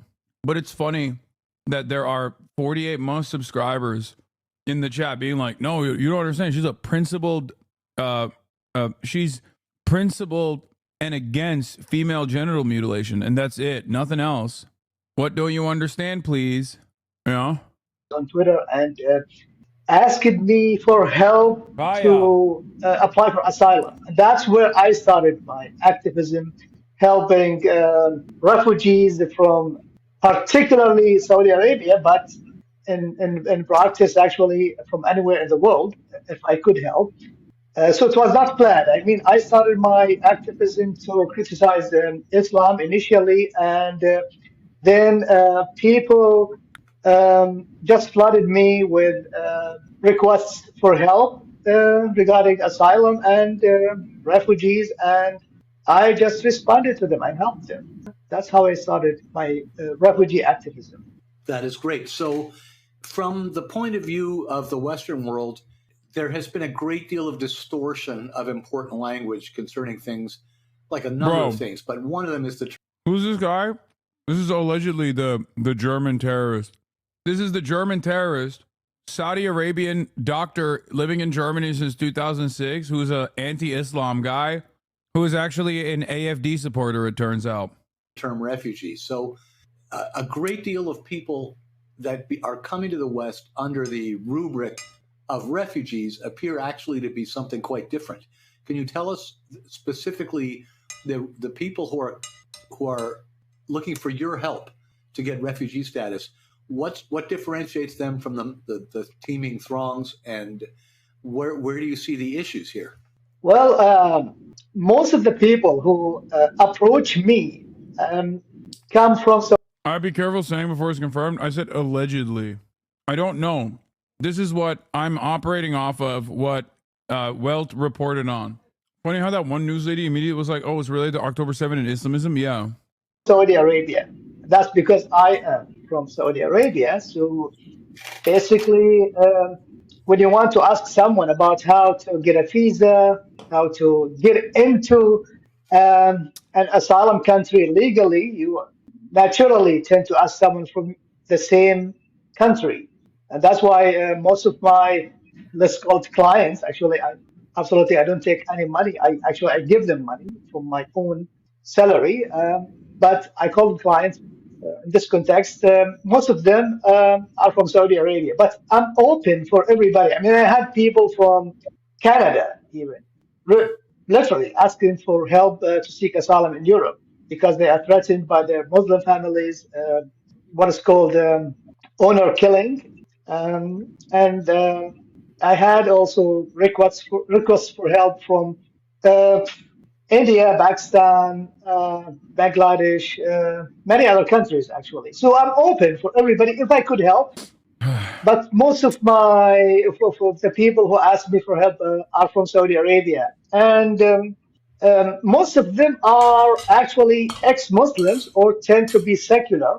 Although I'm open, I help Muslims even with my own money.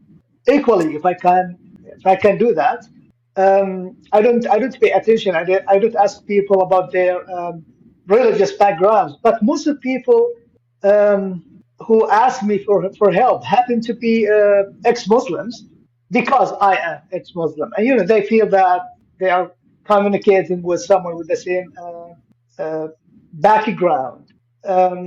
The racist guy asked them a question about how do you distinguish between people, good Muslims like you, versus evil terrorist Muslims. When you bring them into Germany, don't you think you're also Islamizing Europe by bringing in Muslims into Germany? And given that he is very clearly mentally ill, he doesn't understand that the guy in front of him is like not differentiating between ex-Muslims and current Muslims, and thinks, most of them have the terrorism gene in them. So how do you figure out? Yeah, he used a term that I've never even heard before, which is teeming throngs. What the fuck does that even mean? All the Muslim HasanAbi heads in the chat know exactly what this dude is, because just a lot of people. Oh, okay. Well, all of the HasanAbi heads that are Muslim in this chat know what this is. This is like a real Uncle Ahmed situation here, okay? It's one of the grossest, wormiest little ways to exist, in my opinion. Truly, truly gross. When you look at an inherently hostile, it's the Candace Owens. It's Candace Owens. You look at an inherently hostile planet, an inherently hostile grouping of people to your existence, and you desperately try to make sense of it by saying, I am just like you. I am a racist too. I promise. Like, I will be your loyal little servant, operating at the behest of whatever racist fascination you might have, and solidifying it and agreeing with it. They still hate him anyways.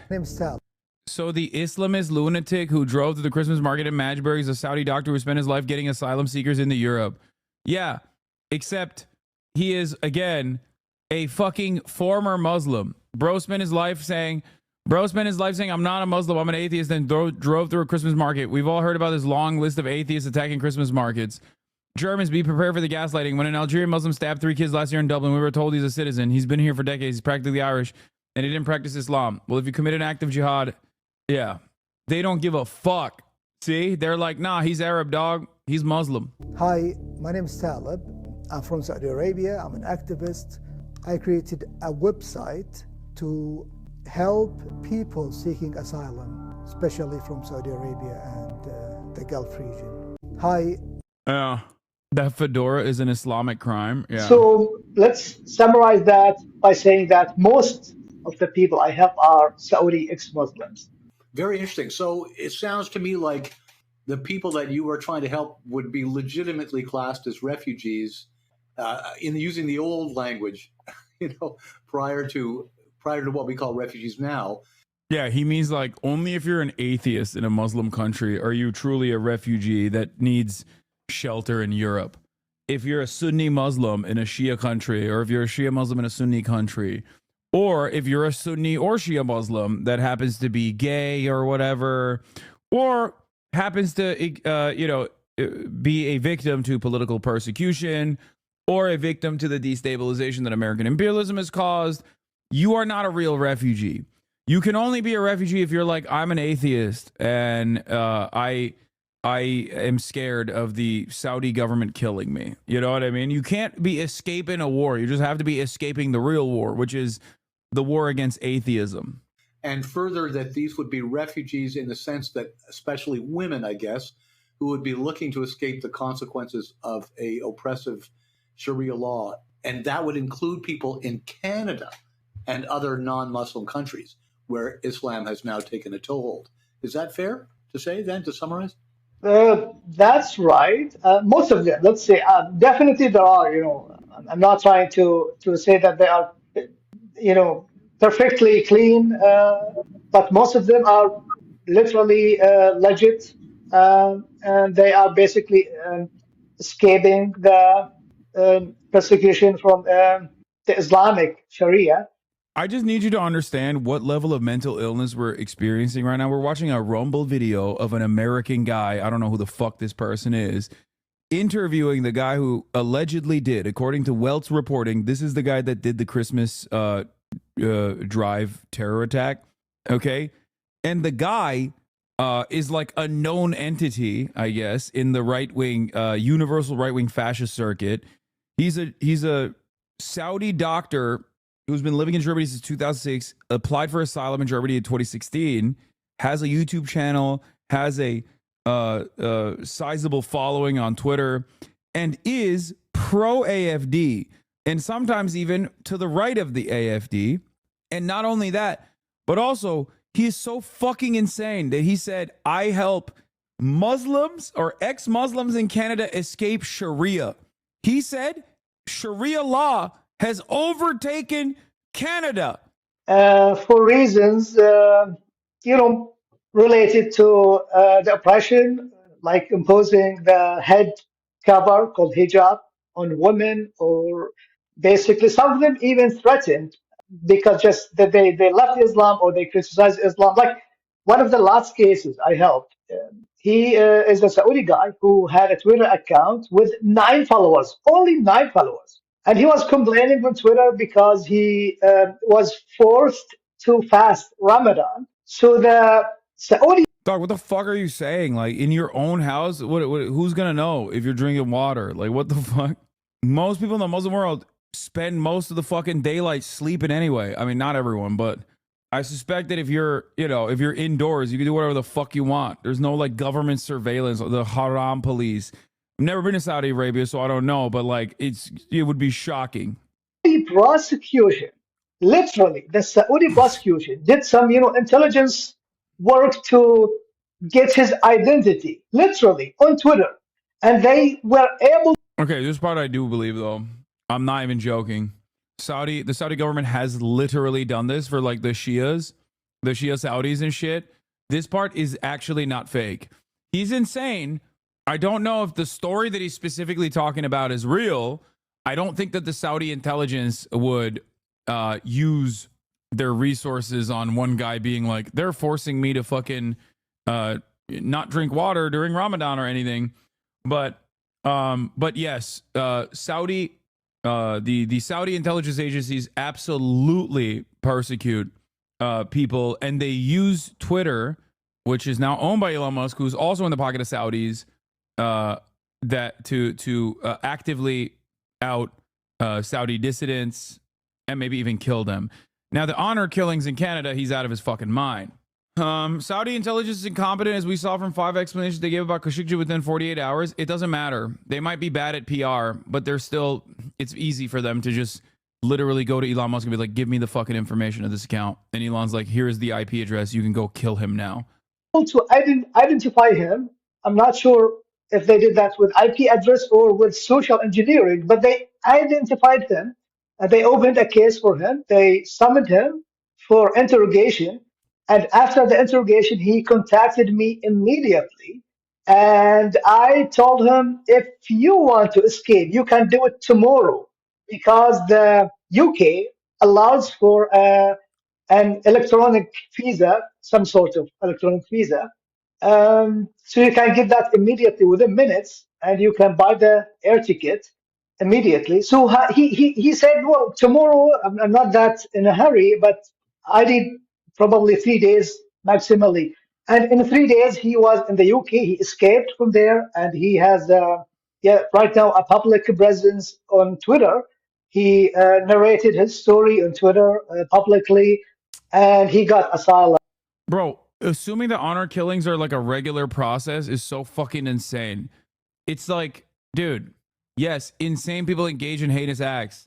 You're out of your fucking mind if you think this is like a process that is implemented through like an actual Sharia court system or whatever the fuck. It's like revenge killings. It's like a fucking husband that finds out his wife is cheating on him and then goes and fucking kills the wife. Like, that's not, like, it's literally pointing to that act of a revenge killing as like some form of systematized style of violence that is like normalized. You're fucking insane. Yeah. There's no religion where like the broadest universal interpretation of murder is justifiable and under any circumstance. You act like it's normal, but in Islam, they might kill you just for leaving in Islam. Dude, shut the fuck up. I'm literally Muslim, man. What are you saying, dude? What are you saying? Bro, how are we still doing this in fucking 2024? About to be 2025, dude. Oh my God, brother. That face when white people talk to me about Islam, dude. Sam Harris and all these fucking Reddit atheists, like the damage that they've conducted on the world is so crazy. It's just funny because these exact same Reddit style atheists will dunk on Christian fundamentalists with regular frequency to be like, see, look at how violent and stupid the Bible is. Okay.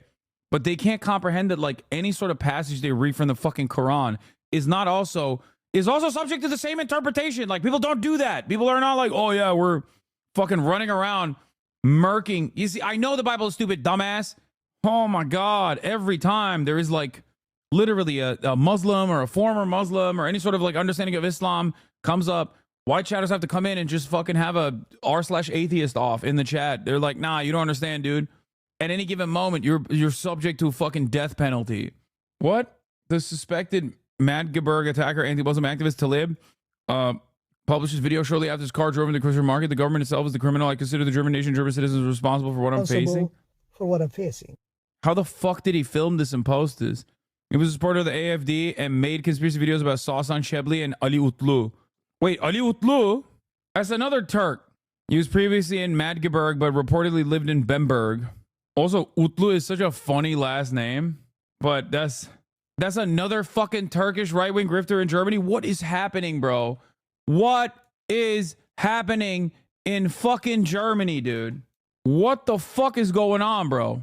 Oh my God, look at this guy. Ex-Muslim, atheist, Ordo liberal, Partelios, anti-religious and gay activist, CHP, Kemal Atatürk, laicist.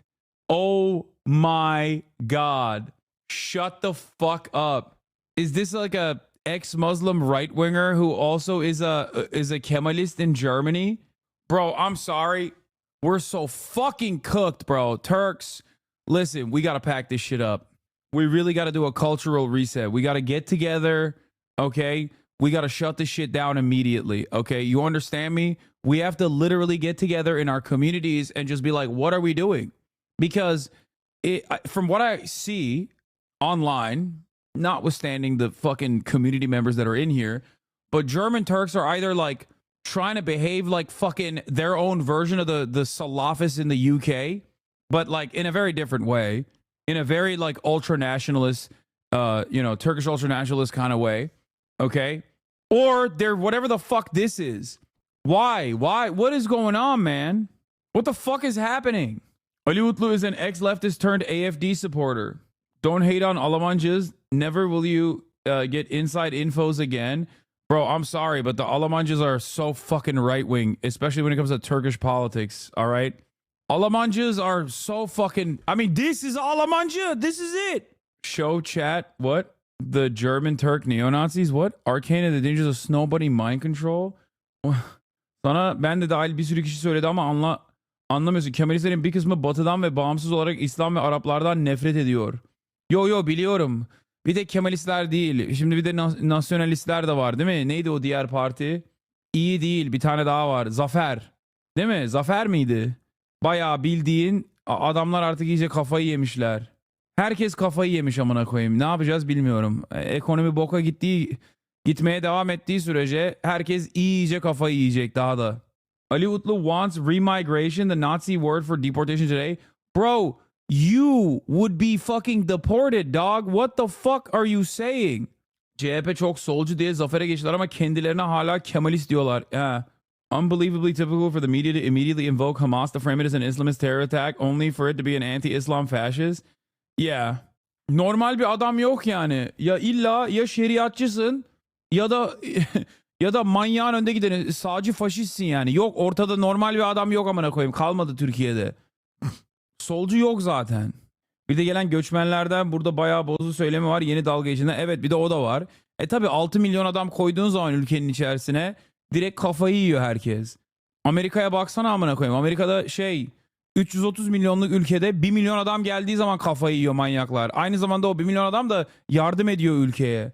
Ona rağmen kafayı yiyorlar. Amerika hayvan gibi ülke. Türkiye de aslında hayvan gibi ülke ama 80 milyon 6 milyon biraz daha büyük bir rakam. Ona rağmen bu kadar kafayı yememeleri lazım.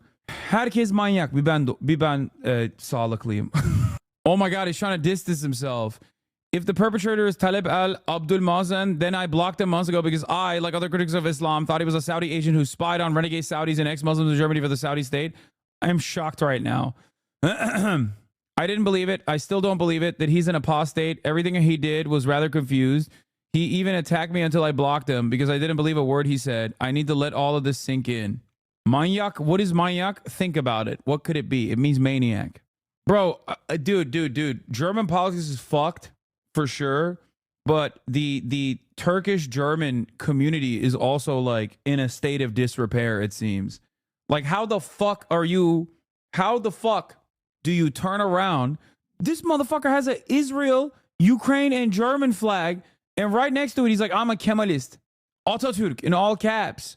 Like what the fuck? What happened? I feel like they hit the randomizer. You are an ex-Muslim, militant atheist, gay, not queer, so anti-trans, activist who is a part of the supporter of the fascist party. Like, how the fuck do you arrive at this? Like, it's like, at least Jesse Lee Peterson is a black guy who's a white supremacist, okay? Like, that shit's insane. That's insane for sure. But there isn't, like, so many different, unique, inherently contradictory political motivations involved with Jesse Lee Peterson. He's a black dude, and he's anti-black, okay? Candace Owens, same shit. Black woman, but a white supremacist. This guy is a Turkish migrant who is directly advocating for the mass deportation of Turkish people, okay?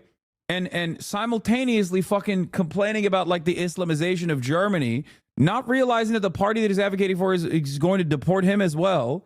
And also he's like, I mean, pro-Israel, I guess, is par for the course in that regard. But it's just, materials analysis didn't prepare you for this one. Dude, there is nothing. German politics is so broken, dude.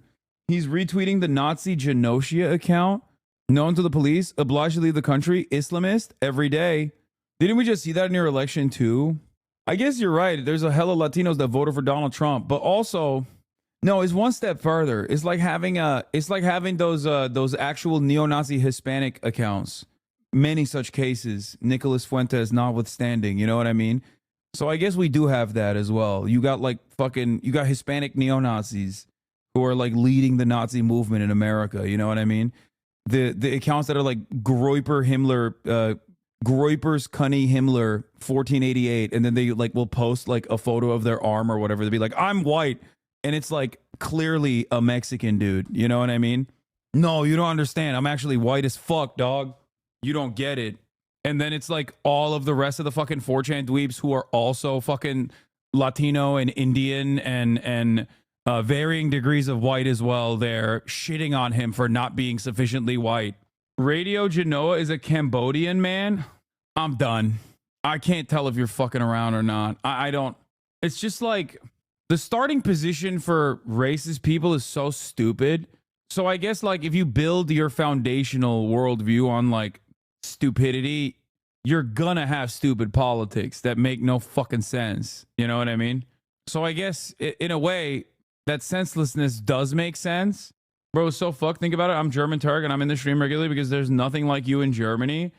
I mean, I'm sure there's some normal fucking German leftists out there. I mean, there are definitely normal German leftists out there. They're just not in the anti-Deutsche movement. Let me tell you, okay? They are not a part of that. Whatever the fuck that is, I don't know. I guess that was like 2 weeks ago in the UK. So that's the kind of, I mean, this is an important example because he had only 9 followers on Twitter and he was anonymous on Twitter, but they used either his IP address or Wait, if you wonder who's behind Radio Genoa, the answer is hilarious. An Asian guy from Cambodia posing as a white nationalist. Where are you from, bro? I from Thailand. Cambodia. What Cambodia? What is happening? Like, what? The brain rot goes much deeper than Ali Utlu, by the way. He's a member of the expert circle of circumcision affected ones. He's an intactivist, bro. Ali Utlu, the gay, not queer, pro-Israel, Turkish German, who is an ex-Muslim. Of course, why wouldn't he be? Okay, why wouldn't he be? Why wouldn't Ali Utlu also be an intactivist? It makes sense. He's all the other weird shit too. God damn, what a goddamn shame this is. Like, what the fuck? To be fair, a white American expat who's an ultra monarchist, loved the Thai royal family, was on the news and popped off on the net recently. People are weird. Jesus Christ, dude. I should have never stepped foot into German politics, dude. The fascinating world of German politics is littered with some of the biggest fucking freaks. Actually, if you thought you were ready for German politics, you were not ready for it.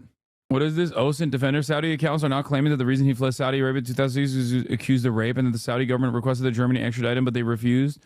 He was accused of rape. I don't know about that.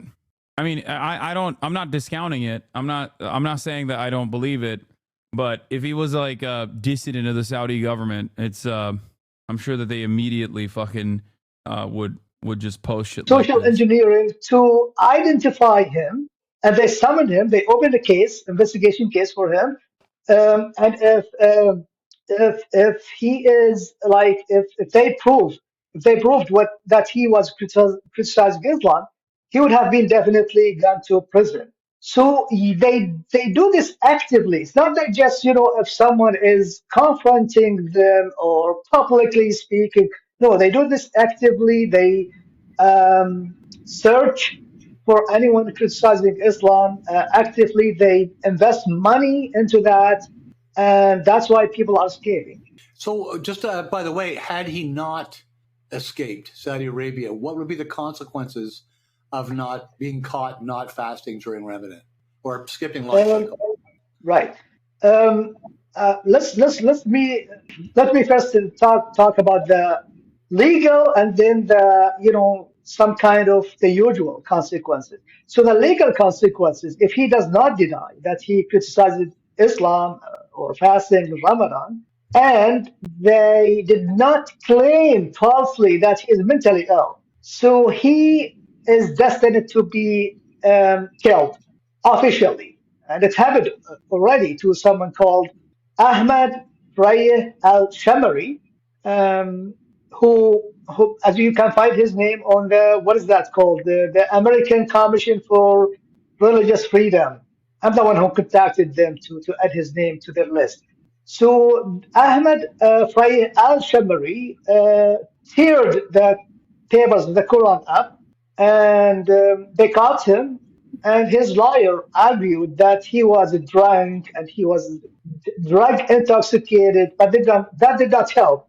They insisted and they issued a final verdict twice, not only once, twice, execution, the death penalty for him. Still, they did not remove it until now.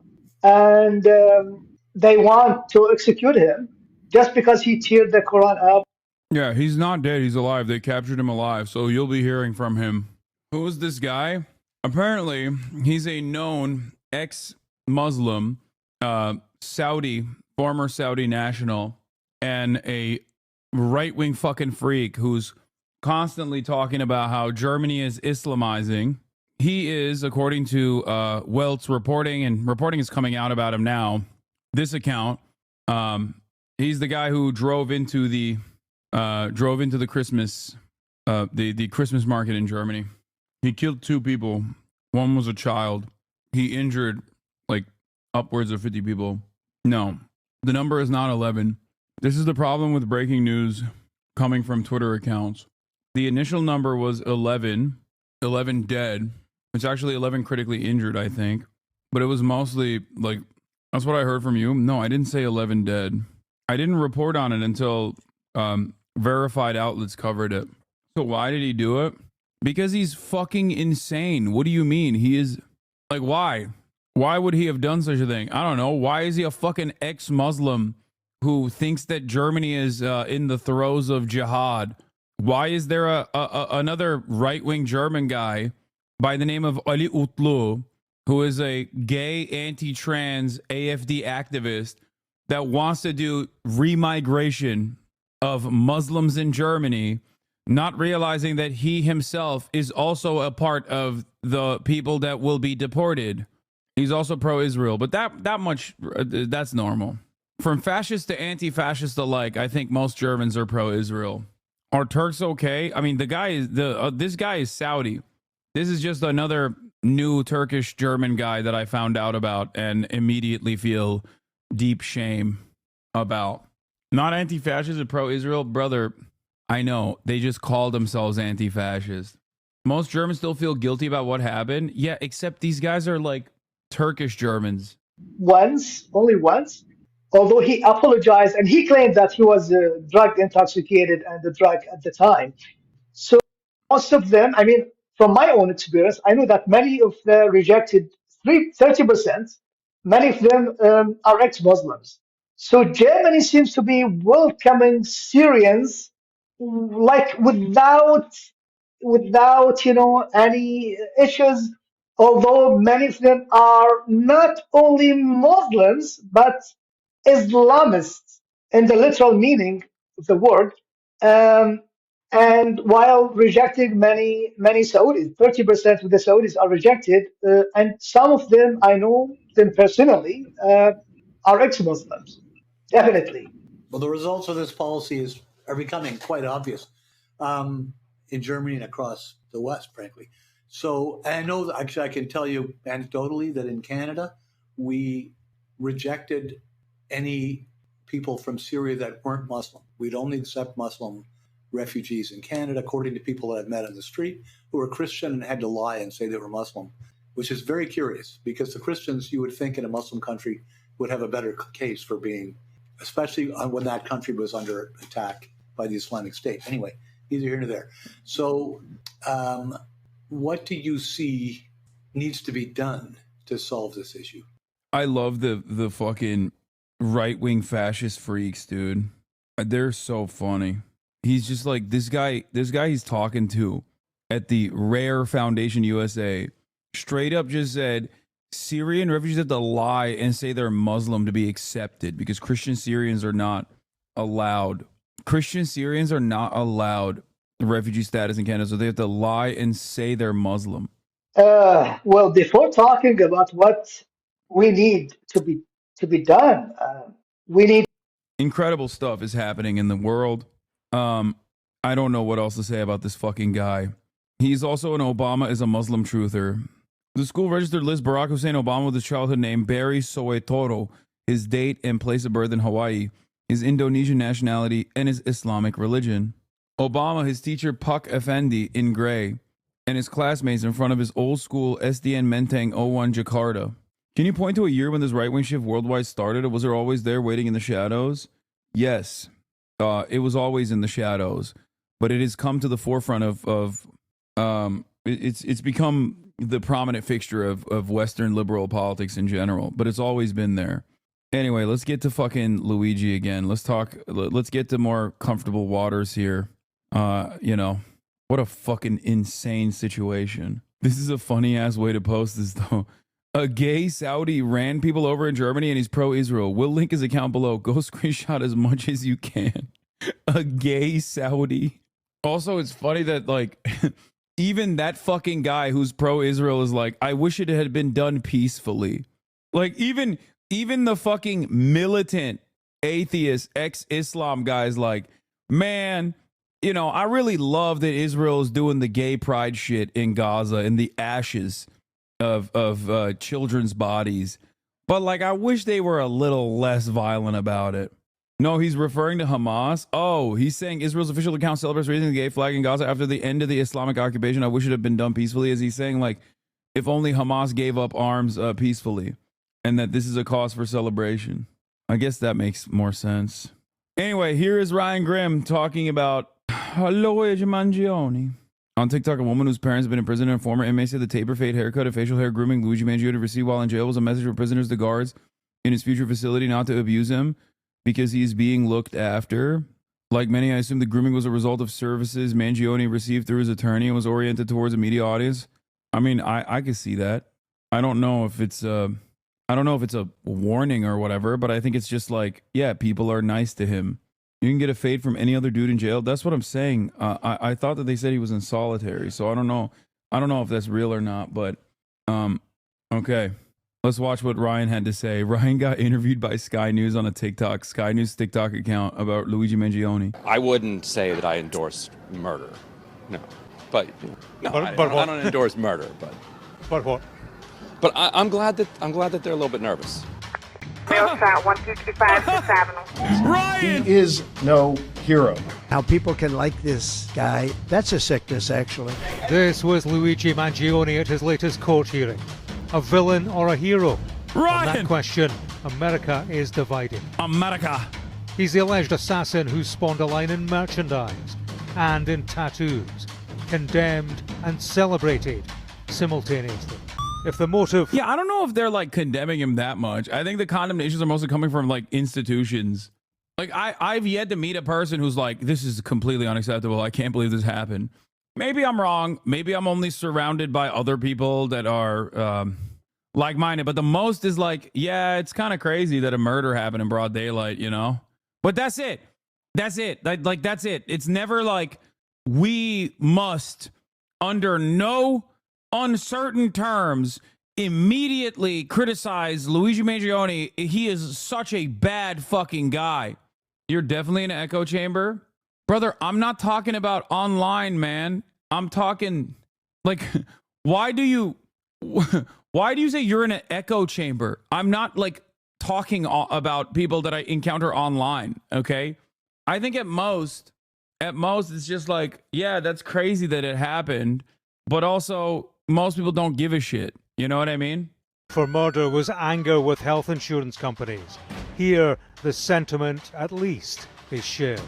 People should have access to health care without being refused. The doctors know best, not the insurance company. It's also funny because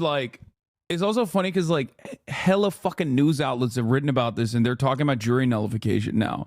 They're literally talking about like the jury is going to run into serious problems because how are you going to find people that are not sympathetic to Luigi Mangione? That was a Newsweek article headline, okay? And there are still chatters who are like, man, you're just in an echo chamber. In my house, everyone's really fucking excited about, United Healthcare's profit margins this upcoming. United Healthcare's dividends in Q1 are going to be fantastic, and that's what we're excited about in our household. This is a r/neoliberal household, sir. My son, he was in the emergency room for malaria. I received a bill for $20,000. If the regulators aren't going to do it, if the lawmakers aren't going to do it, if the voters aren't going to do it, at least it's nice if they've got some idea in their mind that there are ethical lines that they shouldn't cross. In short, it's fantastically expensive, extraordinarily complex, and frustrating to most Americans. Brian Thompson is the... Yeah, it's like, bro, you said I wouldn't be surprised they're all CEOs. Bro, CEOs don't like healthcare. I'm telling you, one of the formative experiences I had in the state of California when I had to get my own medical insurance because my COBRA coverage lapsed after I had left the Young Turks. And at that point, I was like financially stable. I was pretty well off. And even then, it was a rather difficult process to get the maximum amount of coverage because like they just don't offer it. They literally only offer corporate accounts maximum coverage. As a singular recipient, when you want to get healthcare for yourself, when you want to get healthcare for yourself, it literally is like they're like, nah, you can't have the best. Like, and I'm a rich guy. You know what I mean? Like, it's crazy. So for me, I've obviously been in the throes of the for-profit medical system before when I wasn't well off, right?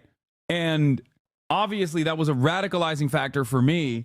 But my point is, even if you're like a wealthy person, even if you're a CEO, you can still be fucked over by healthcare.